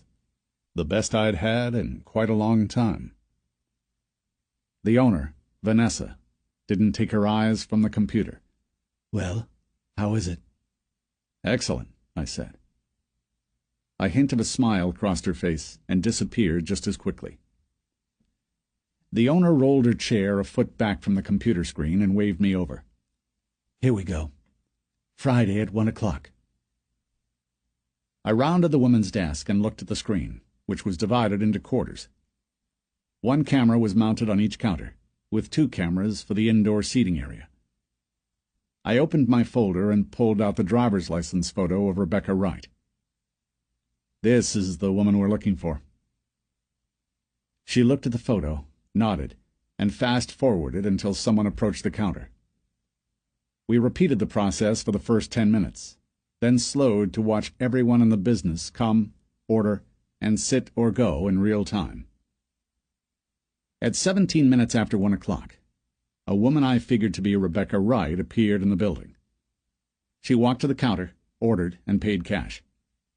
She stood around for another few minutes before taking her coffee and walking from the front of the building. We followed her in the corner of the screen through what the indoor camera caught of the outside seating area. Rebecca took a seat, alone, outside at the table next to the front door. A minute or two later, someone approached her. Rebecca stood and appeared to hug the person, who was mostly blocked out by the Chicagoland's Best Coffee banner.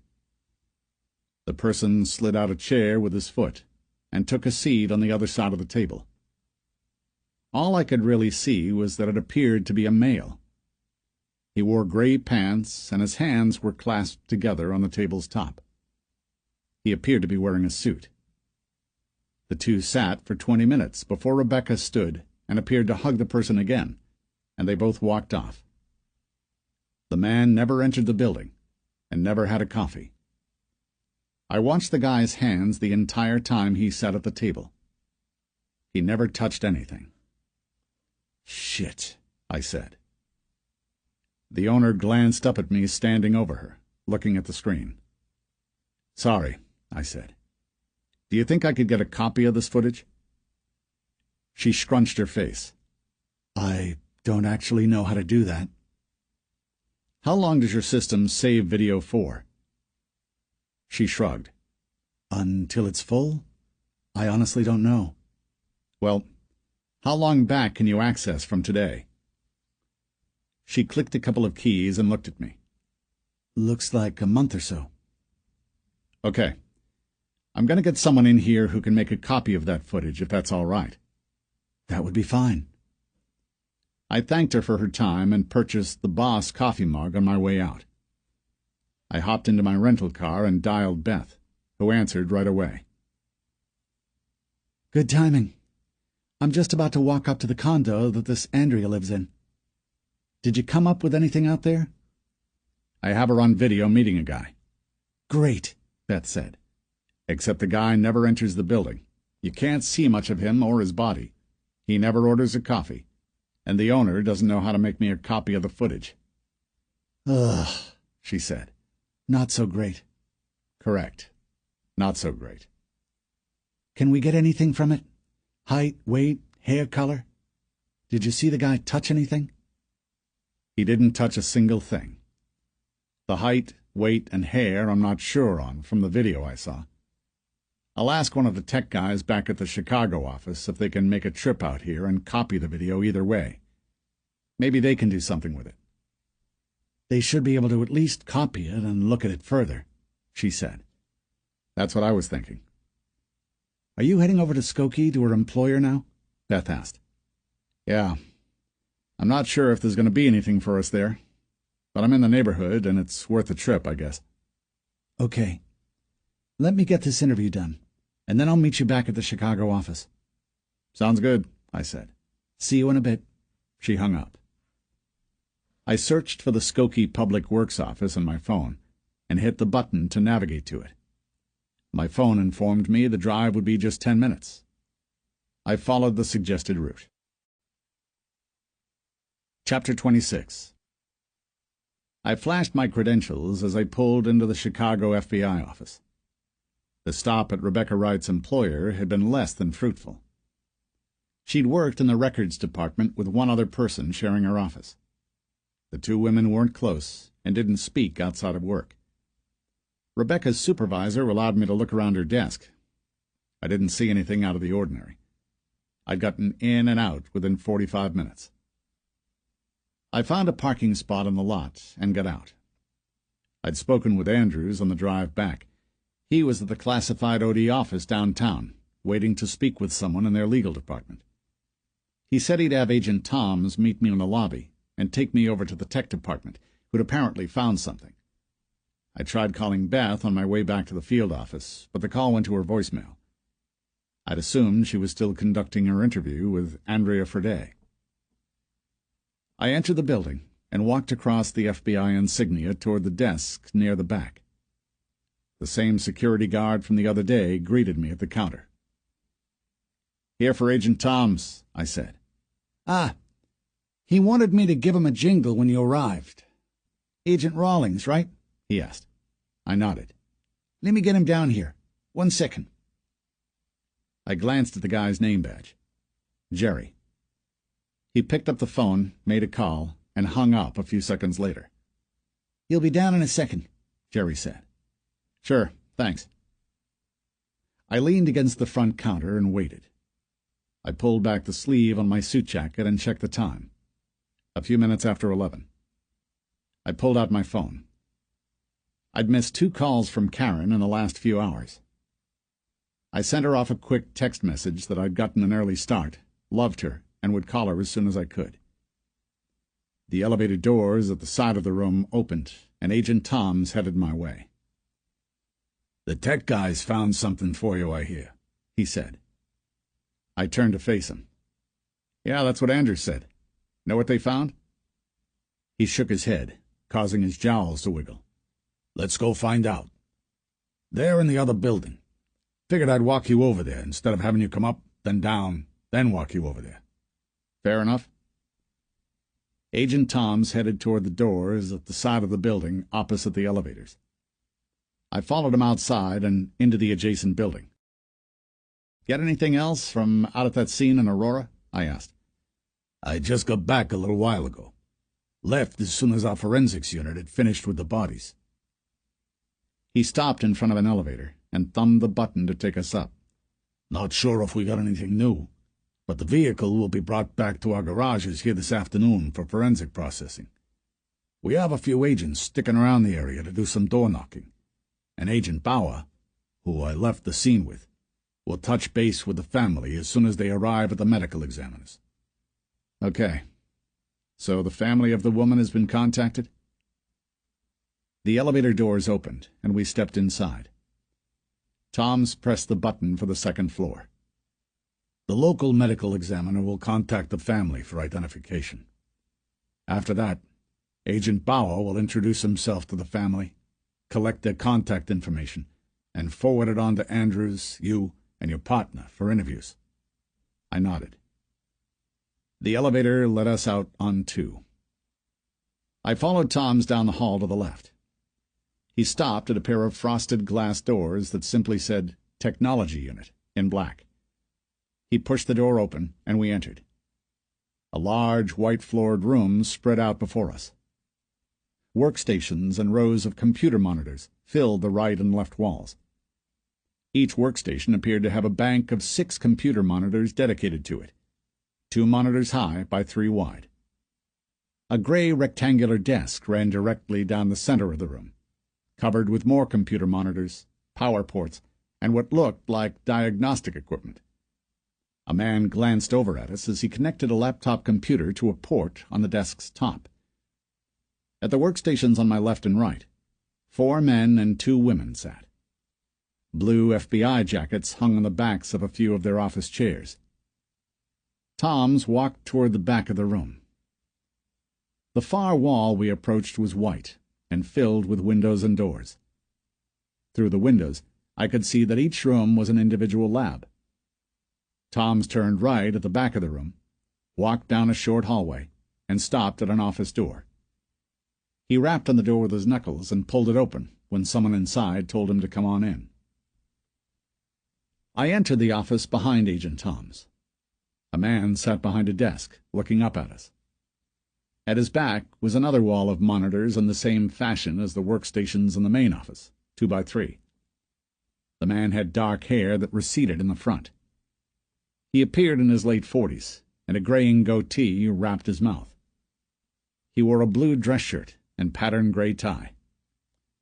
"Skip, this is Agent Rawlings," Tom said. "Rawlings, this is Skip Brady. He runs the tech unit here." The man rose from his chair and shook my hand. "From Virginia, right?" he asked. I nodded. "I heard you guys found something on the computer and tablet that were dropped off," I said. "Find something we did," he said. "Let's go have a talk with my guy who found it."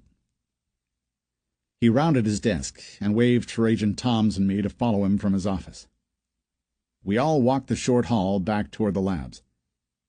I looked through the lab window on my right and spotted the computer and tablet we'd brought in, sitting on the workstation there. A man was sitting in front of a computer in the corner of the lab, his back to us. Skip knocked on the door, and we entered. The man before the computer spun in his chair to face us. He appeared to be in his early 30s and was small in stature. He wore a yellow dress shirt, which looked a size too large, tucked into a pair of khakis, with a black tie. "This is Mike O'Neill. He's got something for you on these electronics," Skip said. I shook the guy's hand. "Agent Hank Rawlings." "Pleasure," he said. "So what did you find?" "Well, I've been working with the Jasmine Thomas computer mostly because the tablet is cooked. More on that in a minute.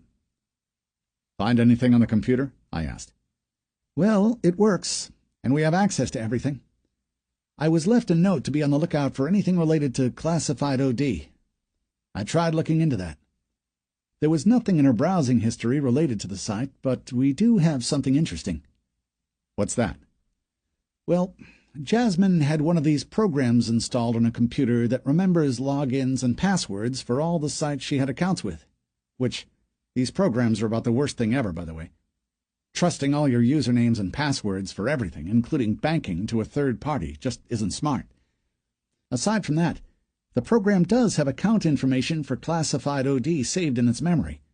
Though, when I tried to access her account there, it told me that it was not a recognized username and password. So, I thought maybe she changed her password and filled out the Lost My Login information form on the site, hoping that the site would send the reset information to her email, which we have access to. We never got anything, meaning she must have closed her account there, or had it closed by the company. Why would she have it closed by the company? I asked.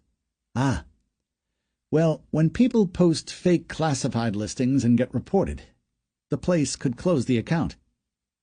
I nodded. Any signs that's what happened? O'Neill shook his head. Okay. So she did have an account at one time, but no longer does. Can we see when it was closed? I checked through her email for one of the standard sorry to see you go emails or anything from classified OD, actually. Not a single message. Maybe the company keeps records of account terminations. Okay. I pulled my notepad out and jotted down what he'd said. What's up with the tablet? Dead as a doornail. Dead how? I asked. Cooked from the inside, just like the cell phone I was looking into. You can't get anything from it? No, but I think I know how it was fried. How's that? Well, I'm thinking that someone sent the tablet, cell phone, and computer a virus, he said. The cell phone. This is Jasmine Thomas's as well? I asked. If memory serves, it was the only one found. Skip cleared his throat and responded. That was the name on it, yeah. O'Neill continued. Well, the reason I think that someone sent it is this. He turned and clicked a few buttons on his computer. A window popped up on his monitor with what looked like some kind of computer code on it. What am I looking at? I asked. A virus, worm, bug, whatever you want to call it, O'Neill said. I found this running in the background on the computer. It's odd, not a normal computer virus. What's it do? Well, as far as I can tell, it's designed to be a virus for a cell phone. The commands look like the virus erases a bunch of information, and then it gets into the power settings. My guess would be to overload the main board and memory, essentially frying the phone. Apparently it works on tablets as well.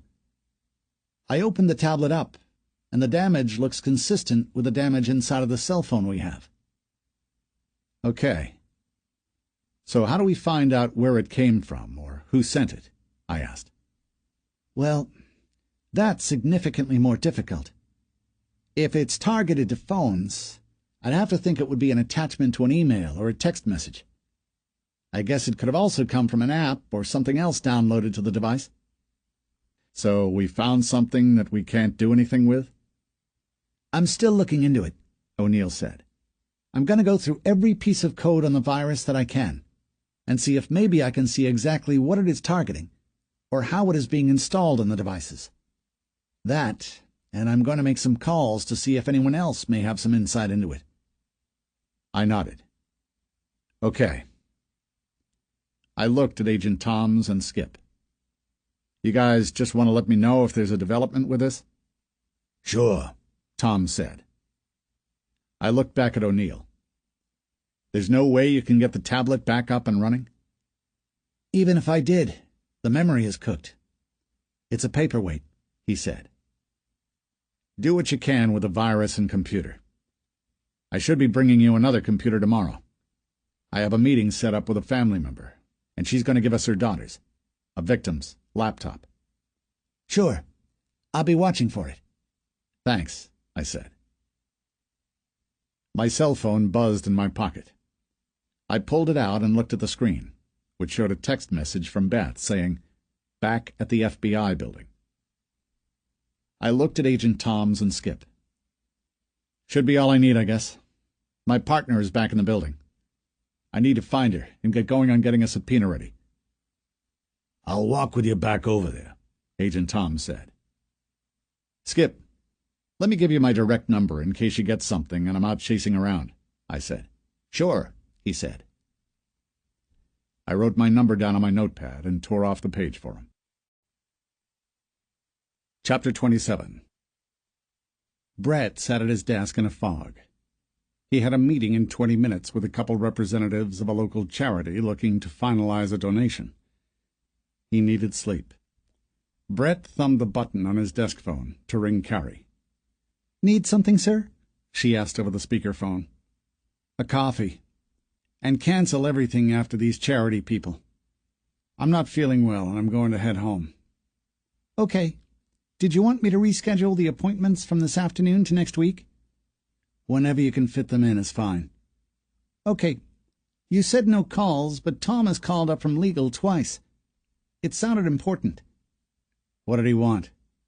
"He didn't say, but like I said, he's called up here twice looking for you in the last 20 minutes or so." "Okay. I'll call down to him. Thanks, Carrie." "Sure. I'll have your coffee in a minute," she said. Brett clicked off, picked up the phone's receiver, and rested it on his shoulder. He called the legal department. "Legal," a woman answered. "Hi, it's Mr. Baylor. I'm looking for Tom." "One moment, sir." The phone clicked and rang again in Brett's ear. "Mr. Baylor?" a man asked. "Yeah, Tom. What's going on?" "Well, we have a federal agent here with a subpoena. Just wanted to let you know." "Okay.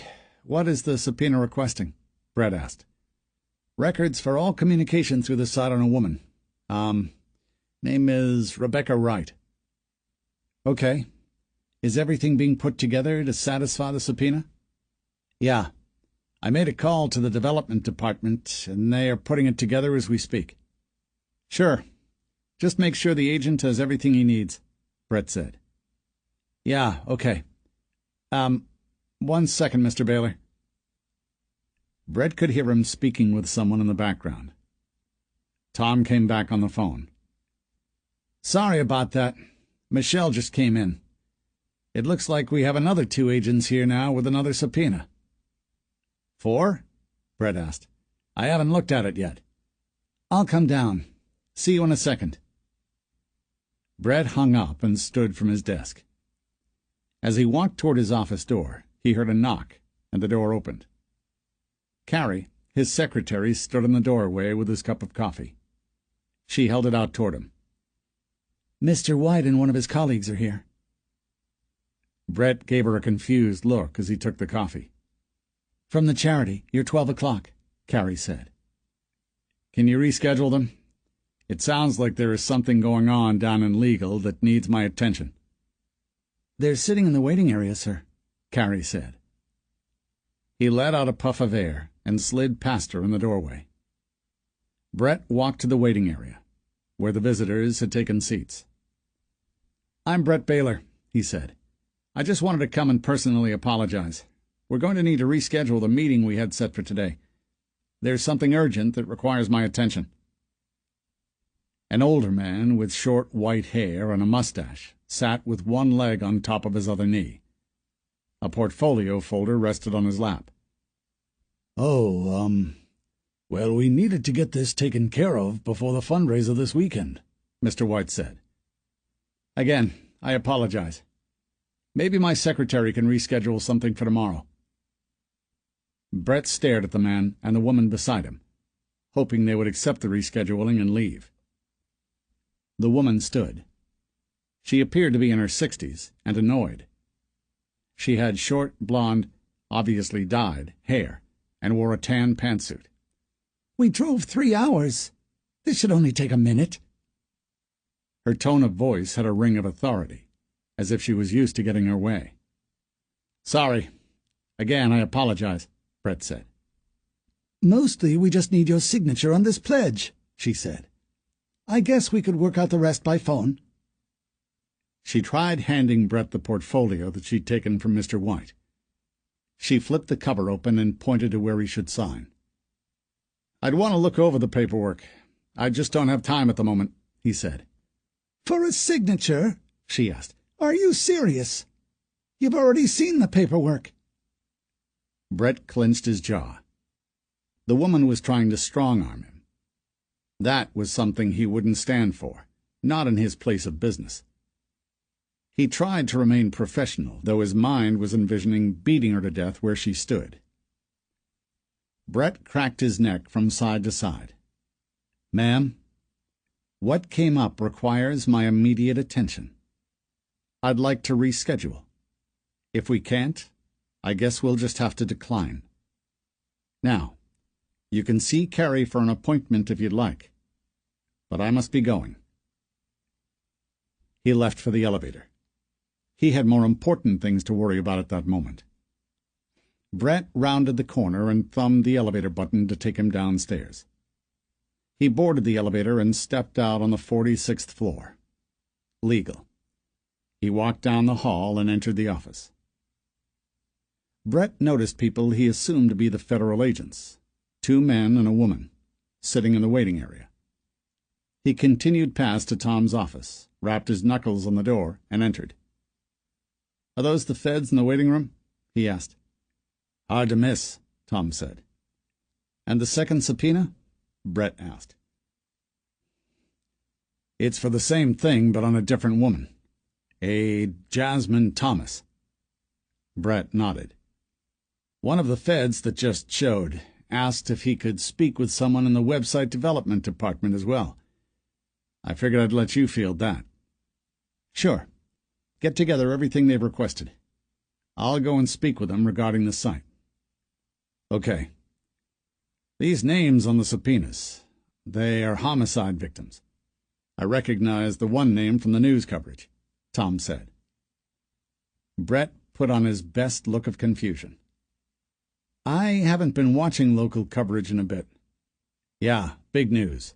Serial killer." "Serial killer, huh? Well, let's get these agents everything they need." "Sure. The guy should have all the transcripts for them shortly." Brett nodded and left the office. He walked to the waiting room and stood before the seated agents, quickly taking them in. The 2 men wore suits and looked the part of federal agents, and the woman who sat between them was dressed for business and attractive. Brett clasped his hands behind his back. "I'm Brett Baylor, founder of Classified OD. My guys are working on getting everything you requested now. It should just be a bit. I was informed that one of you had a couple of questions regarding website development." The Fed seated on the left stood. He appeared a few inches over 6 foot and wore a black suit with a white dress shirt and a navy blue tie. His hair was short and dark, and his face had a bit of black and gray stubble. "Agent Hank Rawlings," the man said. "These are Agents Harper and Andrews. I did have a few questions regarding how profiles for your users are handled." "Sure. I should be able to answer those questions for you," Brett said. "I'm also the lead website engineer." "Founder and engineer?" the other male Fed asked. Brett nodded. "I built the site and the company from the ground up. I don't want someone else tinkering with my pride and joy." Brett looked at the agents, but none of them responded. His eyes came to rest on the brunette female agent. "Why don't you guys come with me to the conference lounge down the hall? A little more comfortable. I'll have someone from legal bring everything to us as soon as it's set. It'll be a little more private to talk as well, if you have some questions." Agent Rawlings nodded and motioned for Brett to lead the way. So he did. Brett walked the group down the hall and into a large office filled with executive chairs surrounding a circular table. After sitting the agents down, he asked, "Water, coffee, soda? I can have whatever you'd like brought." All three agents declined. "Did you speak with another agent on the telephone the other day?"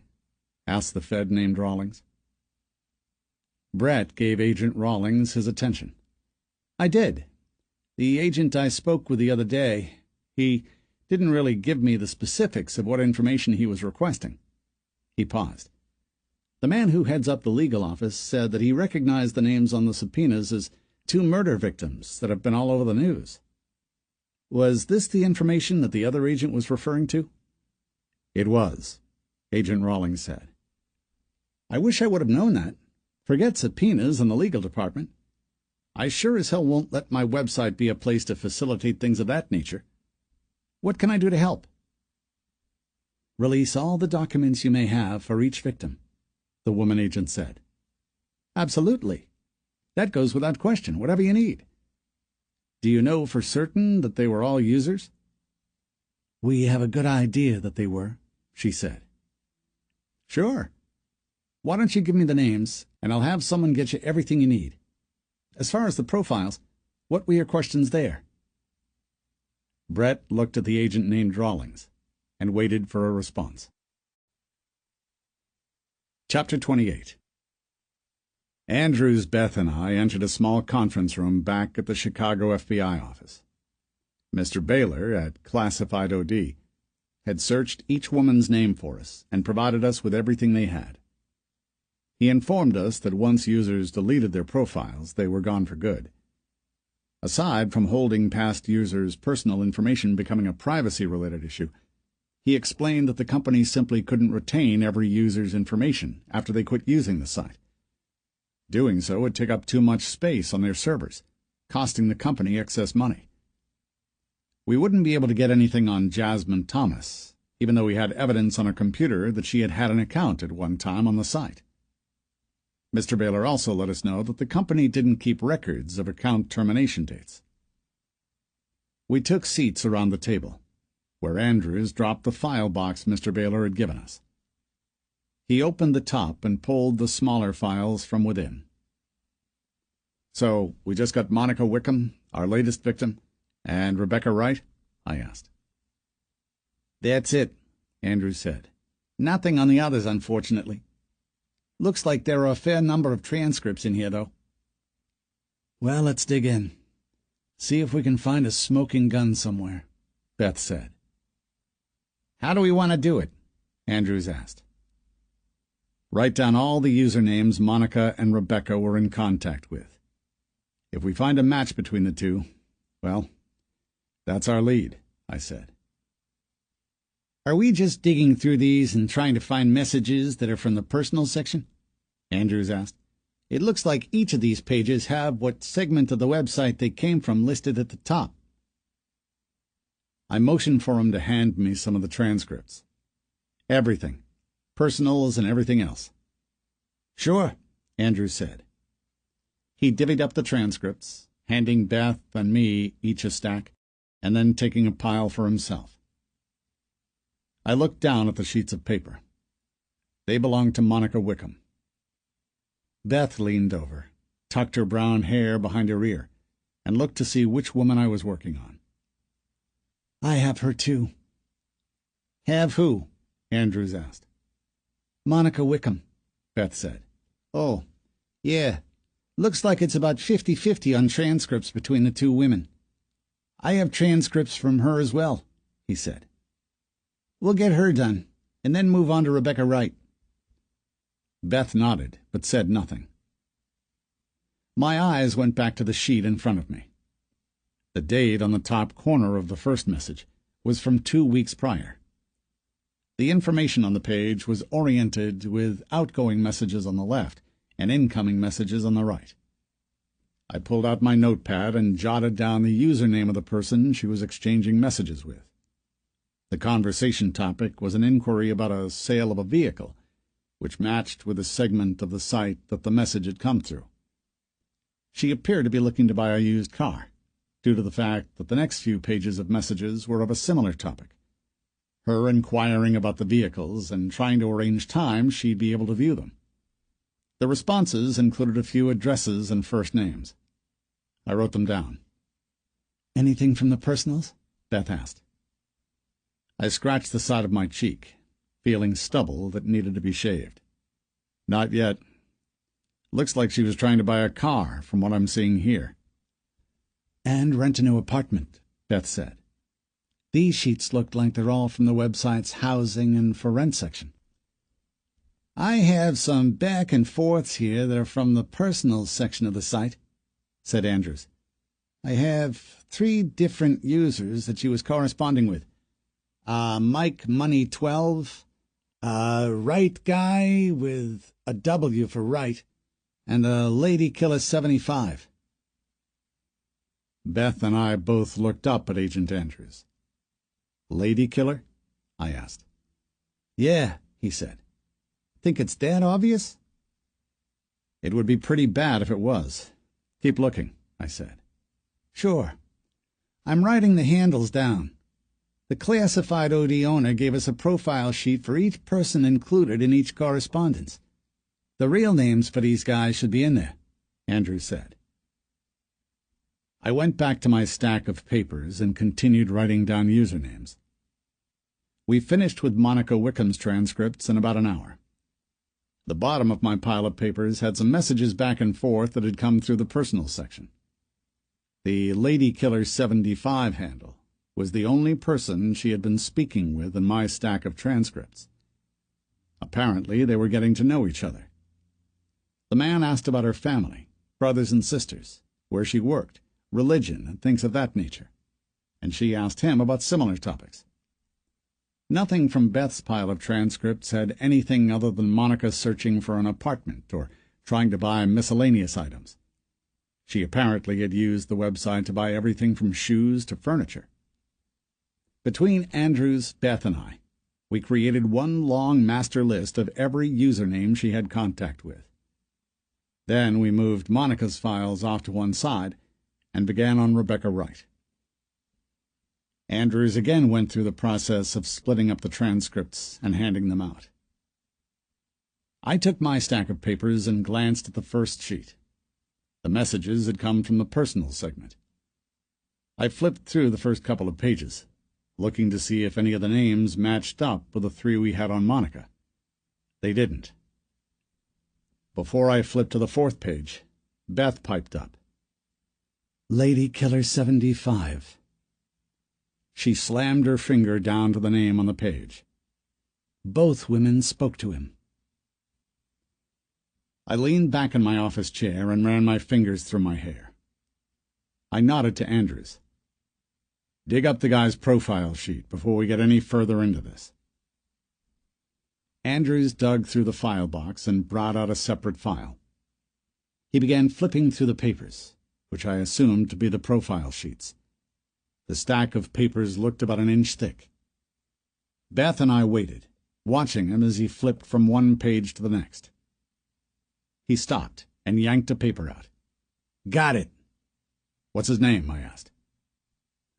Andrews set the paper down on the desk before him. He ran his finger down the page, and then spun it so it faced Beth and me. The guy's name is Jeff Mercer, Andrews said. Give an address? Beth asked. No. Let me go run the name and pull his information. I'll be right back. Andrews took the sheet and left the conference room.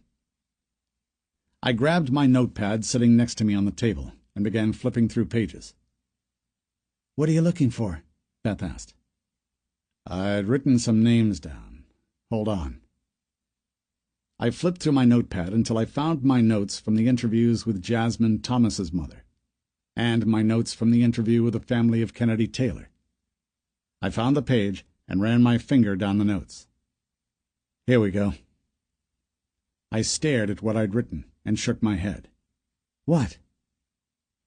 Jasmine Thomas's mother mentioned the names Tom and Mark. Cassidy Taylor mentioned the name Rick as far as potential suitors. None of which are Jeff, Beth said. But then again, we have no proof that this Jeff Mercer ever was in contact with the other women, other than Monica and Rebecca. I nodded. Would have been nice to have a Jeff written down. I started through the transcripts in front of me, looking for a message from the Lady Killer 75 handle. I didn't find one. "Is he signing his name to those messages?" I asked. She looked over the sheet in front of her. "Yeah, it says Jeff." "Look and see if it does in the messages to Monica," I said. Beth reached across the table and picked up Monica's file, which we'd set aside. She thumbed through the papers until she found one containing messages from our guy. "Says Jeff again." "Okay." "Think he was using different names or something?" she asked. I shrugged. "Could have been." The door of the room opened a moment later. "We have 4 by that name in the area," Andrews said. He slapped a sheet of paper against his hand. His mouth turned up into a smile. "But one of them lives in Aurora." "Really?" I asked. He nodded. "I passed Agent Tom's on my way back in. He told me Agent Bauer was still in the area. I called him up and told him to grab whoever was still out there and go try to pick this guy up. I guess this Mercer works at a tire shop in that area. So if he's not at home, maybe we can catch up with him at his work." "Where would he be brought? Back here?" Beth asked. "Yeah. We have interview rooms downstairs. Bauer is going to call me back as soon as they locate the guy," Andrews said. "Perfect," I said. "Let's get into all of his messages with the victims and see what he can pull out. Look for anything mentioning meeting up, asking where they live, things like that. We need to find out if we can put these 2 with this guy around the time they went missing. It will give us some ammunition if we get him in here." "Yeah, absolutely," Andrews said. He slid out his chair and took a seat. We dug back into the transcripts from the messaging. Chapter 29. Andrews got the call just before we finished up going through the messages back and forth between the victims and Jeff Mercer. Bauer and another agent had picked the guy up from his work and would be back at the FBI office any minute. The dump site for Monica's body and Rebecca's car was between the guy's home and the automotive shop where he was employed. However, looking at the correspondences between Monica, Rebecca, and Mercer, the content of the messages didn't look as though either woman had ever personally met with the man. We did see phone numbers exchanged with Monica, yet we still didn't have her cell phone records from her carrier to see if they had actually been in contact. We cross-referenced the number he'd given Monica with all of the other victims' phone records that the Bureau already had. We didn't find a match. Andrews and I sat in the observation room next to the interview room, where Bauer would lead Mercer when they arrived. The observation room door opened, and Beth walked in. "What did Ball say?" I asked. "Not much. He was in a meeting and could only talk for a second. I told him we had a potential that we were about to interview. Basically, he said keep doing what we're doing, and he'd call after his meeting for a full update." I nodded. Beth took a seat next to Andrews and me. "How are we playing this?" Andrews asked. I looked at him. "Agent Bauer didn't mention that this guy looked like he was in a scuffle at all, did he?" Andrews shook his head. "Nope." "Okay. Well, that's the first thing we should look for. Bruising around knuckles, scratch marks, or cuts on hands and arms. Chances are whoever did what they did to the third-shift worker." "Ted Biller," Andrews said. "Chances are whoever put the beating on Ted Biller is showing signs that they were in a fight," I said. "And if we get nothing there," Beth said, "we have to question him regarding all his correspondences with the 2 women." "Right," I said. "Plus, we have the last seen and spoken with dates. Find out what he was doing on those dates. Finish up with why a woman's body he was in talks with, along with another deceased woman's car, also who he was in talks with, wound up in his town between his home and workplace." "That's the question that will have him lawyering up," Andrews said. "Which is why we save it for last. Let's get what we can out of him, and save that," I said. So who's going in to question him? Andrews asked. All of us? One of us? Two of us? The guy's handle is Lady Killer, Beth said. Let's see if he wants to talk to a lady. I smirked. I'm fine with that. Andrews shrugged. If I can't get anywhere with him, I'll come out, and you two can go in together. Sure, Andrews said. It looks like you're going to be on here. He pointed through the observing glass. A man in a suit, who I assumed to be Agent Bauer, was seating a man in the room. Beth walked directly to the glass and stared in at him. The man sitting looked to be in his early 30s. He was an inch or two under 6 foot and in average shape. He wore a dirty red shop shirt from the tire store he worked at, with a pair of black pants. The man had short dark hair and what looked like a small tattoo on the side of his neck. Both of his arms also had other various tattoos. I tried to get a look at his knuckles and paid close attention to his forearms, but I didn't spot any abrasions or signs that he'd been in a fight. However, something wasn't right with him. I thought back to the glimpse I'd seen of the man at the coffee shop. Does that look like the kind of guy who'd show up at a coffee shop in a suit and tie? I asked. Beth turned back from the glass and looked at me. I don't think this guy has ever put on a suit in his life. Either way, he had contact with both women. True, I said. Beth looked at Andrews. The room is being recorded, correct? Yeah, he said. The door of the observation room opened, and the agent who had seated Mercer entered. Agents Rawlings and Harper, this is Agent Jeff Bauer, Andrews said. He shook my hand. Rawlings, I said. He shook Beth's hand next and had a seat. Well, let's see what this guy has to say, Beth said. She walked to the door and exited. Did the guy give you any problems? Andrews asked. Agent Bauer shook his head.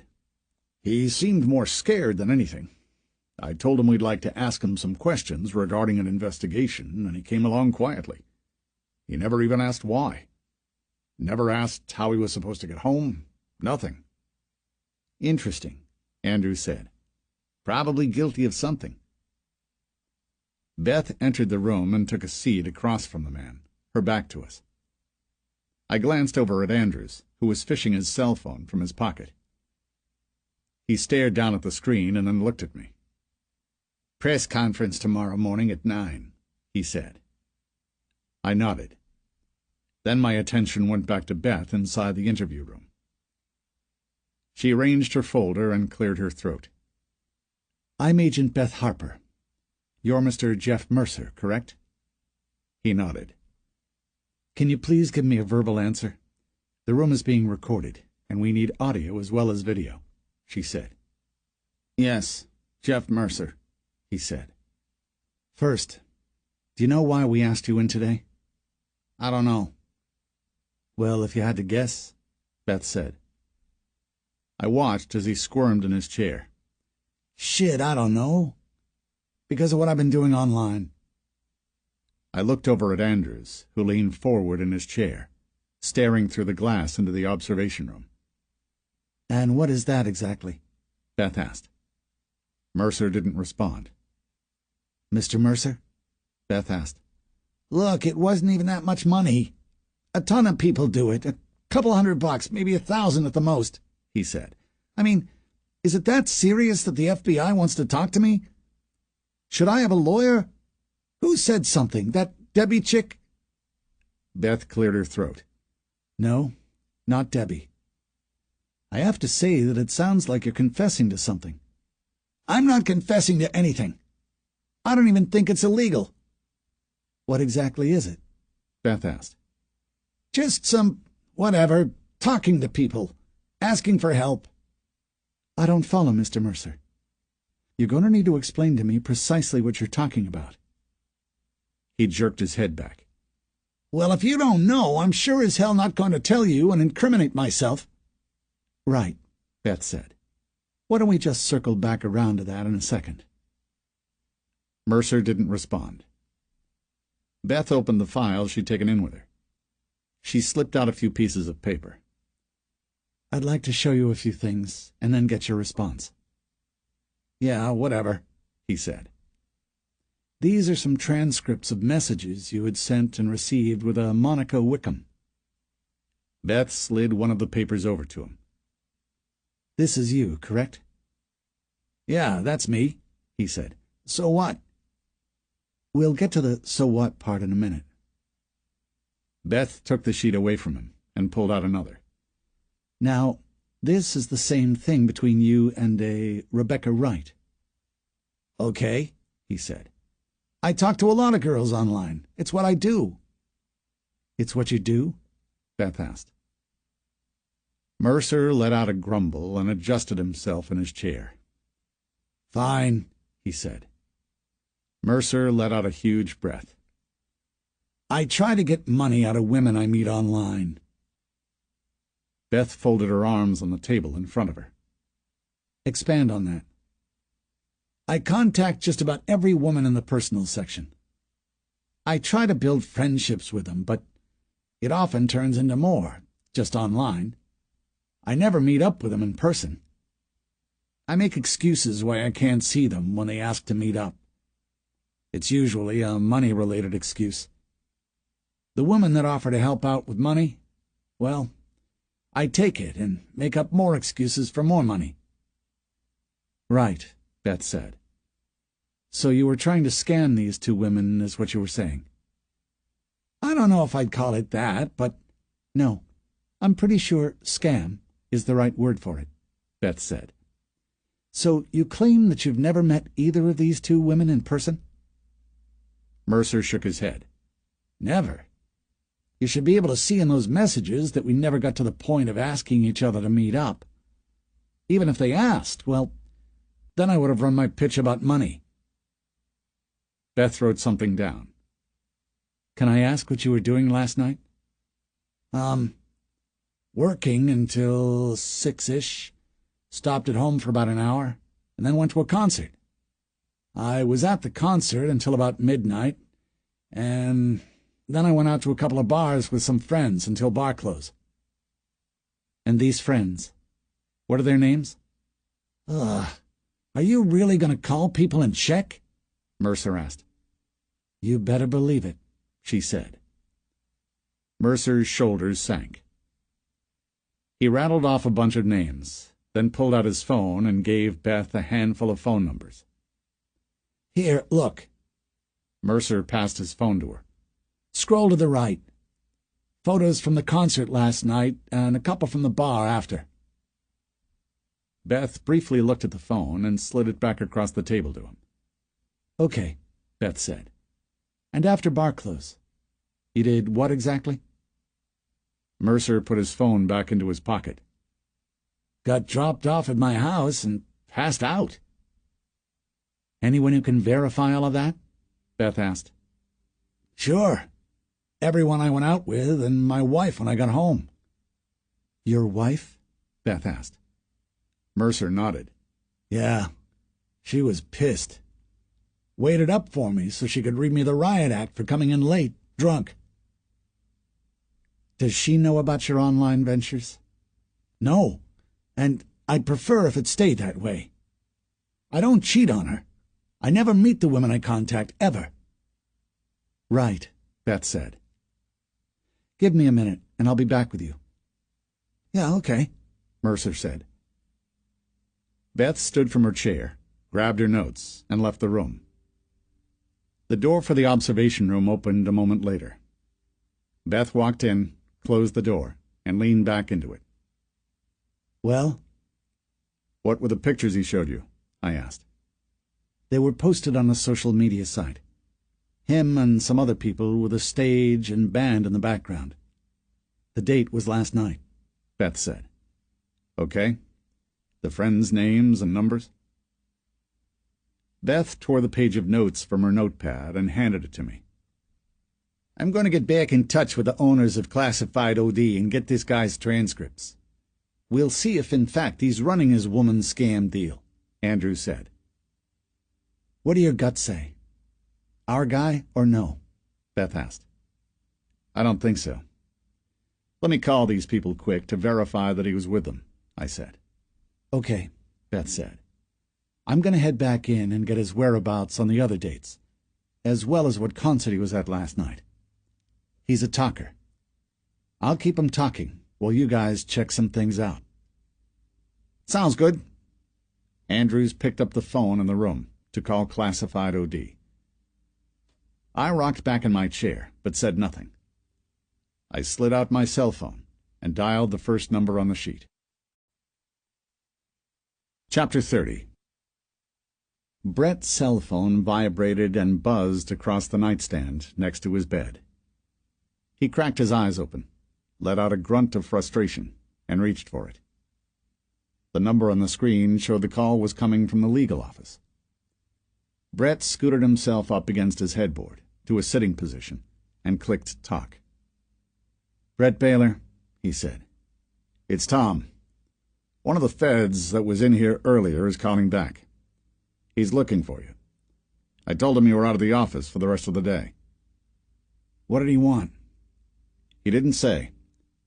He called the office here, and Brittany up front sent the call back to me. He basically just asked for you." "Did he give you a callback number?"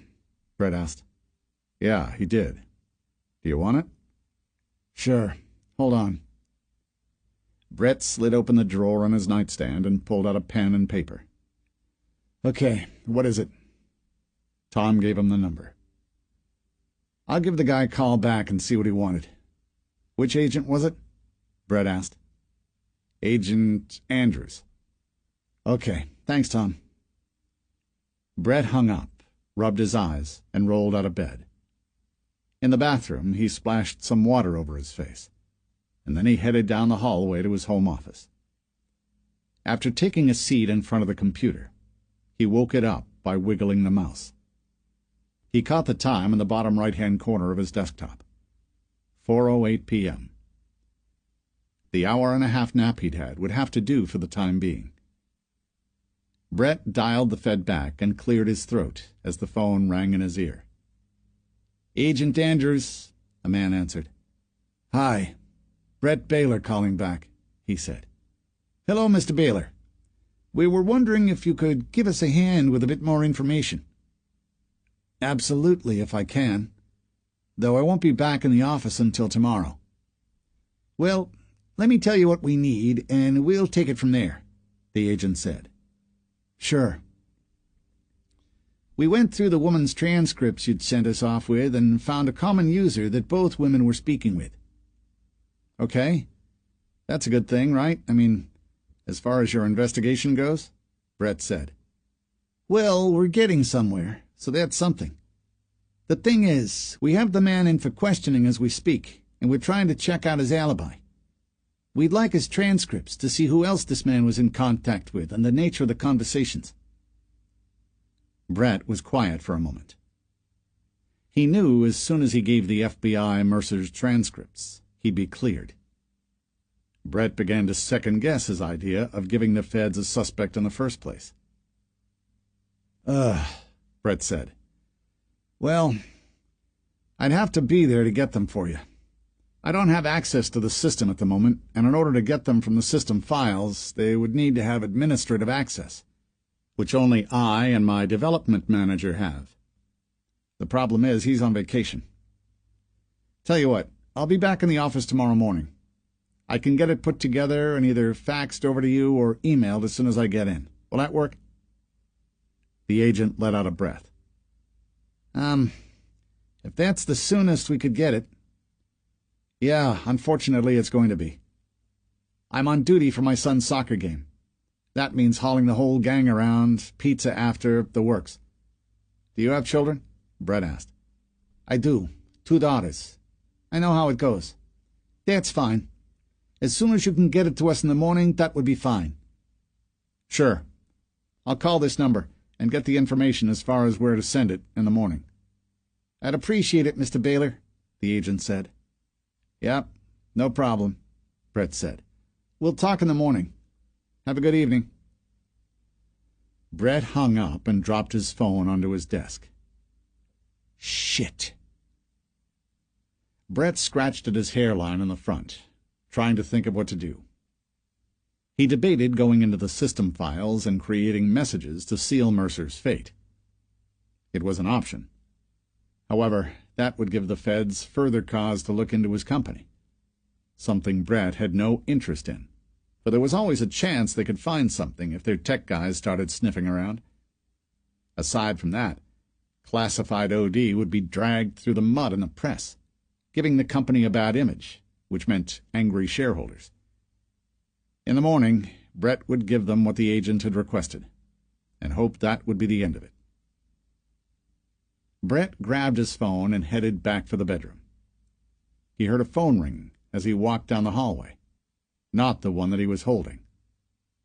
Brett stopped and realized the ringing was coming from behind him, back in the office. "Prepaid," he said. Brett turned and headed back the way he'd come. He took a seat back in his office chair and opened the rolling drawer to the side. He reached inside and scooped up the phone. The number was from the area, but not one he recognized. He let the call go to the automated voicemail and stared at the screen, waiting to see if the caller left a message.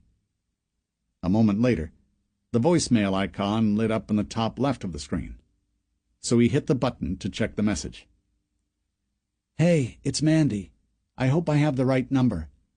I wanted to see if maybe you were interested in lunch tomorrow. Give me a call back and let me know. No worries if you're busy. We could maybe try another day or something. Hope you're doing well. See ya." Brett smiled widely and hit the button to erase the message. He pulled up the call log on his phone and hit the button to call her back. The phone rang in his ear.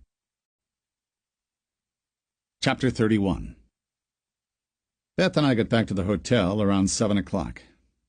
Andrews had said he couldn't get the transcripts from classified OD until the morning, so we'd be waiting on that. I spoke with each of Mercer's friends, and then his wife. His alibi checked out with everyone. His wife seemed to be well aware of his online activities, but never brought it up to her husband. Beth got his whereabouts for the times the other women had last been seen and found. The main thing saving him was that he raced dirt bikes on the weekends, sometimes taking Fridays off and leaving Thursday nights. He'd provided proof of events attended and locations that put him out of the area when 2 of the women were last seen and their bodies found.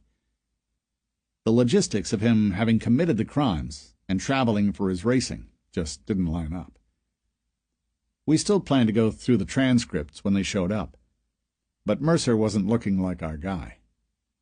They kicked him loose from questioning a bit after 6.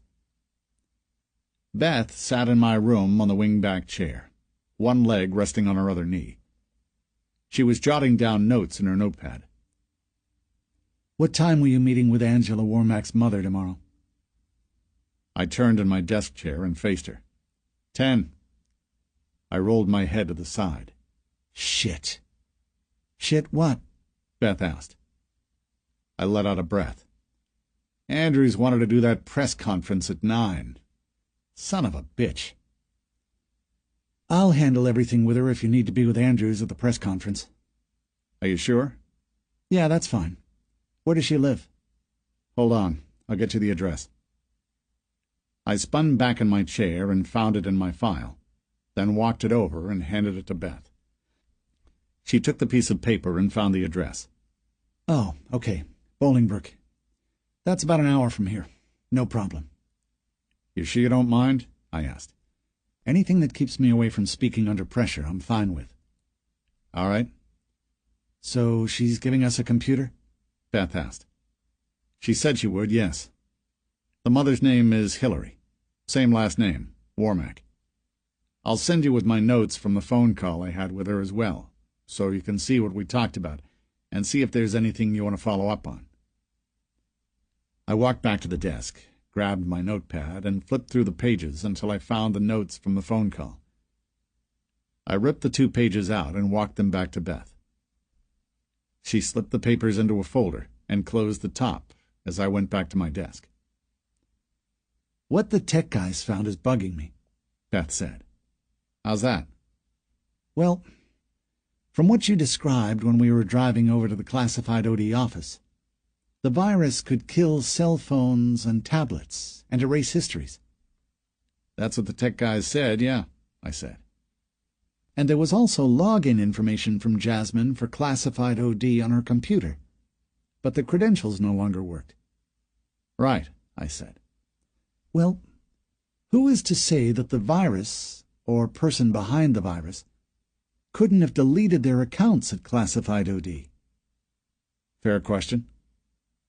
You said the tech guys at the Chicago office had the virus? I scratched my cheek. I mean, I guess that's what I was looking at. The tech guy, what the hell was his name? O'Neill, showed me something on a screen that was just numbers and symbols and commands. Computer gibberish. He said it was the virus. Okay. I'm wondering if there is a way he can send that to the twins back in Virginia, and see if they can come up with anything on it, Beth said. Probably worth a shot if it's possible. The guy running the tech unit there was named Skip. Okay. I'm going to head back to my room and call there, and then call back to Virginia. Speaking of which, Ball wanted you to call him. Sure, I said. Okay. I'll be back over here in an hour or so. We're going to go get a drink. No excuses, no bullshit, and no talk about the investigation. I flashed her a smile. We'll see, I said. Beth nodded. That's pretty close to a yes. She grabbed her paperwork and left my room. I picked up my phone and dialed Ball. He answered in 2 rings. Ball, he said. Hey, it's Hank. Beth said you wanted me to call. Yeah. How's it going out there? Oh, I thought Beth gave you an update a little bit ago. She did. I want to hear it from you, Ball said. Well, we've been running pretty much nonstop. We thought we had a suspect, but it's looking like that fizzled out. We have some leads, but actual evidence seems a little hard to come by. When you look at the investigation as a whole, what is sticking out at you? Ball asked. Classified OD, and whoever is doing this has some form of a personal relationship with the victims. We got the transcripts from the place for the 2 latest victims, but it didn't show them corresponding with anyone in common, other than the guy we questioned. That was the suspect that fizzled out. We should look into every correspondence, and the people behind them, not just what matches on the surface. This guy could be using different handles, different IP addresses, things like that. You can send the transcripts back here, and I'll have Marcus and Lewis get on it. Sure. I'll have Andrews get them back to you guys, I said. Okay. What else? He asked. The tech stuff. A computer with a virus that looked like it was capable of frying cell phones and tablets. Beth was actually going to see if the virus itself could be sent to the Phillips guys in our tech department, so they could have a look at it. Okay. What do you have tomorrow? Beth is meeting with the mother of our first victim tomorrow morning at 10, while I run a press conference with a local bureau. The mother Beth is meeting with is going to give us another computer to check out. After that, I don't know. Ball cleared his throat. See what you get tomorrow and Saturday. If nothing looks promising, we'll bring you guys back Sunday. You guys can work on it here and coordinate with the Chicago office if needed. That's fine. How's working with Beth? The question caught me a little off guard. Fine. No problems that I can think of, I said. I didn't really know what kind of response he was looking for. Good. She says you're giving it 100% plus. Keep up the good work. We'll talk tomorrow.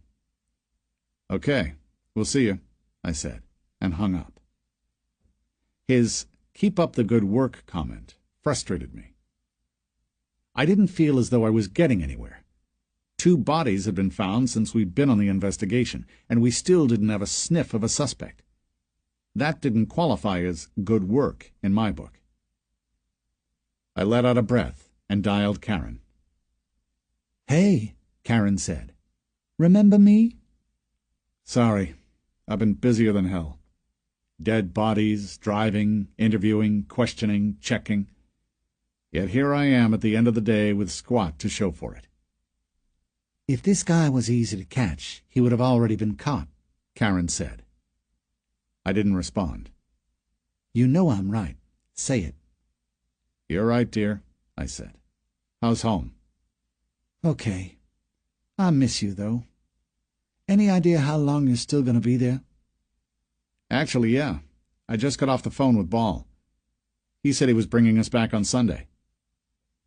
So what if you're still in the same situation as you are now? She asked. Work the case from back in Virginia. Coordinate with Andrews here would be my guess. Andrews? I assume an agent there? Yeah. He's the agent that is running the investigation locally. Ah, got it, she said. So what's the plan for the rest of your night? I rocked back in my chair. I don't know. I need to call Andrews quick. After that, I'm not so sure. Beth wanted to go grab a drink. I might do that or just sit here in front of the television and talk to you. You might want to go have that drink, she said. Why is that? Well, I think I'm actually going to be busy this evening. She worded the end of her sentence as though it was a question. Busy doing? Poker. Sounds like we'll have enough for a full table. At our place? Yeah. I got all the boxes put away and the place cleaned up, she said. One of the guys is bringing over a table. We'll probably only play to midnight or so. That's okay, right? I know you don't like it when I have people over to play. No, that's not it. It's fine that you have people over to play cards. I just don't like cigar smoking in the house. I know. 100%. No one smokes inside. Then it's perfectly fine. I have to say, though, I feel like our roles should be opposite in this conversation. Like I should be having the guys over to play poker and should be the one checking with you. You know what I mean? I think I'm going to start inviting a bunch of women over for scrapbooking parties. I want to see that, Karen laughed. And let's think about this. Aren't you in a hotel, states away, with a single, attractive woman? Point taken, I said. Exactly. Anyway, do you want me to call you when everyone leaves? Of course. Okay. I love you, Karen said. Love you too. And make me some money. I will. Later, babe.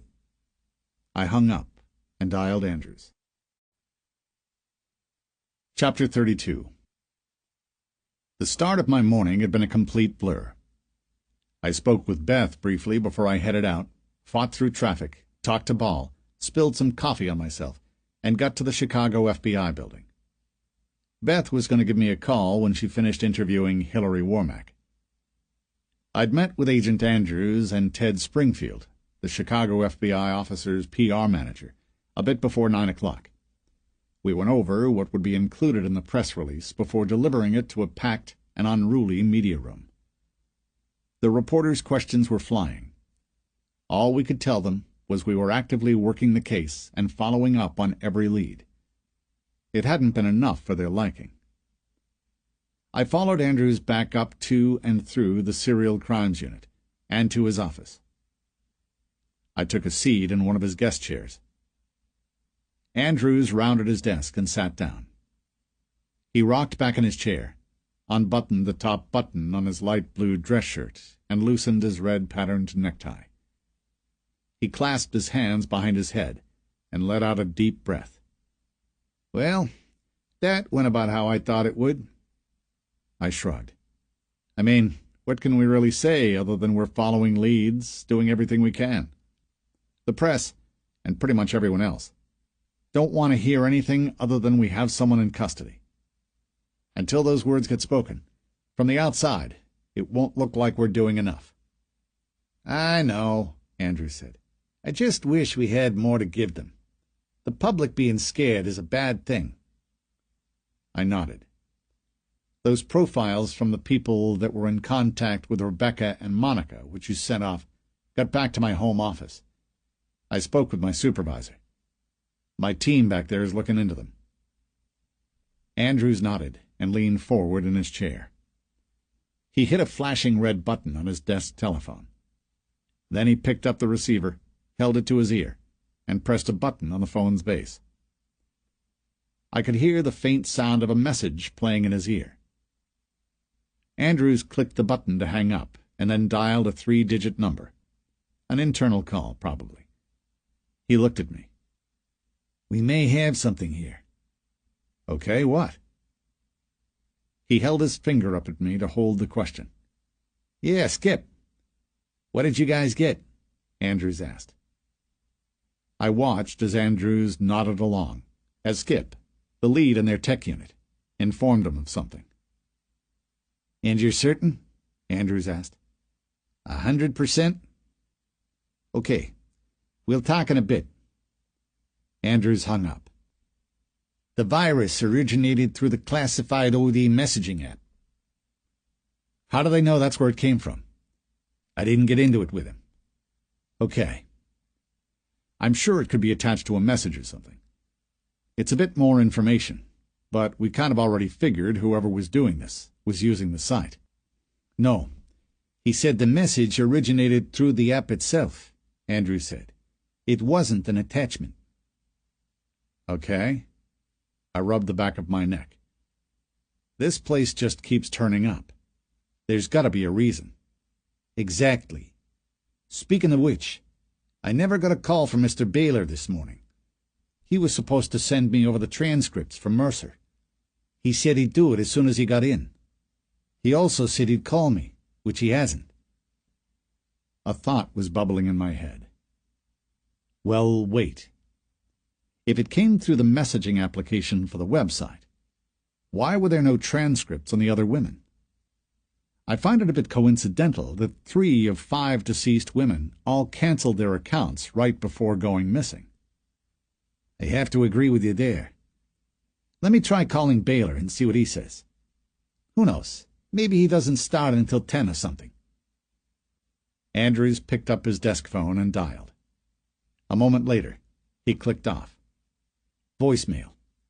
"I'll try the classified OD offices downtown." He dialed again.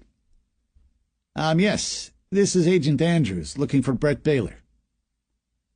He received some kind of response. "Do you know when he'll be in today? I was waiting on him to send me some information over." Andrews paused for a moment. "He's not? Okay. Thank you. No message." Andrews hung up. "Not in?" I asked. "No, and won't be back until Monday. I just talked to him last night. He specifically said he would send over the information first thing today. I even made a point to ask if it was the earliest I'd be able to get the transcripts." Andrews shook his head. "People piss me off." Big shot owner of a company like that probably cares about 2 things, himself and his business. Sure, he'll put on a helpful face when there are FBI agents in front of him, but I doubt he actually gives 2 shits about our investigation," I said. Andrews wore a look of annoyance and lifted his palms into the air. "The hell with it. I'm going to head over there and try to talk with someone else in the web development department. Maybe they can answer some questions. Want to take a ride?" "Sure. Let me call Beth quick and let her know we're heading over there." I glanced down at my watch. A couple minutes before 10 o'clock. I pulled out my phone and dialed Beth's number. She answered right away. "What's up? How did the press conference go?" "The press conference was fine. Just wanted to let you know that Andrews and I are heading back over to the Chicago OD offices downtown. Not sure when we'll be back at the field office." "Oh, okay. Why the trip?" Skip, the lead in their tech department, said that the virus came through the classified OD messaging app, which raises a ton of questions. Andrews tried calling Baylor, the whatever you want to call him, owner, developer guy. Either way, he didn't answer, and he won't be back until Monday, even though he was supposed to be in contact with Andrews this morning. Andrews and I are going to take a ride over there and see if we can get some answers from anyone else. Okay. You'll have to give me some more details on that later." "I will." "All right. I'm just getting to Bolingbrook now. Figure this may take me an hour or so, and then I'll head back. I'll give you a call when I leave to see where you're at." "Sure. Sounds good." Talk to you in a bit. Beth hung up. I stuffed my phone back into my pocket and looked at Andrews. I'm ready. She's going to call when she's finished out there. Andrews stood and pulled his blue FBI jacket from the back of his office chair. He draped it over one shoulder and headed for the door. Did you want to just ride with me over there? Yeah, that's fine. I'm pretty much fed up with driving around here. It's not for the faint of heart. I followed Andrews from the building and out to his car in the lot. We hopped in and headed for the classified OD downtown office. A 10-minute ride. We parked in the same structure Beth and I had the day prior, and then walked the block and a half to the 50-story Madison Street high-rise containing the classified OD offices. Andrews and I walked through the rotating door into the large lobby. The gray speckled marble floors reflected the light coming from overhead. We walked to the far right of the lobby, past a 30-foot modern art-looking sculpture, to a set of escalators. We rode up and found the listing of businesses and floors laid out on a big sign near the elevators. Classified OD took up floors 43 to 48 of the building. Web Div was listed on floor 44. Guessing that's it, I said, pointing. We checked the rest of the departments and didn't find anything that made us think otherwise. Andrews and I walked to the nearest elevator, where a group of people waited to head up. The doors opened and took us all inside. Andrews thumbed the button for floor 44. The doors closed, and we began our trip up, stopping close to 10 times to let people off and pick up new ones, who also got off before our stop. By the time we reached floor 44, just Andrews, myself, and an older woman that looked somewhat familiar remained. When I saw she was headed to floor 46, I knew why. She had been one of the women answering phones at the front desk of Classified OD's legal department. We left the elevator and headed around the corner. A long hallway lined with office doors spread to our left and right. I caught a couple people walking the hall holding paperwork with files in their hands. We started down the hallway toward them, reading the individual doors as we went. The doors all said WebDiv, with an associated number behind it. We weren't going to get anywhere unless we had help. I walked toward two women standing in the hall, chatting. Both looked to be in their later 40s, and both wore business-casual clothing. I put them as some kind of administrative workers, as I didn't see them doing any kind of IT work. They stopped their conversation abruptly and looked at me as I approached. "Sorry, I'm looking for the Web Development Division," I said. "You found it," said the woman on the left, leaning against the wall. "Who are you looking for exactly?" "Well, we're not sure. We have some questions for whoever can help us. Basically, how the nuts and bolts of the website itself works." The woman on the right told the other they would catch up later, and asked me to follow her. I got Andrews' attention and waved him over. "I'll let you talk to Ben Miglin. He handles support here. If anyone knows how something works around here, it's him or Mr. Baylor," she said. "Thank you," I said. She turned the corner and entered an office marked Web Div 4408. Andrews and I followed her inside. The office wasn't what I'd expected. Gray cubicles filled the center of the room, and a few offices with closed doors lined the sides. The carpet looked a bit dingy, and the room was windowless. She walked us past the cubicles to an office on the far right side near the back. Through the window in the door, I saw a man sitting inside at a computer. The woman opened the door and stuck her head inside. She said something quiet to the man, and he asked her to send us in. "You guys can go in," she said. I nodded, past her, and entered the man's office. Andrews followed me inside.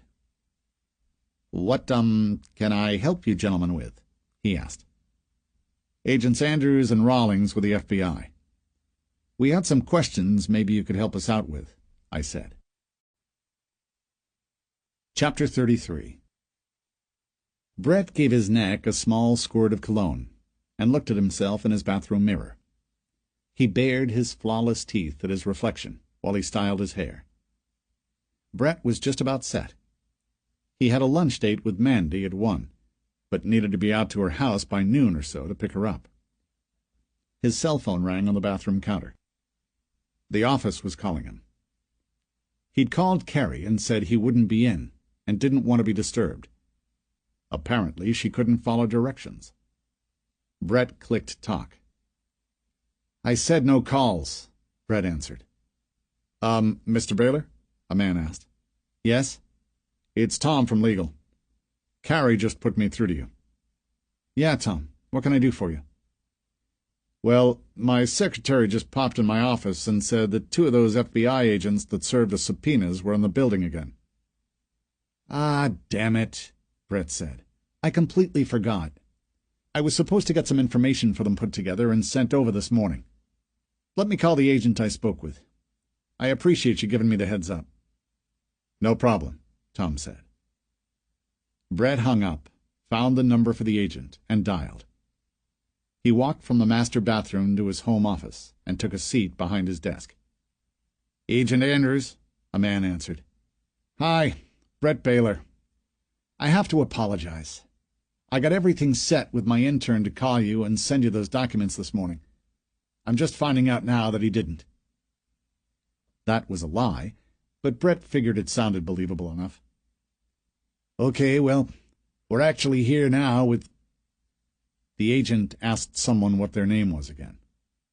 "With Ben Miglin." "Oh, okay. Ben won't have access to what you requested, though. Let me get your email, and I'll send you those transcripts personally." The agent gave it to him. Brett took a pen and paper from the desk and wrote it down. "You should see that shortly. Anything else?" "Actually, yes. One moment." Brett could hear him talking to someone, but couldn't make out what was being said. "Okay, sorry about that," the agent said. "We have some, I guess I don't know how else to describe it other than problems." "Problems? Okay," Brett said. "Yeah, it seems that there was a virus that had come through to these victims' electronic devices. The virus was distributed through your website's messaging app." "Well, I guess that's possible. Probably attached to a message or something. Our tech guys explained it to me that it originated from the app, meaning it wasn't included as an attachment." "Oh, that's a bit more troubling," Brett said. "Yet, if someone can hack into your email and social media accounts, I guess they could probably figure out a way to hack into our messaging system. This is the first I'm hearing about it, though. I'm going to have to get some of my guys on it. We're really leaning toward the idea that all of these victims were preyed upon through your website. It's really the only logical conclusion." I'd hate to think that is the case, but if that is what happened, I don't know. However I can help you guys, I obviously will. I'm just not sure what I can do. It would really help us if there was a way to get deleted profiles and messages. Even a date of deletion would help," the agent said. Brett let out a breath. "Yeah, like I said, we just don't store that information. I kind of wish we did now. I tell you what, let me make a couple of calls to other people in the industry and see if they have any ideas. Maybe someone smarter than me can say something that will spark the light bulb over my head." "I'd appreciate it," the agent said. "I'll give you a call back in a bit. Thanks." Brett hung up and tossed his phone onto the desk. He leaned back in his chair, shaking his head. He didn't need anyone from his web development unit talking with feds. They'd certainly tell the agents that old profiles were, in fact, retrievable. Brett picked his phone back up and dialed Tom in legal. "Tom Mears."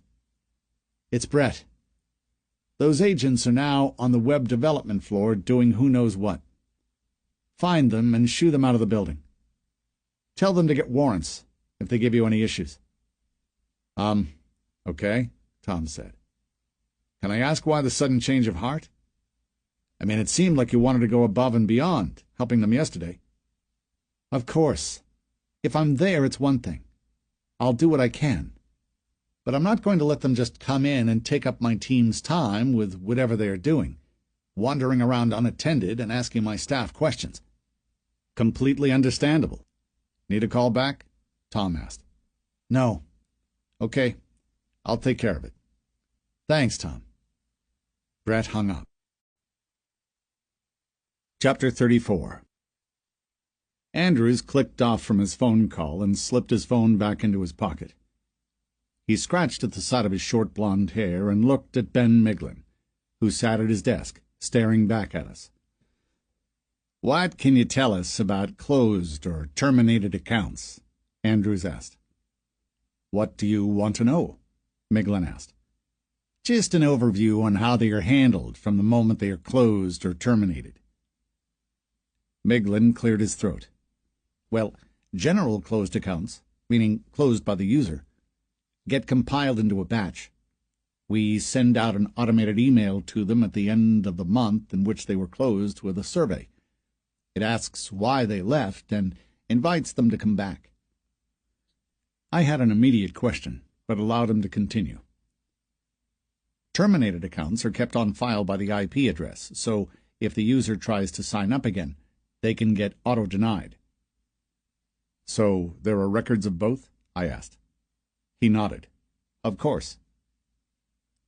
I was confused because Baylor had said specifically that they didn't keep that information. "Is there a way to access the list of emails and names?" Andrews asked. "Can the accounts be reinstated?" Yeah, but it requires administrative access. If a user calls and their account was hacked or something, or maybe terminated by mistake, we obviously have to be able to look them up and get them reinstated. Also, if a user who canceled themselves decides to come back and use the site again, we have to be able to put everything back the way it was. "What about the messages sent and received through the messaging app?" I asked. "Do those come back as well?" "Yeah, everything gets restored as it was," Miglin said. "Can you look up a name on an account for us and get it reinstated if it needs to be?" I asked. "We need to see messages from it." "Ah," he said, "I think I should probably let someone with a bit more, authority, I guess, make the call on doing that." "We have a subpoena for the information on the user," Andrews said. "Okay, still, I'm really not in a position to be doing that kind of stuff. I'd need someone to give me the okay." "Understandable," Andrews said. "Did you want to call a manager or something?" "We don't really have managers. Everyone on this floor reports directly to Mr. Baylor." The door at our back opened. A man dressed in a dark gray suit and red ties stood before us in the doorway. His hair was dark and thin, his face weathered. "Tom Mears. I'm the chief legal officer here at Classified OD. Can I help you gentlemen with something?" I looked at Andrews. I knew immediately what the guy was there to do. Make sure we didn't get another word out of Ben Miglin. "We're conducting an investigation, and it appears our subpoenas weren't sufficiently taken care of," Andrews said. "As far as I know, we provided you with that information yesterday. Do you have anything official I could look at that says they weren't sufficiently fulfilled?" he asked. Andrews didn't respond. "Do you have some paperwork for me, or anything for that matter, that gives you a legal right to be on the premises, questioning the staff?" Andrews smirked. "We have a federal subpoena for information, and believe that additional information was withheld." "Okay. Your belief doesn't actually give you a right to question this man sitting here. So I'm going to ask you gentlemen to leave our business. When you have warrants, more subpoenas, or the legal right to question one of our employees, we'd be happy to accommodate you." Andrews cracked his neck from side to side and walked from the office. I followed. The attorney did his best security guard routine to make sure we got on the elevator. We rode down in silence. The conversation that we were about to have wasn't for the other elevator riders. We stepped from the elevator and rode the escalators down to the lobby. Andrews and I stepped outside and walked toward our car. The streets of downtown were cool. I didn't know if that was due to our proximity to Lake Michigan or the streets being in the shadows of the towering high-rises. I chalked it up to a combination of both. "What a weasel," Andrews said. "The lawyer?" I asked. "Yeah. I despise attorneys. That guy was about to give us exactly what we needed." We stopped and waited for the signal to change to cross the road. I leaned against the street light pole and shrugged. Which is exactly why the attorney showed up to stop him. And I'm guessing the attorney was sent by Baylor. What did he say on the phone? Reiterated that they didn't keep the information. So we bullshitted you some more? Yep. He's on the phone telling me that it's not possible, and 2 seconds later, the guy sitting in front of us tells me it is. The walk signal lit, and we crossed the street. Baylor is doing one of two things, I said. Either trying to hide the fact that his business was used to murder women, which, if that's the case, he's obstructing a murder investigation, or he's the one killing them. That's a big presumption. Owner of a giant corporation by day, serial killer by night? Not really. Take his job and money out of it. The guy has access to the system we think the women and our killer were using. He's lying to us, and he's the lead web developer, meaning he's probably capable of creating the virus, or knows somebody who could. Well, the same could probably be said about anyone who works in the web development division of the company. Except two things. One, Baylor is lying to us. Two, something Kennedy Taylor's sister said. What's that? The guy Kennedy was talking to was older and had money. She mentioned a Ferrari. Baylor has money, and to a 20-something-year-old woman, a 40-something-year-old man would qualify as older. Also, a third thing. He's a suit-and-tie type, which is in line with a man who met with Rebecca for coffee. We entered the parking structure and walked to the car. Andrews stuck his key in the door to unlock it. "I get you," he said. "What's the move? Do we want to try to bring him in for questioning?" I shook my head and opened the door. Andrews and I both got in. No bringing him in. He'll show up with an entourage of attorneys, and we won't get squat. You said he wasn't in the office until Monday, huh? That's what they said, yeah. See where he lives. Maybe we can catch him at home. My afternoon is free, I said. Andrews smiled, clicked a few buttons on his car's computer's keypad, and brought up Brett Baylor's information on the screen. Looks like he lives out in Lamont. Where's that? I asked. About an hour from here. Does he have a Ferrari registered to him? 1 second. Andrews clicked a few buttons on the car's computer. No, just a Jeep. Do you need to be back for anything? I asked. If you do, I can head out there solo or wait for Beth. No, I don't have anything other than this. We can head out there now if you want, Andrews said. Point us there. I'm going to call Beth and leave her a message letting her know we are going that way. Andrews started the car and pulled from the parking structure. I dialed Beth, expecting to get her voicemail, but she picked up right away. "Great minds think alike," she said. "Huh?" I asked. "I was just about to call you. I just left Hillary Warmack's house. I have her daughter's computer in my hand." "Oh, good. I figured I was going to get your voicemail. I wanted to let you know that we're driving out to Brett Baylor's place." "For?" "Everything he's been feeding us about not being able to get information from canceled or terminated accounts is bullshit. One of his employees told us straight out that you could. This is right before we got asked to leave the building by the company's attorney." "Interesting. Is he now a suspect?" "Well, I'd like to go and have a chat with him." Andrews and I are just leaving downtown for his home. I guess he didn't feel like showing for work today." "Where does Baylor live?" Beth asked. I cupped the mouthpiece of the phone and looked at Andrews. "What town does he live in again?" "Lamont," Andrews said. I brought my cell phone back to my mouth. "Lamont. I think it's about an hour from where we are now." "Lamont is literally 2 minutes away from where I'm at. Send me over the address. I'll meet you guys there."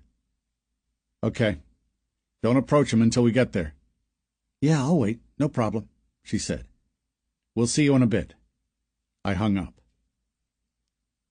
After I got the address from the car's computer and sent it over to Beth, I stuffed my phone back into my pocket. "She's going to meet us there." Andrews nodded. We entered the on-ramp for the freeway a few minutes later. The more the details from the investigation played in my mind, the more I thought of Baylor as a likely suspect. Rattling around in my head was a piece of information I'd absorbed somewhere, sometime, about CEOs having psychopathic tendencies, and how their lack of empathy helped them in a corporate setting. My cell phone vibrated against my leg, breaking my train of thought. I pulled it out and looked at the screen. Beth was calling. "Yeah?" I answered. "I have a Ferrari in the driveway," she said. "No shit. Black?" "Yep. I'm looking at it right now." "Okay. Does it look like he's there?" I asked. "The garage is open.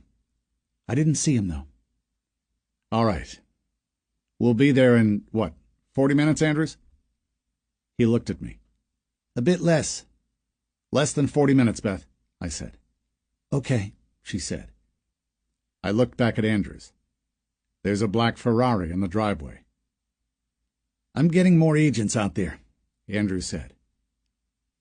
"I don't think they'll beat us there, but if Baylor is the killer, I want more than 3 of us there to take him down." "Hear that?" I asked Beth. "Yeah, Andrews is getting more agents out here," she said. "Hang tight. Make sure he doesn't leave, but stay the hell away from him. We'll be there in a bit." "Shit," Beth said. "What?" "He's behind my car." "What? Drive away," I said. "Shit," Beth repeated. "Beth, leave now. Go." She didn't respond. "Agent," a man said. Obvious question. Why are you parked in front of my home?" Damn. Baylor is talking to her. I muted my phone and clicked it onto speaker, so Andrews and I could both hear the conversation. Chapter 35. Brett walked out to the garage, past his Jeep, and opened the driver's door of the Ferrari. He ducked his head as he got inside and behind the wheel. He clicked the button on the remote attached to the visor to lift the garage door. He fired up the motor and tapped the gas, and the roar echoed through the garage. Brett shifted into reverse and began backing up. He looked back over his shoulder and pulled out. Brett thumbed the button again to close the garage door. He patted his pockets. "Son of a bitch," he said. "Wallet." Brett hit the button on the garage remote again, sending the door back up. He clicked the car into park and got out. After heading inside, he found his wallet sitting on the nightstand of the master bedroom and scooped it up.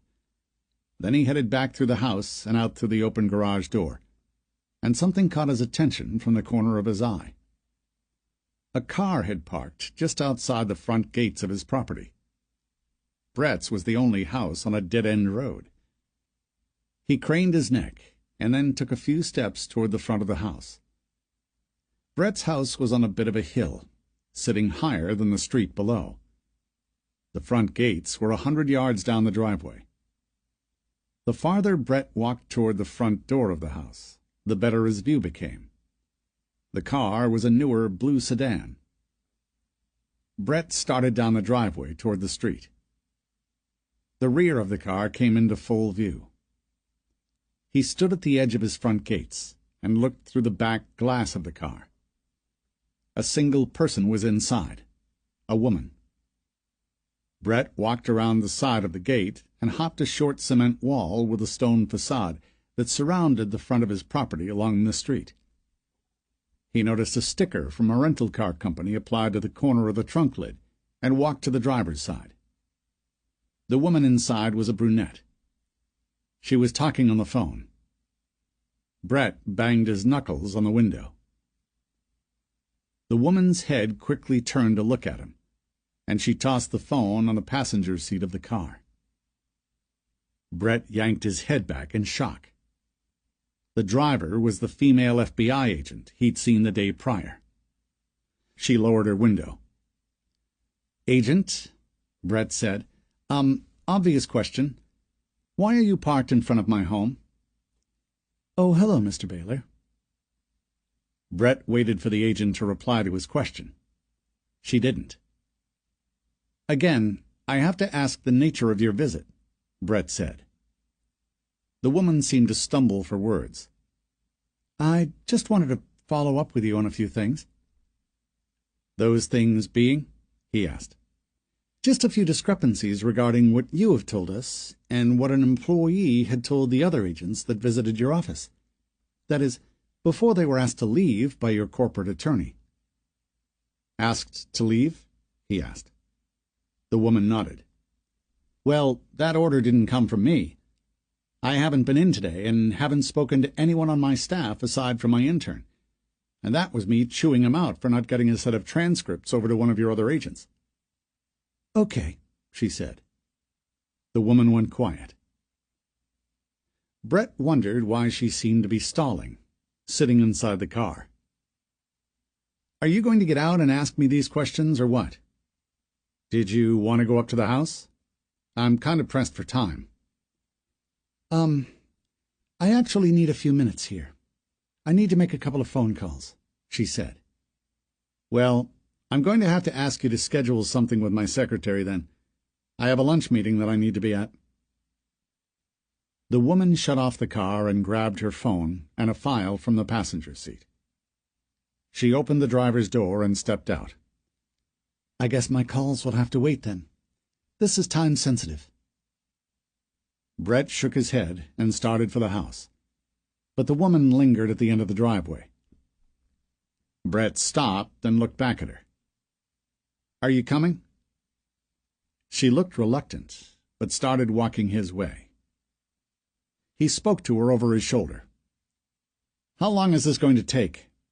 If I need to reschedule my lunch meeting, I'm going to need a time." It shouldn't take too long," she said. Brett continued up the driveway without responding. "Nice car," the agent said. "What is that, a Ferrari?" "Yeah, it's a rental." He opened the front door and stepped inside the house. The woman followed him in, and Brett closed the door at her back. "Wow, nice place," she said. "Yeah, thanks." "We need a place we can sit and go over this," she said. "That will work." She started for the living room. Brett glanced to see where she was headed. The wine glass Monica had been drinking from still sat on the edge of the table. He could have passed it off as his own if it weren't for the red lipstick around the rim. Brett figured keeping the agent away from it, and any questions about it, would be best. "Over here. We'll sit at the kitchen island," Brett said. The woman stopped, turned, and walked to where Brett was taking a seat. She sat 2 stools away from him, opened the folder she had, and flipped through the papers within. Brett stared at her for a silent minute. She didn't look as though she was looking for anything in particular. "I'm sorry, I don't remember your name from yesterday," Brett said. "Agent Harper," she said. She didn't take her eyes from the papers in the folder. Brett continued watching the woman. She was clearly stalling. "These questions?" he asked. "I'm pressed for time." "Right, sorry. I'm just trying to get organized here." Brett cracked his knuckles. The woman looked up from her papers and stared across the kitchen near the stove. "Wine connoisseur?" she asked. Brett glanced over at the bottles in the rack and dismissed her comment. "That container with the bow tie pasta in it is cute," she said. "Let's get on with this," he said. "I don't have all day." Agent Harper flipped one of the papers in the folder over to give herself a clean page. "Sure.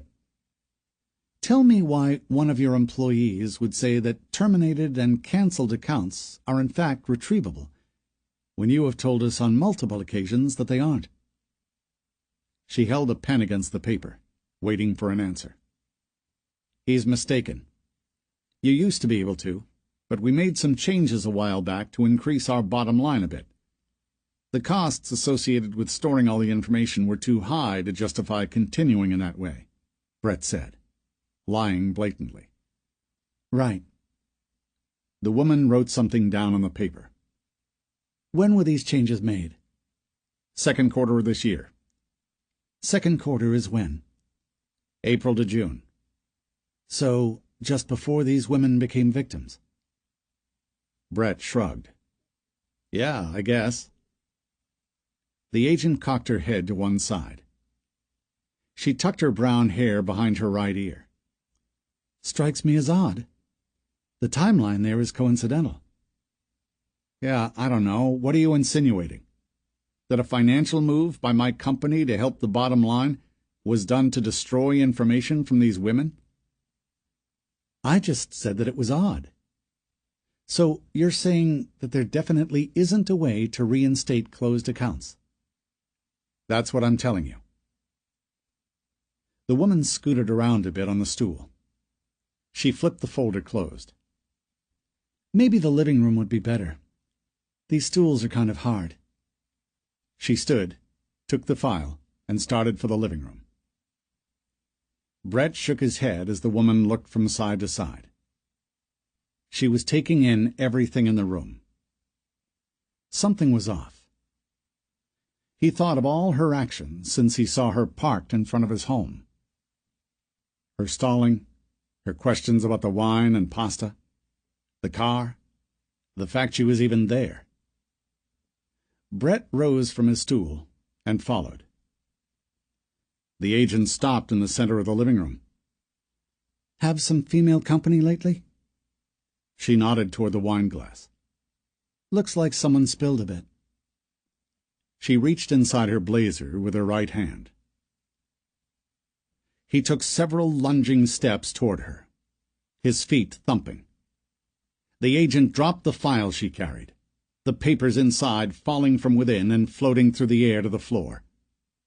She spun toward him, trying to free her weapon from the holster under her arm. Brett delivered a right fist to her face. The agent flew back and fell to the floor, tripping over the edge of the coffee table. Her left arm sent the wine glass and miscellaneous knickknacks on the table's surface flying. The woman tried to pull herself to her feet while removing her gun. Brett grabbed her by her hair and lifted her. "It's him!" the woman screamed. He spun her in his arms and wrapped his left arm around her neck. She tried getting out another scream, but was cut off when his left arm found its mark under her chin. She flailed for her weapon, finally removing it from her holster. Brett's right hand met her weapon as soon as she pulled it. She fired a single shot into the living room tile, but Brett easily disarmed her. He grabbed his elbow to increase the pressure on the chokehold. The woman kicked her feet and scratched at his arms. Her hands pawed off the sides of his face. Her feet kicked at the coffee table. Brett shook her back and forth while squeezing her throat between his forearm and bicep. She struggled frantically for another few seconds, before going lethargic, and then limp. Brett dropped her to the ground and went through her pockets. He felt a phone and removed it. The call timer was running. It showed a duration of 20 minutes to an Agent Rawlings. He brought the phone to his mouth. "Better hurry," he said, and hung up. Brett scooped up her gun, tucked it into the back of his waistline, and grabbed Agent Harper by the arm. He pulled her across the tile toward the basement door. Chapter 36. Andrews was heavy on the gas pedal. The car's lights and siren were on full song, Beth being alone in the house with Baylor was troubling. Andrews had just finished contacting the local PD and requesting their assistance at the scene. I hoped they would beat us there. Andrews and I had been listening to Beth and Baylor's conversation for 10 minutes.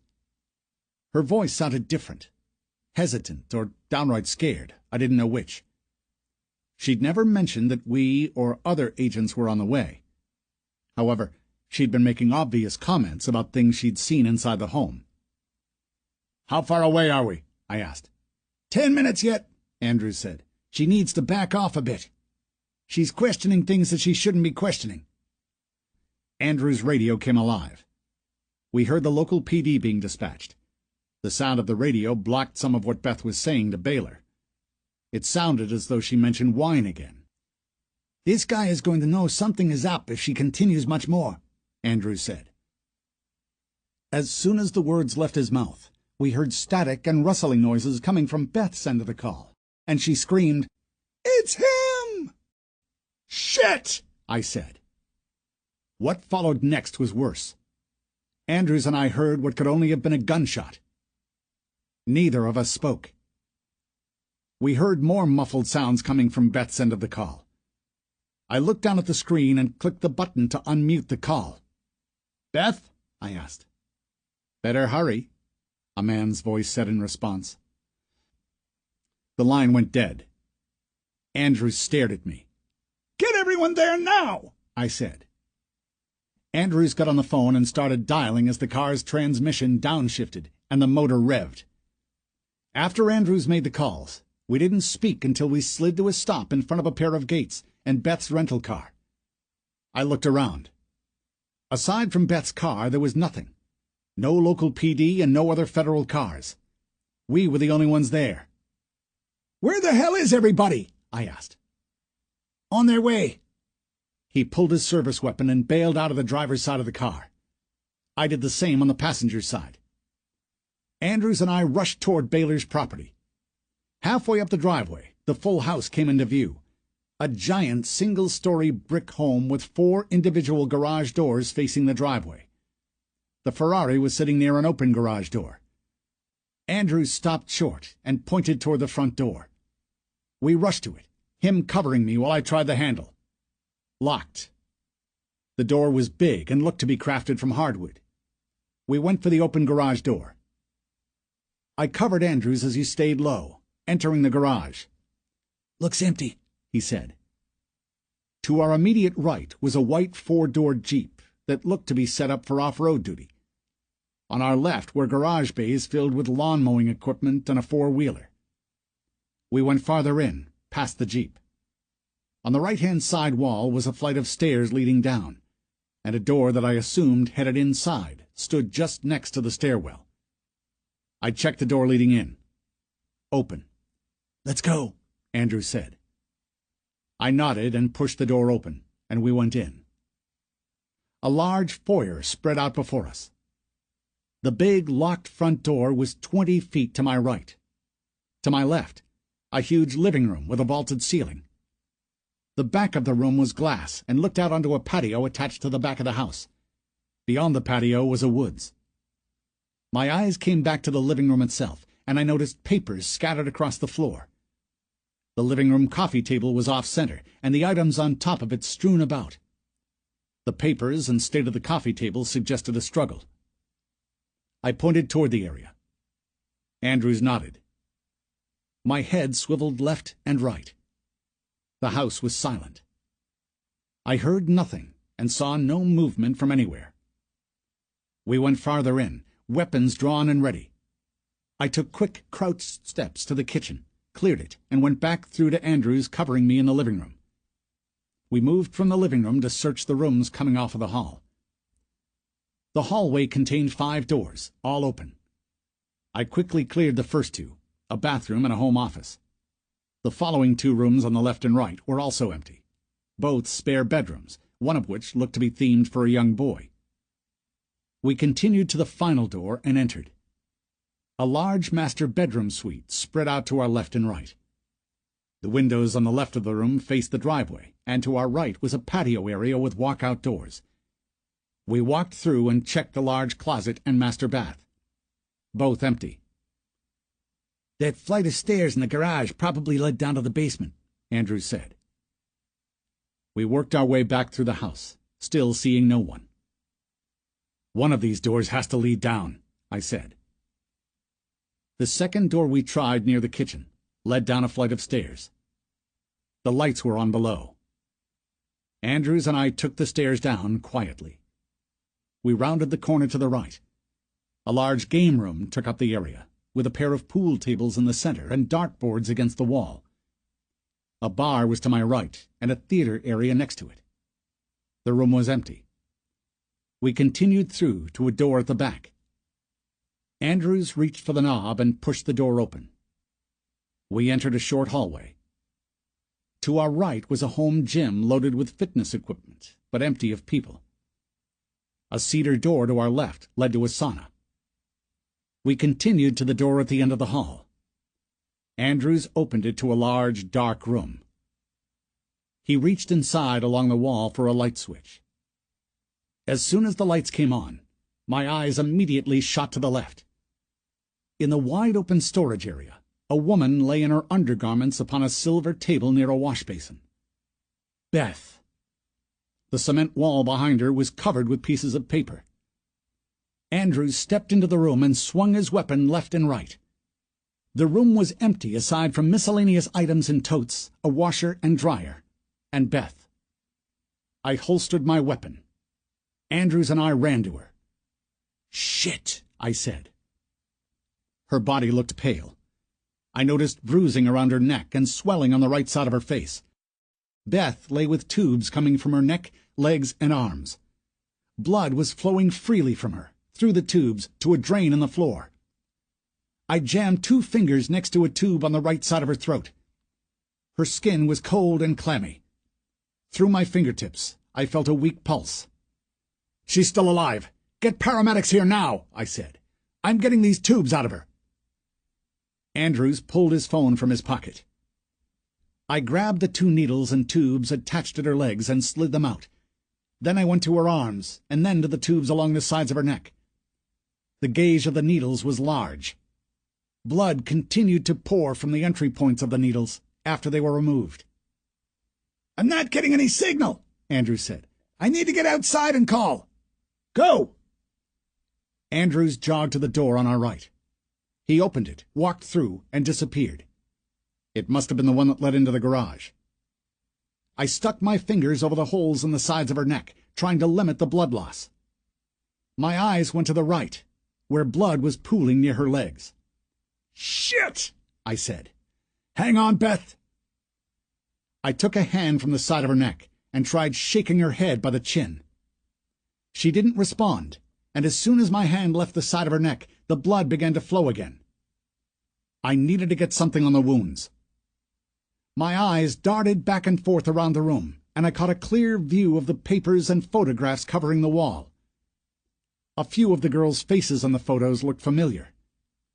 My eyes left the wall and continued searching. I spotted a roll of tape on a shelf and went to it and tried to peel off a strip. With my bloody hands, I couldn't get the tape to come free of the roll. I frantically wiped the blood from my hands on my suit and scratched my fingernail against the edge of the tape roll until a piece came up. I ripped it off with my teeth and tried sticking it to her neck. It wouldn't stay. "Shit!" I said again. I needed to get the wounds covered or find something to tie around the wounds to limit the blood flow. I set the roll of tape on Beth's midsection and loosened my tie. I ripped it from my shirt collar and tied it around one of Beth's legs, something I had done before. "Andrews!" I called. No response. I needed another tie, or anything. I looked around, trying to find Beth's clothes or something to use. I spotted nothing other than the tubes I just removed from her. "Tubes," I said. I scooped them up from the ground and began tying them around her other leg and arms. Blood sprayed from the tube's ends as I tightened them down. All I needed was something for her neck. Fast. I grabbed the left sleeve of my suit jacket with my right hand. With 4 hard yanks, it ripped free. I lifted Beth's head and slipped the sleeve under and around her neck. I circled her neck with the tape roll 5 or 6 times until the fabric was tight, but not choking her. "Andrews!" I called again. "What's up with those paramedics?" I again received no response. I took Beth in my arms and carried her from the house, the way Andrews had just left. I walked her up the flight of stairs into the garage and carried her around the front of the Jeep, where I stopped dead in my tracks. Andrews lay just outside the garage door on the ground. Blood covered the back of his head and colored the white collar of his shirt red. I immediately knelt and laid Beth on the ground. Then I pulled my service weapon, stayed crouched, and went to Andrews. I looked around but spotted no one. As soon as my fingers touched his throat to check for a pulse, he came to. He immediately tried to break free from me and patted his hands over his body. "It's Rawlings," I said. "What happened? Where is he?" "I don't know. I came out of the garage and got hit with something." He touched the top back area of his head and then looked at the blood on his hand. "Stay put. Watch Beth. Did you get off the call to paramedics?" "No. I don't know where my phone is." He searched left to right. "Do you have your gun?" I asked. Andrews patted his holster and then looked around. "Under the Jeep," he said. "It must have flown from my hand." I pulled out my cell phone, dialed 911, and handed the phone to Andrews. "Get them here," I said. I stood and looked down the driveway. Both of Baylor's vehicles were still there. The driveway gate was closed, and our car blocked the outside of the gates. Through the trees, I saw a car coming up the street, and figured that to be some of our backup arriving, either local PD or more agents. "People are coming. I'm going after Baylor," I said. "You didn't see which way he went?" "No," he said. I looked around. My options were any direction other than through the front. I jogged to the side of the garage to look toward the back of the house. The grass that wrapped the home turned into woods just 50 feet from the home's edges. I spotted a trail leading back into the woods. I followed the trail with my eyesight, and something caught my eyes through the tops of the trees and down the hill a bit. A clearing, and what looked like an aluminum roof. I ran to the trail, which immediately turned left as soon as it entered the woods.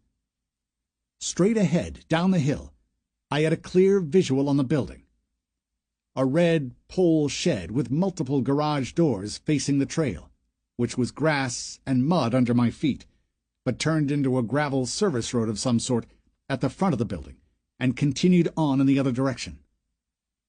One of the garage doors on the front of the outbuilding lifted before my eyes. I picked up a full run. The building stood just 100 yards away. My feet thumped the muddy ground, sliding a bit with each footstep. "FBI! Brett Baylor! Come out with your hands in the air!" The man looked out from the open garage door. It was definitely Baylor. A gun came up. I dove to the tree line and tried to get low. Baylor fired 6 shots in succession, all entering the woods around me. Branches snapped, and bark and leaves fell on my shoulders. I jammed a knee down into the mud and brought myself up to a firing position. Baylor spun back into the garage, gone from my gun's sights. I stood, hugged the tree line on the left side of the trail, and continued advancing, the garage door just 30 yards away. I could see inside the building at an angle. The lights were off, but several vehicles appeared to be stored under covers within. I heard the sound of an engine firing up, followed by a screech of tires. A black sedan shot from the front of the pole shed, and the rear end of the car slid to the right, throwing gravel into the air. I brought my weapon up and emptied the magazine through the car's passenger side and back glass. The nose of the car dove to the left and found a 3-foot-wide oak tree dead center. The car's rear tires rose from the ground upon collision. I heard an explosion from the airbags as the vehicle made impact. I dropped the magazine from my weapon, inserted another, and chambered around as I ran over. I heard a single gunshot and saw what looked like a muzzle flash from inside the car. Pink colored the white smoke that hung inside the vehicle. Shit! Approaching low and from the side of the car, I could see the man inside. Baylor! Out of the car! Hands where I can see them! I figured it to be a useless command, but said it regardless. I stood outside the passenger door, my gun pointed in. Baylor lay hunched over, against the driver's door. The car's airbag, wet with blood, lay half over his face. His eyes were open, staring down, unblinking. Blood covered the vehicle's headliner. I kept my gun pointed in and opened the passenger door. Still he didn't move. "Baylor!" I shouted. Nothing. I could see his right hand, but not his left. He wasn't holding a weapon with his right, though I saw a gun in the passenger side footwell. I removed the weapon from the car and took a few steps back, keeping aim on him as I walked around the front of the car and the tree, which was lodged into it. I stopped upon reaching the driver's side of the vehicle and holstered my weapon. I could clearly see an exit wound on the top left of Baylor's head. A sound caught my ear as I stared at Baylor. Local police were jogging down the trail toward me, weapons drawn. "I'm Agent Rawlings, FBI," I said. I held up empty hands toward them. "You need paramedics down here?" one of the officers shouted. "No," I said. "We need them up top for the female agent." I walked toward the trio of officers standing on the passenger side of the car. "They're with her now," one of the officers said. Chapter 37. I left the black sedan, Baylor's body, and the local PD at the pole shed, and made my way back up to the house. An ambulance had backed up just outside the garage, its rear doors open, and 2 patrol cars had pulled into the driveway. I glanced down toward the street. The front gates were open. The car Andrews and I had driven had been pulled to the far side of the road. I looked into the garage. The paramedics had Beth on a gurney inside. 2 men stood at her sides. I also spotted Andrews leaning against the hood of the Jeep, holding a bloody rag against the top of his head. I walked inside. "Is she going to be okay?" The man on the right turned back toward me, and as he moved, I saw Beth staring at me. "I'll be fine," she said. "You're awake? And talking?" I asked. "Looks like it." "We need to get fluids in her to replenish the blood loss," one of the EMTs said. "I take it the sleeve over the wounds on her neck came from you?" I looked down at my one-sleeved suit jacket and nodded. "It helped, without a doubt," he said. "Yeah, another few minutes and we would have been dealing with something else here entirely," the other EMT said. "If those were what were in her." He nodded at the tubes I'd used to tie off her arms and legs, lying on the floor of the garage. I stood at her side. Beth lifted her head a bit to get a better look at me. "Is that all my blood?" "Yeah," I said. "Sorry." "I'll let it slide this time. Next time, you're getting me a new suit." Beth smiled, but looked weak. Her voice was low and strained. "My eye hurts worse than anything. My throat being second." "Do you remember what happened?" I asked. "Yeah. When he came to the car, I just let my phone run, hoping you would be listening in on the conversation." "Yeah. Andrews and I heard the whole thing." "Well, I was trying to stall him, but just kept saying the worst things. I told you I'm not a good talker under pressure, especially since I knew it was him the second I got into the house. When I walked out to the living room, I saw a wine glass and spilled wine on the carpet. I mention it, and he doesn't respond. Well, as I'm reaching into my blazer pocket for a piece of gum, I hear footsteps pounding behind me. I drop everything, turn toward him, and go for my weapon. He put a fist in my face, sending me over the coffee table before I could get it out. I went for my gun again, but he got to me first and got an arm around my neck. I got my weapon out, but it was too late. He had me in a chokehold. I screamed it was him, hoping you were still listening on the other end of the phone. I woke up on this gurney. Okay, I said. You don't remember being in his basement? No. A few feet away, Andrews cleared his throat.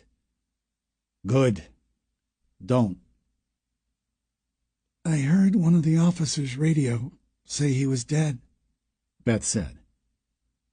I nodded and gave her the short version. I had him down in the pole shed. He took off in a car. I fired on it. He crashed and then shot himself. I put my hand, fashioned like a gun, under my chin and brought my thumb down. She nodded. I looked at the EMT. When are you heading out with her? Now. And to what hospital? Silver Cross in New Lenox, he said. Address? I asked. I patted the inside pocket of my one-sleeved, blood-covered suit jacket for my notepad. I know where it is, Andrews said. I might have to go there and get stitched up, I think. Damn head won't stop bleeding. He inspected the rag he was holding against his head. You can give me a ride as soon as we take care of everything here. I looked back at one of the EMTs. How long is she going to be there? Probably just overnight. We'll take some x-rays and keep running fluids. I'll meet you over there in a bit, Beth. Okay, she said. Just make sure we get everything from here. Call Ball and let him know. I will. The EMTs wheeled Beth from the garage to the awaiting ambulance. I went to Andrews at the front of the Jeep. Do we have anyone else here yet? No. I'd imagine any minute. All right. I need to go and check out that wall downstairs quick. We're going to need a forensics team in here. If you need to go and get stitched up, you should probably do it. I'll be fine, and forensics is on the way. You're talking about the wall with the papers and photos? Yeah, some look familiar, I said. Andrews and I headed down the steps from the garage to the basement. We walked to where Beth had been lying. Both of us stared at the cinder block wall behind the stainless steel table. I counted over 20 photographs. Each one was of a woman in a state of undress and apparently dead. Many of them had the same, or a similar, stainless steel table beneath their bodies. Tubes came from the women in about half of the photos. Taped to the wall behind each photo was a piece of paper. I got closer and read a number of them. The latest ones were all the same. A copy of a man's personals listing. I recognized the most recent victim's photos attached to each. Some of the older ones looked like copies from people either buying or selling something. It's a damn trophy wall, I said. Andrews let out a breath. He took the bloody rag from his head, inspected it, and then jammed it into his pocket. Disgusting, but a whole pile of evidence.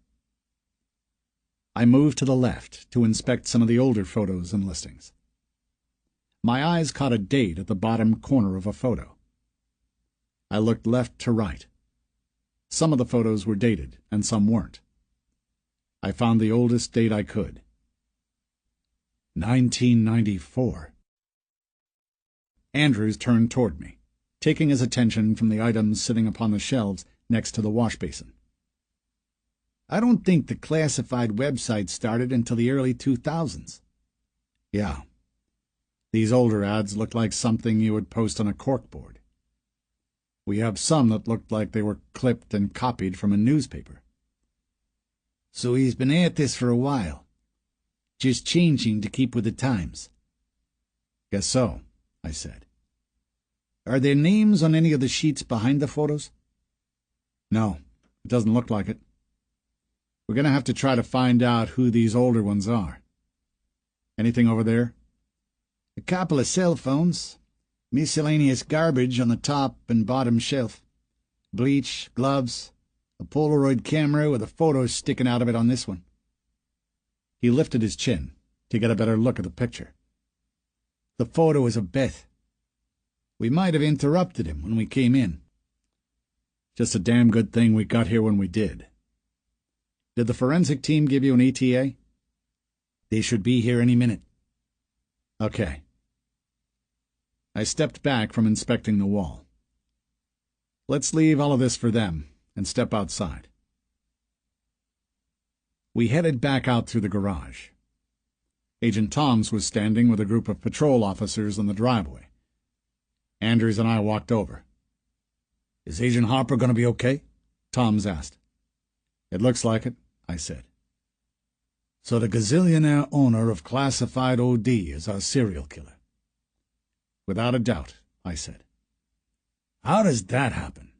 I mean, you can have anything with the amount of money this guy had. It looks like he was doing this prior to starting the business. There's photos in the basement dating back to '94, Andrews said. Agent Toms didn't respond. Forensics? Andrews asked. Nick is down at the street with one of his guys. Should be up any second, I think, Agent Toms said. Andrews, when they get up here, do you want to show them around a bit? I asked. I need to make a call back to my home office quick. Sure. You'll probably need this. Andrews reached into his pocket, pulled out my cell phone, and passed it over. I'm sure it would help. I gave Andrews a nod and dialed Ball back in Manassas. He picked up within a few rings. Ball, he said. Hey, it's Rawlings. I was wondering when I was going to get an update from you. We found him. He's dead, I said. Certain? He asked. I scratched at the back of my hair, freeing a couple of wood splinters that I assumed had come from a bullet shattering a tree. Certain on both accounts. It was definitely him, and he's definitely dead. Tell me what happened, Ball said. I let out a long breath and went into the day for him, start to finish. The call lasted the better part of a half hour. I paced the driveway as I spoke, and watched Andrews lead the forensics guys into the house. He came back out and waited 10 minutes for me to finish my call.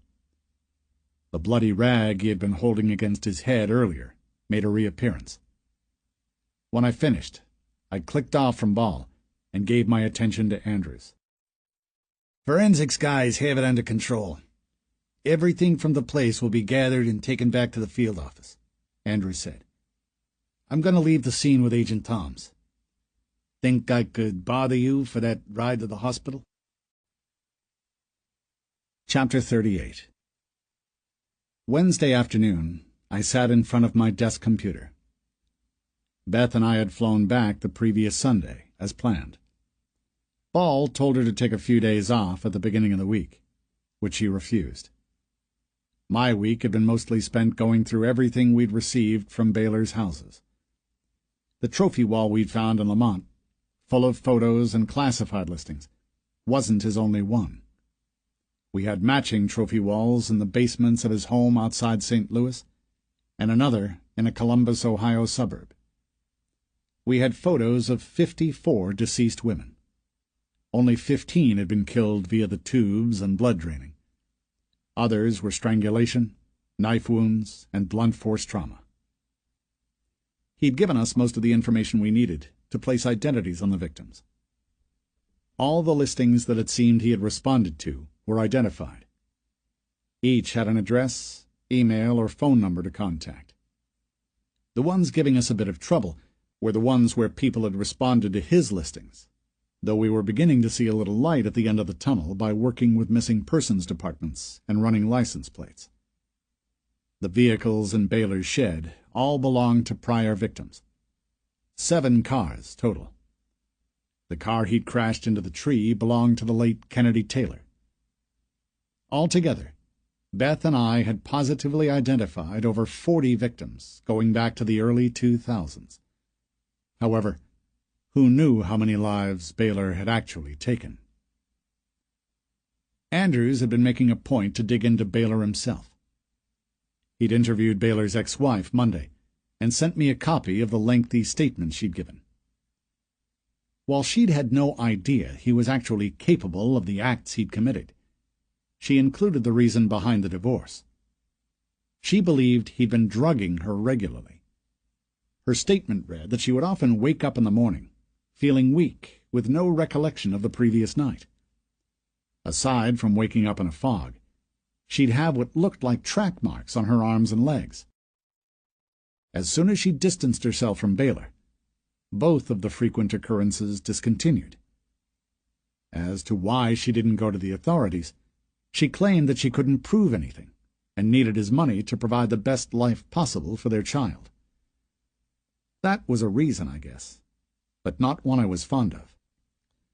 I heard the wheels of Beth's chair squeak at my back. "I think I may be onto another," she said. I spun my desk chair around to look at her. Yeah? "I just got an email back from a missing persons unit in Ohio. I think we might have a match here on a woman named Claudia Hamlin. He sent over a couple photos." Beth waved me to her desk. I walked over to look at the photos. "This is the photo from Baylor's." Beth brought it up on her screen and minimized the window so we could see it next to the other one. "See the little mole on her cheek there?" she asked. Beth pointed at the screen, and then turned her head and looked at me.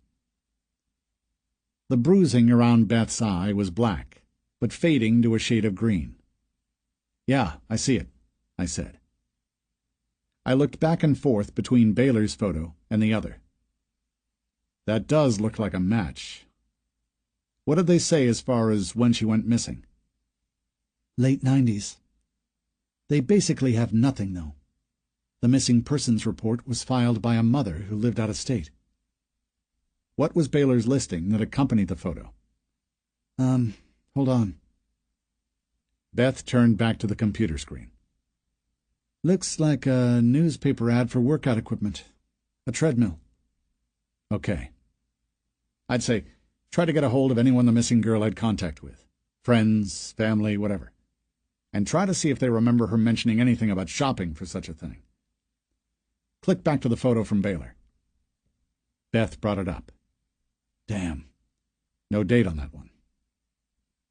Beth turned back toward me. Yeah, this is an older one, I think. It looks like most of the newer ones were the Polaroids. Speaking of which, why the hell would he be using a Polaroid camera? I shrugged. Why the hell would he be murdering people for 20-some years?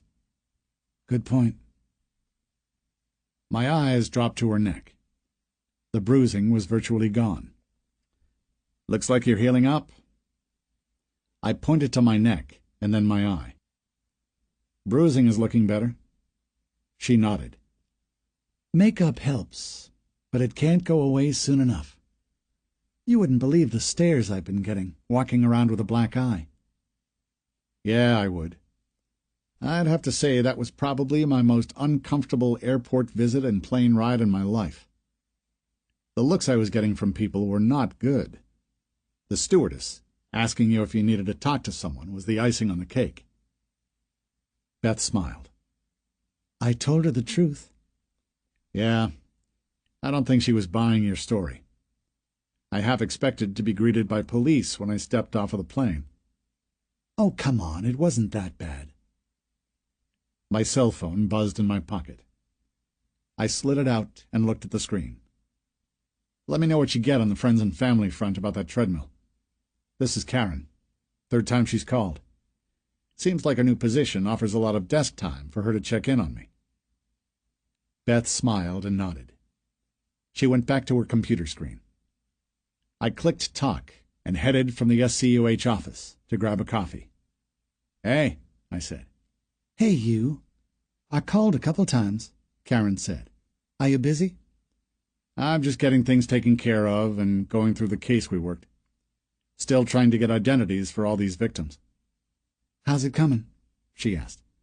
So far so good. We're almost there." "Did you get any comments about your tie?" I turned left at the hall and headed for the lunchroom. "Nope. To tell you the truth, I'm not sure I'm entirely on board with a pink tie and pocket square." "It's stylish, Hank. You want people to notice you there, don't you? It helps with advancement." I laughed. "Well, seeing as I've been here for a week, I'm not sure I'm in line for moving up that ladder quite yet. Besides that, I'm not sure I want to be noticed for being the guy who wears the pink ties." Karen laughed. "It's more mauve than pink. Okay, I'll let you dress yourself for a few days, and we'll see how it goes." "You're the boss," I said. I turned into the lunchroom, which was empty. "Speaking of which, I'm drinking from my mug now." I smiled. "I figured you'd like that coffee cup." "Oh, I do. Anyway, just wanted to remind you about dinner later. Try not to be too late." "I shouldn't be. I'm guessing I'll be home around 6. "Perfect. Maybe dancing after?" I winced and quickly made up an excuse. "My ankle has been kind of bugging me." "Weird. First I've heard of it." "Yeah. Must have twisted it sometime today." "Mm-hmm. See you in a few hours," Karen said. "Love you." "Love you too, baby." I clicked off, grabbed my coffee, and headed back toward the office. As soon as I found my desk, Agent Ball walked up, holding a 10-inch tall stack of files. "Rawlings," he said, "how are we coming on Baylor?" "It looks like there's a bit left to do with getting identifications on victims, but I'd say pretty well. Beth has what looks like a pretty good lead on another." "Oh, yeah?" Beth nodded and gave him the quick version of what she'd found. Ball turned back to me. "Good work out there again, Hank." "Appreciate that," I said. "Okay. So when you think you have about as much as you're going to get on Baylor, maybe next week sometime?" Ball set the stack of files down on the edge of my desk. "These will be yours." He tapped the top folder in the stack. "These are all cold investigations, but new serial killers in the last couple years. See what you can find. Just plug the investigation number into the computer like I showed you, and it will bring up everything we have in the system." "Sure, no problem," I said. "Anything else?" "Yeah, nice tie," Ball said. "I've been meaning to mention that all day." Beth spun in her chair and faced us. "Yeah, that is a lovely shade of pink." "You're screwing with me, right?" I asked. "No, looks great." Ball curled a finger beneath his lip, as if he was in thought. Then he removed his hand and ran it through his gray hair. "You know, that's damn close to the same color as a car I seen in the parking lot. Little pink hybrid number with some Florida plates." I smiled. "Okay, ha-ha. I'll give you that one because, honestly, it was a pretty good jab on the fly, and I can appreciate that." "Thanks," Ball said. "Just a guess, but did your wife have a hand in the pink tie selection, Agent Rawlings?" I smiled. "Yeah, she's in charge of my outfits, but it sounded like she was going to start letting me dress myself." Ball snorted a laugh and walked from my desk. I glanced over at Beth, who was staring at me. "You're actually serious, aren't you?" she asked. I smiled and swiveled my chair back toward my